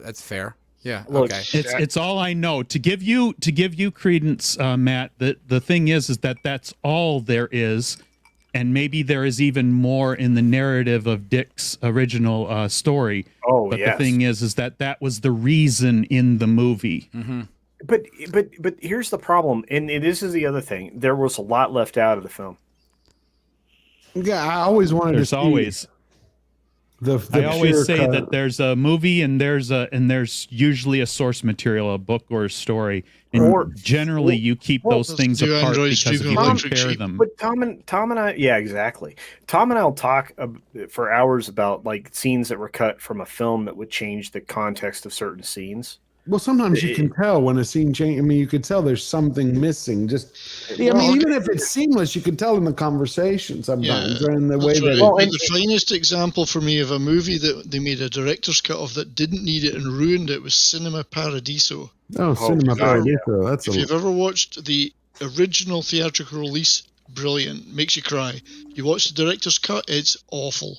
It just adds all this stuff and it ruins it. There's another example. Well, but just real quickly, I'm sorry, Matt. I don't have a lot of time, and Tom and I we've been talking about this for a week now. Dune has scenes that are missing that should have been in the film. there were They're going to parts. put him in the second one, though. You think? Right? I don't know. How do you know they're missing, Culture? Well, because Andre's read the script. I mean, and Oh. Not just that. There's been some shots that were in trailers and stuff. That's that also weren't true. in the But movie. but there's this scene, right, Tom, that when the mother, Lady Jessica, no. mother, the witch the- mother. the- Reverend yeah, guy the is Helen superior- Lime. Yeah. Yes, thank you. Fuck, Jesus, I can't remember her name every time. The fucking Charlotte Bene Gesserit. Rampling. Charlotte Yeah, exactly. Rampling. Yeah. Where there is so much more to that scene that gets cut out because it was like represented in the book and in the script and everywhere else, and it would have changed a lot of the context of that particular scene. It would have given it even more weight than it already had. Really? Wow. Yeah. Tom, can you break that down real fast? Because I know that you guys have been working on it forever. Which scene was it again? Because Okay, so all right, so After the Lady box Jessica, in the Gom Jabbar? after the pain box, Okay, they go let me outside. bring that up here. Hang on. Yeah, and you have Lady Jessica interacting with the freaking Bene Gesserit sister, yeah. Yeah, the mother, the Charlotte fucking mother. Rampling. Charlotte Thank Rampling. you. Yes, and that scene goes on way longer than it was represented in the film, where they are talking more deeply about what Paul is supposed to be, Right. and everything else, and it got cut. And then even part of the scene that you see with Paul at the like when he's interacting with Lady Jessica after that, there's a whole lot of context that's cut out of that too. So it had you gotten more information, that would have been better. There's some other stuff that got cut, like some Mentat stuff. There were several things that got cut Yeah, he out. only really got 2 little seconds. I mean, it was really quick. The whole thing with just Blade Runner is like the reason I brought it up was just I was just I literally just the other night I was watching and I was like, that's pretty thin, and the reason why is because and this Culture, you've written scripts. It's like the best way to keep a character motivated is to make them personally invested, and they don't do that for Deckard, at least in the movie. And I was like, oh, that's kind of that's a little thin. Like it's still a very important movie. It's still a pioneer for the genre, but that's not great. It's just like you have to. It's like, well, then why have the scene? Like what you know what I mean? I don't it wasn't the best. That was almost Blade Runner. They did the same thing with the Professional. If you watch the director's cut with the extra 25 minutes and then you go watch the original, you're going to notice why there's some scenes where Leon and Natalie Portman's Matilda, they're sitting there where she's doing the whole gun thing where she's playing with it. But that's the theatrical version. When you look at the director's cut, you realize that he's actually taking her on a hit where he's training her. Like he's like, okay, point the gun at this guy, do it this way. He's trained her, and you remove that whole section, and it changes actually the relationship.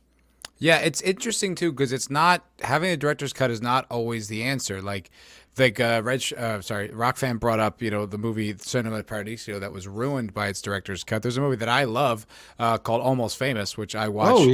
Oh yeah, adore it. The director's cut is I'm a trash. golden god. Yeah, well, they stole that scene stolen from The Doors, but it doesn't matter. But the director's cut though is garbage. Like it is. I haven't seen the bootleg cut yet. I haven't. No, but... it's out. It's not even bootleg. Like That's what they call it. That's what they call it. It's called the bootleg cut.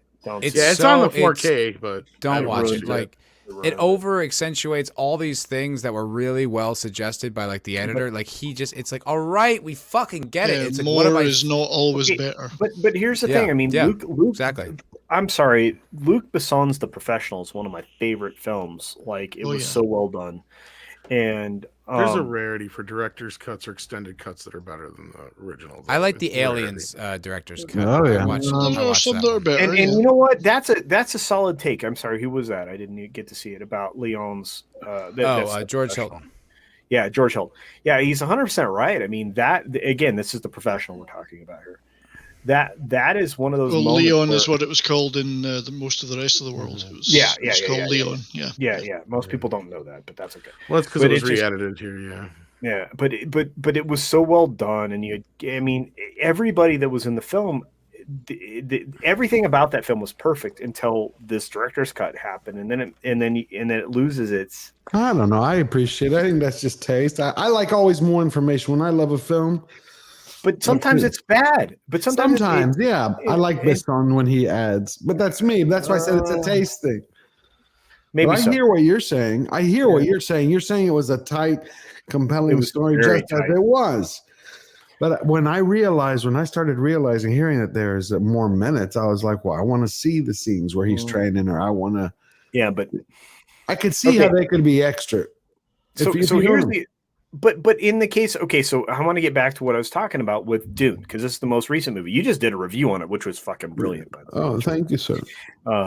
But it's and this is the thing, that particular scene with the Bene Gesserit mother, right? Yeah. That if they'd have left all of that context in, it would have explained a lot more. There was a lot of expository stuff that could have happened. I wish they would have. That'd have been great. And because there's a lot of stuff that's missing from this film that could have explained some stuff to the normies. Yeah. So and maybe less of the grandiose stuff that makes I think it needed another hour. Personally, I could have used another hour. You can't do that to normies. Right. Lord of the Rings. And that's what you got. Yeah, But that's a good argument to be made with Lord of the Rings, though. Okay, hang on a second. I just want to interject this. You're talking about adding exposition and detail to the story for normies. I would like to argue that there was too much detail and too much density to this book for most science fiction fans. And Dune fans are a subset of. You would think we're a subset of that? I'm saying Dune fans are a subset of science fiction fans. That I found this book hard to read, and I never read it twice. I never read it again, and I never touched a sequel. But okay. So here's the problem. The beginning of the book is word meatloaf. That's the best description I've ever heard ever. Right? Yeah. And I can't even remember. I can't credit the proper person for that. But that's what they going over the 30,000 years. It goes over the. It is. I agree. To me, it's hard. It's hard in the beginning. Yeah, really. So, it's like a movie that you have to kind of push through. Yeah, it is. But yet in this film they skip a lot of that. Right? They get into the saliency of the House Atreides, right? Because that's where we dive into it. Right? So you get into Caladan. I finally found the fucking scene. Thank you. Right, and they skipped one of the most important parts, which Lynch included in his first film, which was space time. Like what is space for? And he gave the examples.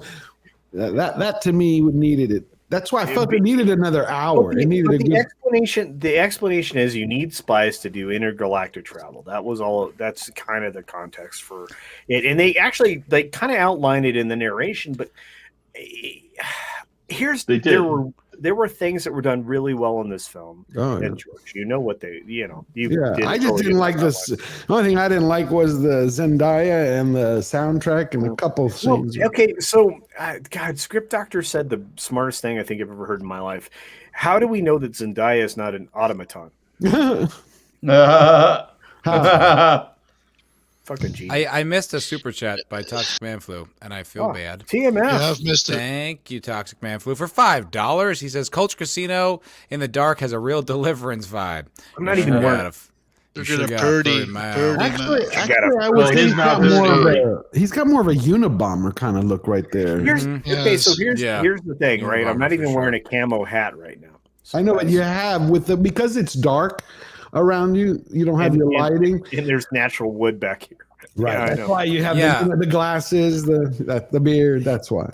He does look like he's in an outpost making like conspiracy radio broadcasts in like the 80s. Like, this is what they're not telling you about the radio. Yeah. So all of a sudden I'm Alex Jones. I'm camped in it like a cabin.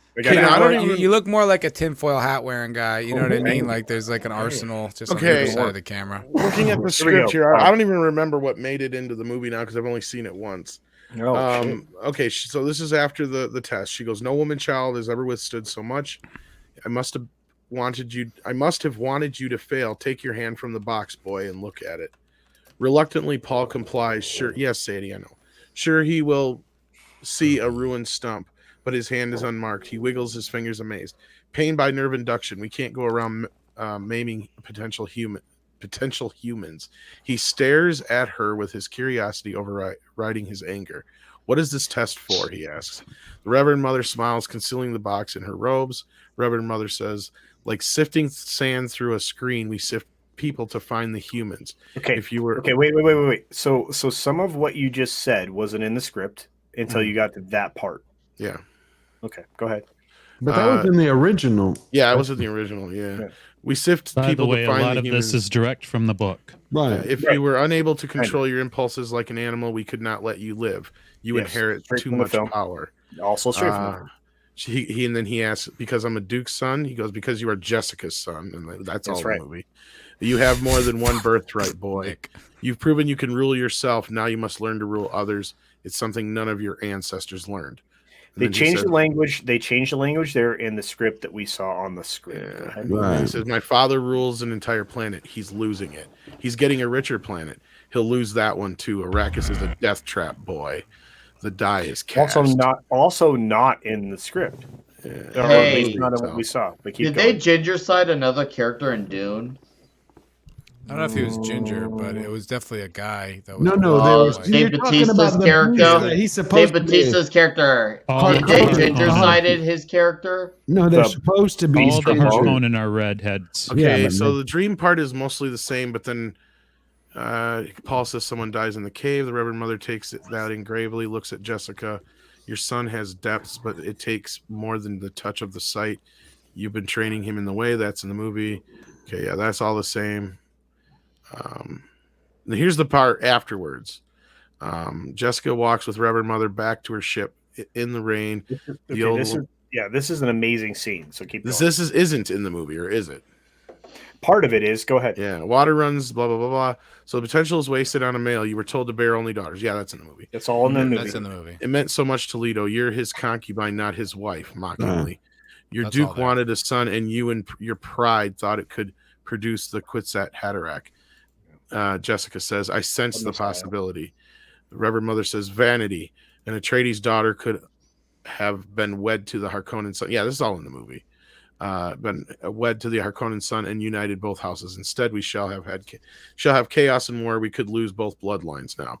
The defiance drains out of Jessica. She looks frightened. Mother continues. The missionaria protectiva has prepared the way. There is hope for the boy, but for the father, Okay, so some of that is. Let's move. None. No, some of it's there. We have prepared the way. Keep going, Tom. Sorry. Okay, this is where it goes. I think this is the parts you're talking about. That's Yes. cut out. But anyway, then it cuts. She leaves. Paul comes out. Then they have their little bit together that is in the movie. He comes from the shadow. And then he goes. She said, "I have more than one birthright." What does that mean? The Bene Gesserit provide concubines to the noble born. That is not in the free to film. marry for political advantage. We're companions, bodyguards, counselors. We bear extraordinary children. We say we exist to serve, but that's not all we do.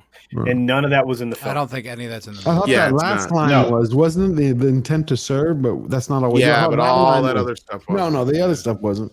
No, they cut. They cut so much context out of it, and So a is lot the of it. cumulative effect is the cumulative effect of that it makes it harder to understand.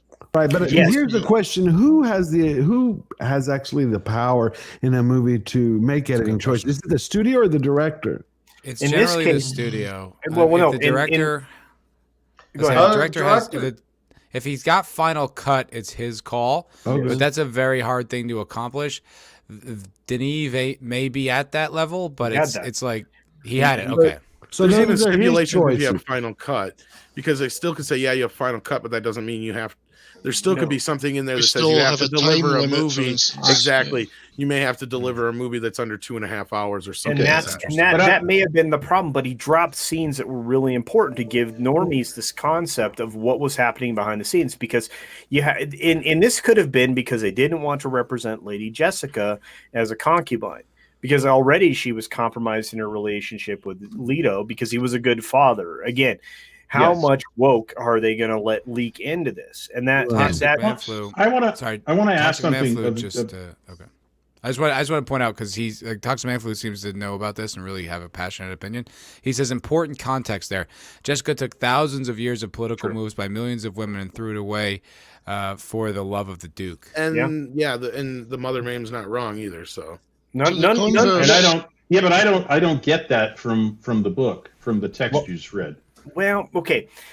All I get is that the plan was that they'd only bear girl children. Well, in her Women hubris, she thought that she would bring forth the male, and even though it was okay. That's not love of the Duke. That's hubris. That's no. But well, I'm confused. No, because the Duke wanted a son, and they get to control those Bene Gesserit can control what type of child they have. So the Duke wanted a son, so she disobeyed her boss and had a son instead of a girl, because the nun said only girls will you bear. And she's trying to justify that to the mother you see that love returned just in a few scenes later, where Leto essentially says, "I should have married you." Yeah. Okay. I mean, all of this is way more complex, and this is the problem. There is a lot in the book that's not in the film, and I would argue that it would have destroyed the film if you'd put it in. What they do in the film is one thing, because that's why I couldn't stand the damn book. If you in the film, this is as if Tolkien had been telling us what color the goddamn plates were on the table. Okay, well, it's kind of like a Thomas Wolfe style. Oh wait, hold on, that's not the best example. But I just want to say what they do is they show, not tell. You see the Reverend Mother in the Atreides household, and then you see her talking to Baron Harkonnen, and basically giving him information that he shouldn't have. Right. Okay, so what you get is that they are meddlers. But they meddle in the affairs. Just for the sake of your example, Tolkien spent a lot of time explaining a lot of shit. He did. But he had a bigger brush than that. And the problem I have is that this is like looking at one of those Dutch masters who was painting a cathedral on a piece of board that's 6 by 9 inches, and he's using single or double hair brushes to paint the details. You need a magnifying glass to see it. Well, I've always felt the book was too dense, and I'm a big science fiction novel thing. That's my thing, And that's why I say it's a subset of science fiction fans. I'm not denigrating your fandom. I'm not denigrating anybody who loves this book. I'm just saying I could not get past the forest of details. Except that, I understand, and everything that you're saying, I get, because there are some books that I will step away from because I don't care about the intricacies. The minutia, it does not interest me. But that doesn't change the fact that if you had some of the information, it would have given you greater context for what was happening behind the scenes. There is a political struggle happening here. Well, it's a feudal system. It's a feudal system. Emperor, barons, lords, and that's feudal games. Yeah. Didn't the film explain that the reason why the emperor pulled the Harkonnen off of Arrakis and gave it to is because why? And the reason given in the movie is that he's too popular. The Duke is too popular. He's too popular with the other houses, and they looked at him for guidance. Except that that's not exactly how it worked out. But yeah, I mean, for a while, the mindset fallow. Well, the easier way to think of this is like Star Wars. And the problem is that Paul is not Luke. No. Paul is Anakin. Yeah.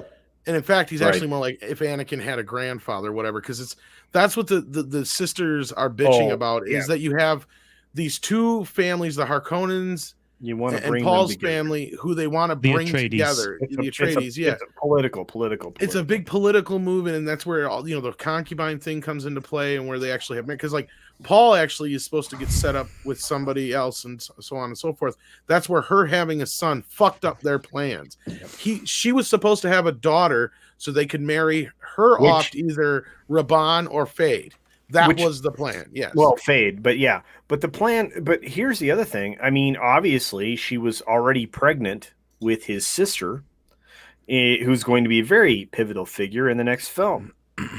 So there's so much to pay attention to So here. let me ask you a question, guys, because I haven't seen it yet, and I am going to watch it soon, next few days. So there are things not in it. There are things not in it, but is there, on the converse side, are there superfluous things in it that could have been taken out? Oh God, yeah. Put those things in. That's a good question. Well, that's what I was going to say before. I man. think Denny pulled a fine line here of what to show, not tell. Right. And then at the same time, though, coming from somebody who does know a lot about the source material or where the story is coming from or where it's supposed to go and all that kind of nonsense, or however you want to put it. It's not really nonsense, but you know what I mean.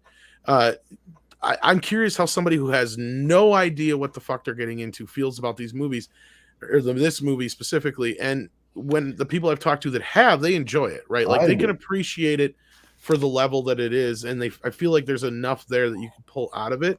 But now, then again, you've got people asking questions, you know. So, like, I'd say the number one critique of the film, and I think it's a valid one, is the abrupt ending. Oh, well, yeah.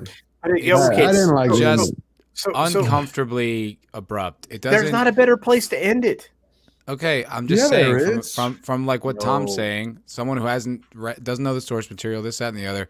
It was just abrupt. It was sudden, and you're like, oh, like luckily I had someone say it like to me in a chat before I'd seen the movie, but it's just like it literally just stops. And I think Critical Drinker made a joke about that tonight. It just felt like someone was there with like a stopwatch, being like, all right, that's all we have time for. We got to stop now. Maybe it felt that way. It felt I abrupt. made a point this morning that I think is what it's all about, at least in my opinion, is this is the point where Paul becomes a man. Yes. Right. And that's why they ended it there, because from here on out is a totally different Paul. Right. And, yeah. Because the moment because you see throughout this entire movie, you've had 3 strong men and his mother protecting this boy. Right. They've been around him this whole time, protecting him like a bubble. And then he's had all those things stripped away one by one by one. And now here he is being his mother's champion. And at that moment, becoming a man. Right. And that's signified with Shawnee, you know, going, who the fuck do you think you are, boy? And then after she kills that dude, she's, you know, all his, right? I didn't understand this about the movie, though, right? So he volunteers to be his mother's champion, right? But like his mother just kicked the shit out of their leader. Why does she doesn't need him to be the champion? But that's the point. It's his transition from boyhood to Right. manhood. She doesn't need to protect him, but that's it's also the Fremen's tradition, right? That champions are male, which was, I think, Tom, came up in your stream earlier today about how this isn't woke, because it actually has male-female relationships that are not powerful women. If the powerful women are powerful, they're behind the scenes. Well, really, because if you look at it, the only reason Paul survives this, like, it is his mother's fault that he's kind of in the position he's in. But the only reason Paul survives all this shit is because of the 3 positive, strong male role models he's had in his life, through Gurney, go ahead, Closer. No, please go ahead. I'm sorry. Well, just through his father and you know, like Momo and Leto, Gurney, and Duncan. Duncan, yeah, right. Which we'll know that Duncan comes back, and Gurney comes back, and even Yui to a point, even though he got the shaft in this story, right? Well, and this and Gurney and, never leaves. Such a dildo. You dick. No, I'm saying we'll see Gurney again. Is what I mean. But here's the thing: when this film, it showed you that he has the ability to see the future, but it's jacked up. The results are not exactly what he expects. I like that about the movie. I thought that was cool. Yeah. This is the beautiful way of storytelling. This is okay. I'm going to give Denis some credit here. That kind of projection of the future, it married with what actually happens, perfect. It's exactly what you should expect from the film. It's really smart filmmaking, because it in a good way it subverts your expectations, because you're like, oh well, he can't kill this guy. Well, it was stunning, but it's like he can't kill this guy because he has got a vision that he's gonna live and then be friends with him. And it was the other like thing I like the way they did that. That was really go ahead. Here's my question. I want to know what happens if the second one is successful. Are they going to continue the series? Because I'd like to see where they get to the golden path.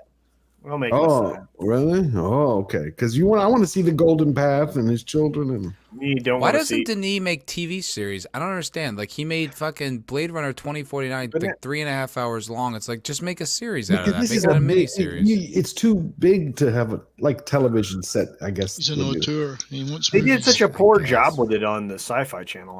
I think that should answer that. No, question. I mean it's It's just a a different big time, film. though. It's a big It's a film. totally different time. Could you imagine if we saw the first Star Wars on TV? How would you think about it? I mean, some films are made for the big. No, George, look, I'm not even George, you're right, critiquing yeah. necessarily his choices with Dune. No, I just no, think I'm just some of saying. this, like he seems to be a guy who likes big scope, and that's cool. But it's like I would have absolutely preferred a Blade Runner miniseries or even running series to that movie. Well, we're getting a Bene and it Gesserit series like maybe you're getting- Dune would getting- serve a similar, I don't know, a similar end. Yeah, but you're getting your woke jam in the TV series Tom was just talking about. So just hang on, Matt. You'll get really excited because you'll be able to. And see that a might woke- be why they're saving. I'm the woke GRRM guy here. failed. Like all of a sudden, like what is this? Like, GRRM failed. Look. Maybe there they'll might get be to another do it reason. with this. There might be another reason why Denny decided to take a lot of the expository stuff out of this movie, because I'm sure the Bene Gesserit Sisterhood series is going to handle a lot of the prequel stuff. Yes, Right, it's going to handle a lot of the setting up stuff. There's no sense in explaining a lot of the Bene Gesserit when that series is going to do that. I feel like they saved a lot of stuff for the sequel because you're bombarding people with a lot of stuff in this movie. And you have at least 3 scenes that were probably already shot for the part 2. Well, as I've said before, yeah, the script goes on for like 3 or 4 more scenes than what the movie does, but those are clearly ones we probably shot for the sequel. Yeah. And that helps with the time jump because I hope so anyway. There's a massive time jump in this film. I'm then just grateful that someone's made a big budget spectacle science fiction movie that isn't bad. It isn't full of woke crap, and we've had a lot of comic book stuff, a lot of action movie stuff. And this is science fiction, and I'm very pleased that that's happened. You know what I'm more glad about? That this is the argument and not how intersectional. I'm so glad to hear this conversation because I just watched this movie with my girlfriend a few days ago. And since I'm the normie, I'm just listening to you guys and I'm like just dissecting all this information. I'm like, wow, this is really fascinating stuff. And it's nice to hear this conversation. It's very refreshing because we're not used to this type of conversation. We're so used to talking about how bad something is. Like Used it's to so be much used more to it a refreshing. long time ago. Right. It's been a long Getting time. back to it. Yeah, I just want to say, guys, like I'm enjoying what I'm hearing. Hence why I've not spoken a lot. You guys are killing it, and please don't stop. I'm loving what I'm hearing about doing it, helping me know more about it. Killing it. Yeah, Culture and Tom are annihilating this. Yeah, but here's the thing: we have to actually stop because we're going close to 4 hours, and I know we're all getting tired, and I've got to go to bed. But I will say we will have woke. We will have woke when Eternals comes out. We can ridicule the hell out of that. Oh, there's plenty of opportunity left. Oh, that's gonna be need clobbering after that one next week. Keep your eye out. George, when I saw this thing 3.5 years ago, I was like, "Oh, this is gonna suck balls." So yeah, George, the Eternals is going to be what the military calls a target-rich environment. Target. I thought it was FUBAR. No, and what we call a steaming pile of shite. Well, George, target-rich environment is where all of your enemies are stupid enough to be standing in a chow line at the same time while your mortars are in range. What's weird? What's weird Fubar is on one side is target rich on the other. That's all. That's right. Okay. That's right. You're going to have 4. This is the weird shit. You have 4 things that are boarded right now that are either in pre-production or on its way to production or in production that are also going to suck in a huge way. So we're going to have a lot of fun over the next. Oh yeah. I mean, I watched the trailer a couple of times last night because something kept hitting my mind. I'm like, I realized it. They keep forming triangles. You have 10 cast members and they keep forming triangles. I'm like, what is this, a cheer fucking squad? Photo shoot. Yeah, it's a photo shoot session. They start like going, Eternals assemble. And, doing the whole. It's like the Ginyu Force from DBZ. It's the Ginyu Force from DBZ, but with Jack Kirby's Eternals. And it's sad that they've already butchered this and I've not seen this. And I've had people get mad at me. They're like, oh, but you haven't seen it. I'm like, dude. They've already erased and gender swapped 5 out of 6 out of characters. Said that they did it with intention because they said that if they do it with lesser known characters, that they would get less blowback. So this was very intentional. This wasn't about the bad actor. And that's not to disregard some of the actors. Yes, I get it. Yes, we like Salma Hayek. But let's not forget, she was hired with intent for diversity first. Yes. She has talent. No one's going to deny that. But they looked at diversity first, even for her. And that is the tragedy there. And on top of it, when you read a Jack Kirby comic book, there's a certain visual element that goes with it. And comics, as I've said 800,001 times, are a visual medium. And that meaning is that much greater when you read something from Jack Kirby, whether it's Fantastic Four, The New Gods, Black Panther, Captain America, and especially the Eternals. I mean, I wouldn't say his writing is the best in that one, but some of his art is the best in that one. And you look at the original Kirby art in the Eternals, you will see why the Eternals needs to have that type of look, especially in the modern age where we have all this incredible technology to give us the colors and that Kirby look and feel. Say what you will about Thor Ragnarok, at least that movie gave us the closest thing to a Kirby look-alike. Here, here. And on that, we're going to wrap it up. Toxic Man Flu for $2 says, Mohawks make you woke now, Matt. Duh. Yeah, you're right. That's true. It's like the male version of having a blue hair, asymmetrical bowl cut. But thank you guys for popping in. I appreciate everyone watching, especially guys like Soul Assassin and Central Dildo have been here the whole goddamn time. Thank you so much. 4 straight hours. You guys are awesome. Amazing what you can do when you're in prison. It's true. It's true. You got a lot of time on your hands. Make sure everybody subs to the new kid on the block, George the Giant Slayer, who's going to be bigger than all of us. He's good. He already is. It's okay. Yeah, he's good. He's actually good, but so it's earned. It's like he's good. So it's got whatever. A lot of love. Got a lot of love on FNT tonight. Nina Infinity says, "Good convo. Good night. Thank you, and thank you for coming on, Nina. We had a pretty interesting." Still listening. We had a pretty interesting conversation about Weather Katie earlier, which if you guys didn't catch Nina's it, go back good and peoples. She is. I love Nina. Nina is great. Absolutely. But what's Weather Katie? No, we can't revisit that. It's a whole thing, George. Everywhere you go, you always take the Weather Katie with you. No, at the second hour, from like hour 1 to 2. Okay, I'll go back and go back, check it out. Katie is a lovely girl. Don't even go there. Yeah, she's a lovely girl with terrible ideas. Okay. But anyway, thank you guys for hanging out. Make sure you sub to the fine gentleman on this panel. 32 Flavors and Nick Weiser, that 70s rock fan, Tom, of course, and Culture Casino. Make sure you follow Culture Casino if you want all of your feminist lectures. That's where you get them. He does them in 6 minutes. Not once in my life have I ever done that. And you wear to match. That's true. That, you know what? That was a disparagement that shall not go unanswered, sir. Culture, get him banned from Twitter. Yeah, exactly. He already did that himself. Why am I hearing Bugs Bunny in my head saying, "Of course you know this means war." War. You know this means war. I did get a last minute super chat coming in from Jack Nerdy for $25. He's getting nerdy. He's getting Jock and nerdy. He just popped in and he says, "Here just cuz." Well, thank you, sir. Thank you very much. You always good to see you. What's that? Get the last toxic man flu. Yeah, you get another with the woke. Yes. With the woke Mohawks, yeah. Yeah, exactly. I did get that one. I got that one. Yeah. Speaking of Wocox, dude, seriously, with the hair. Dude, I'm a belter. This is how we dress. I got my tattoos. I'm all in. So thank you guys. Happy to have a fun holiday Halloween weekend. Don't get in too much trouble.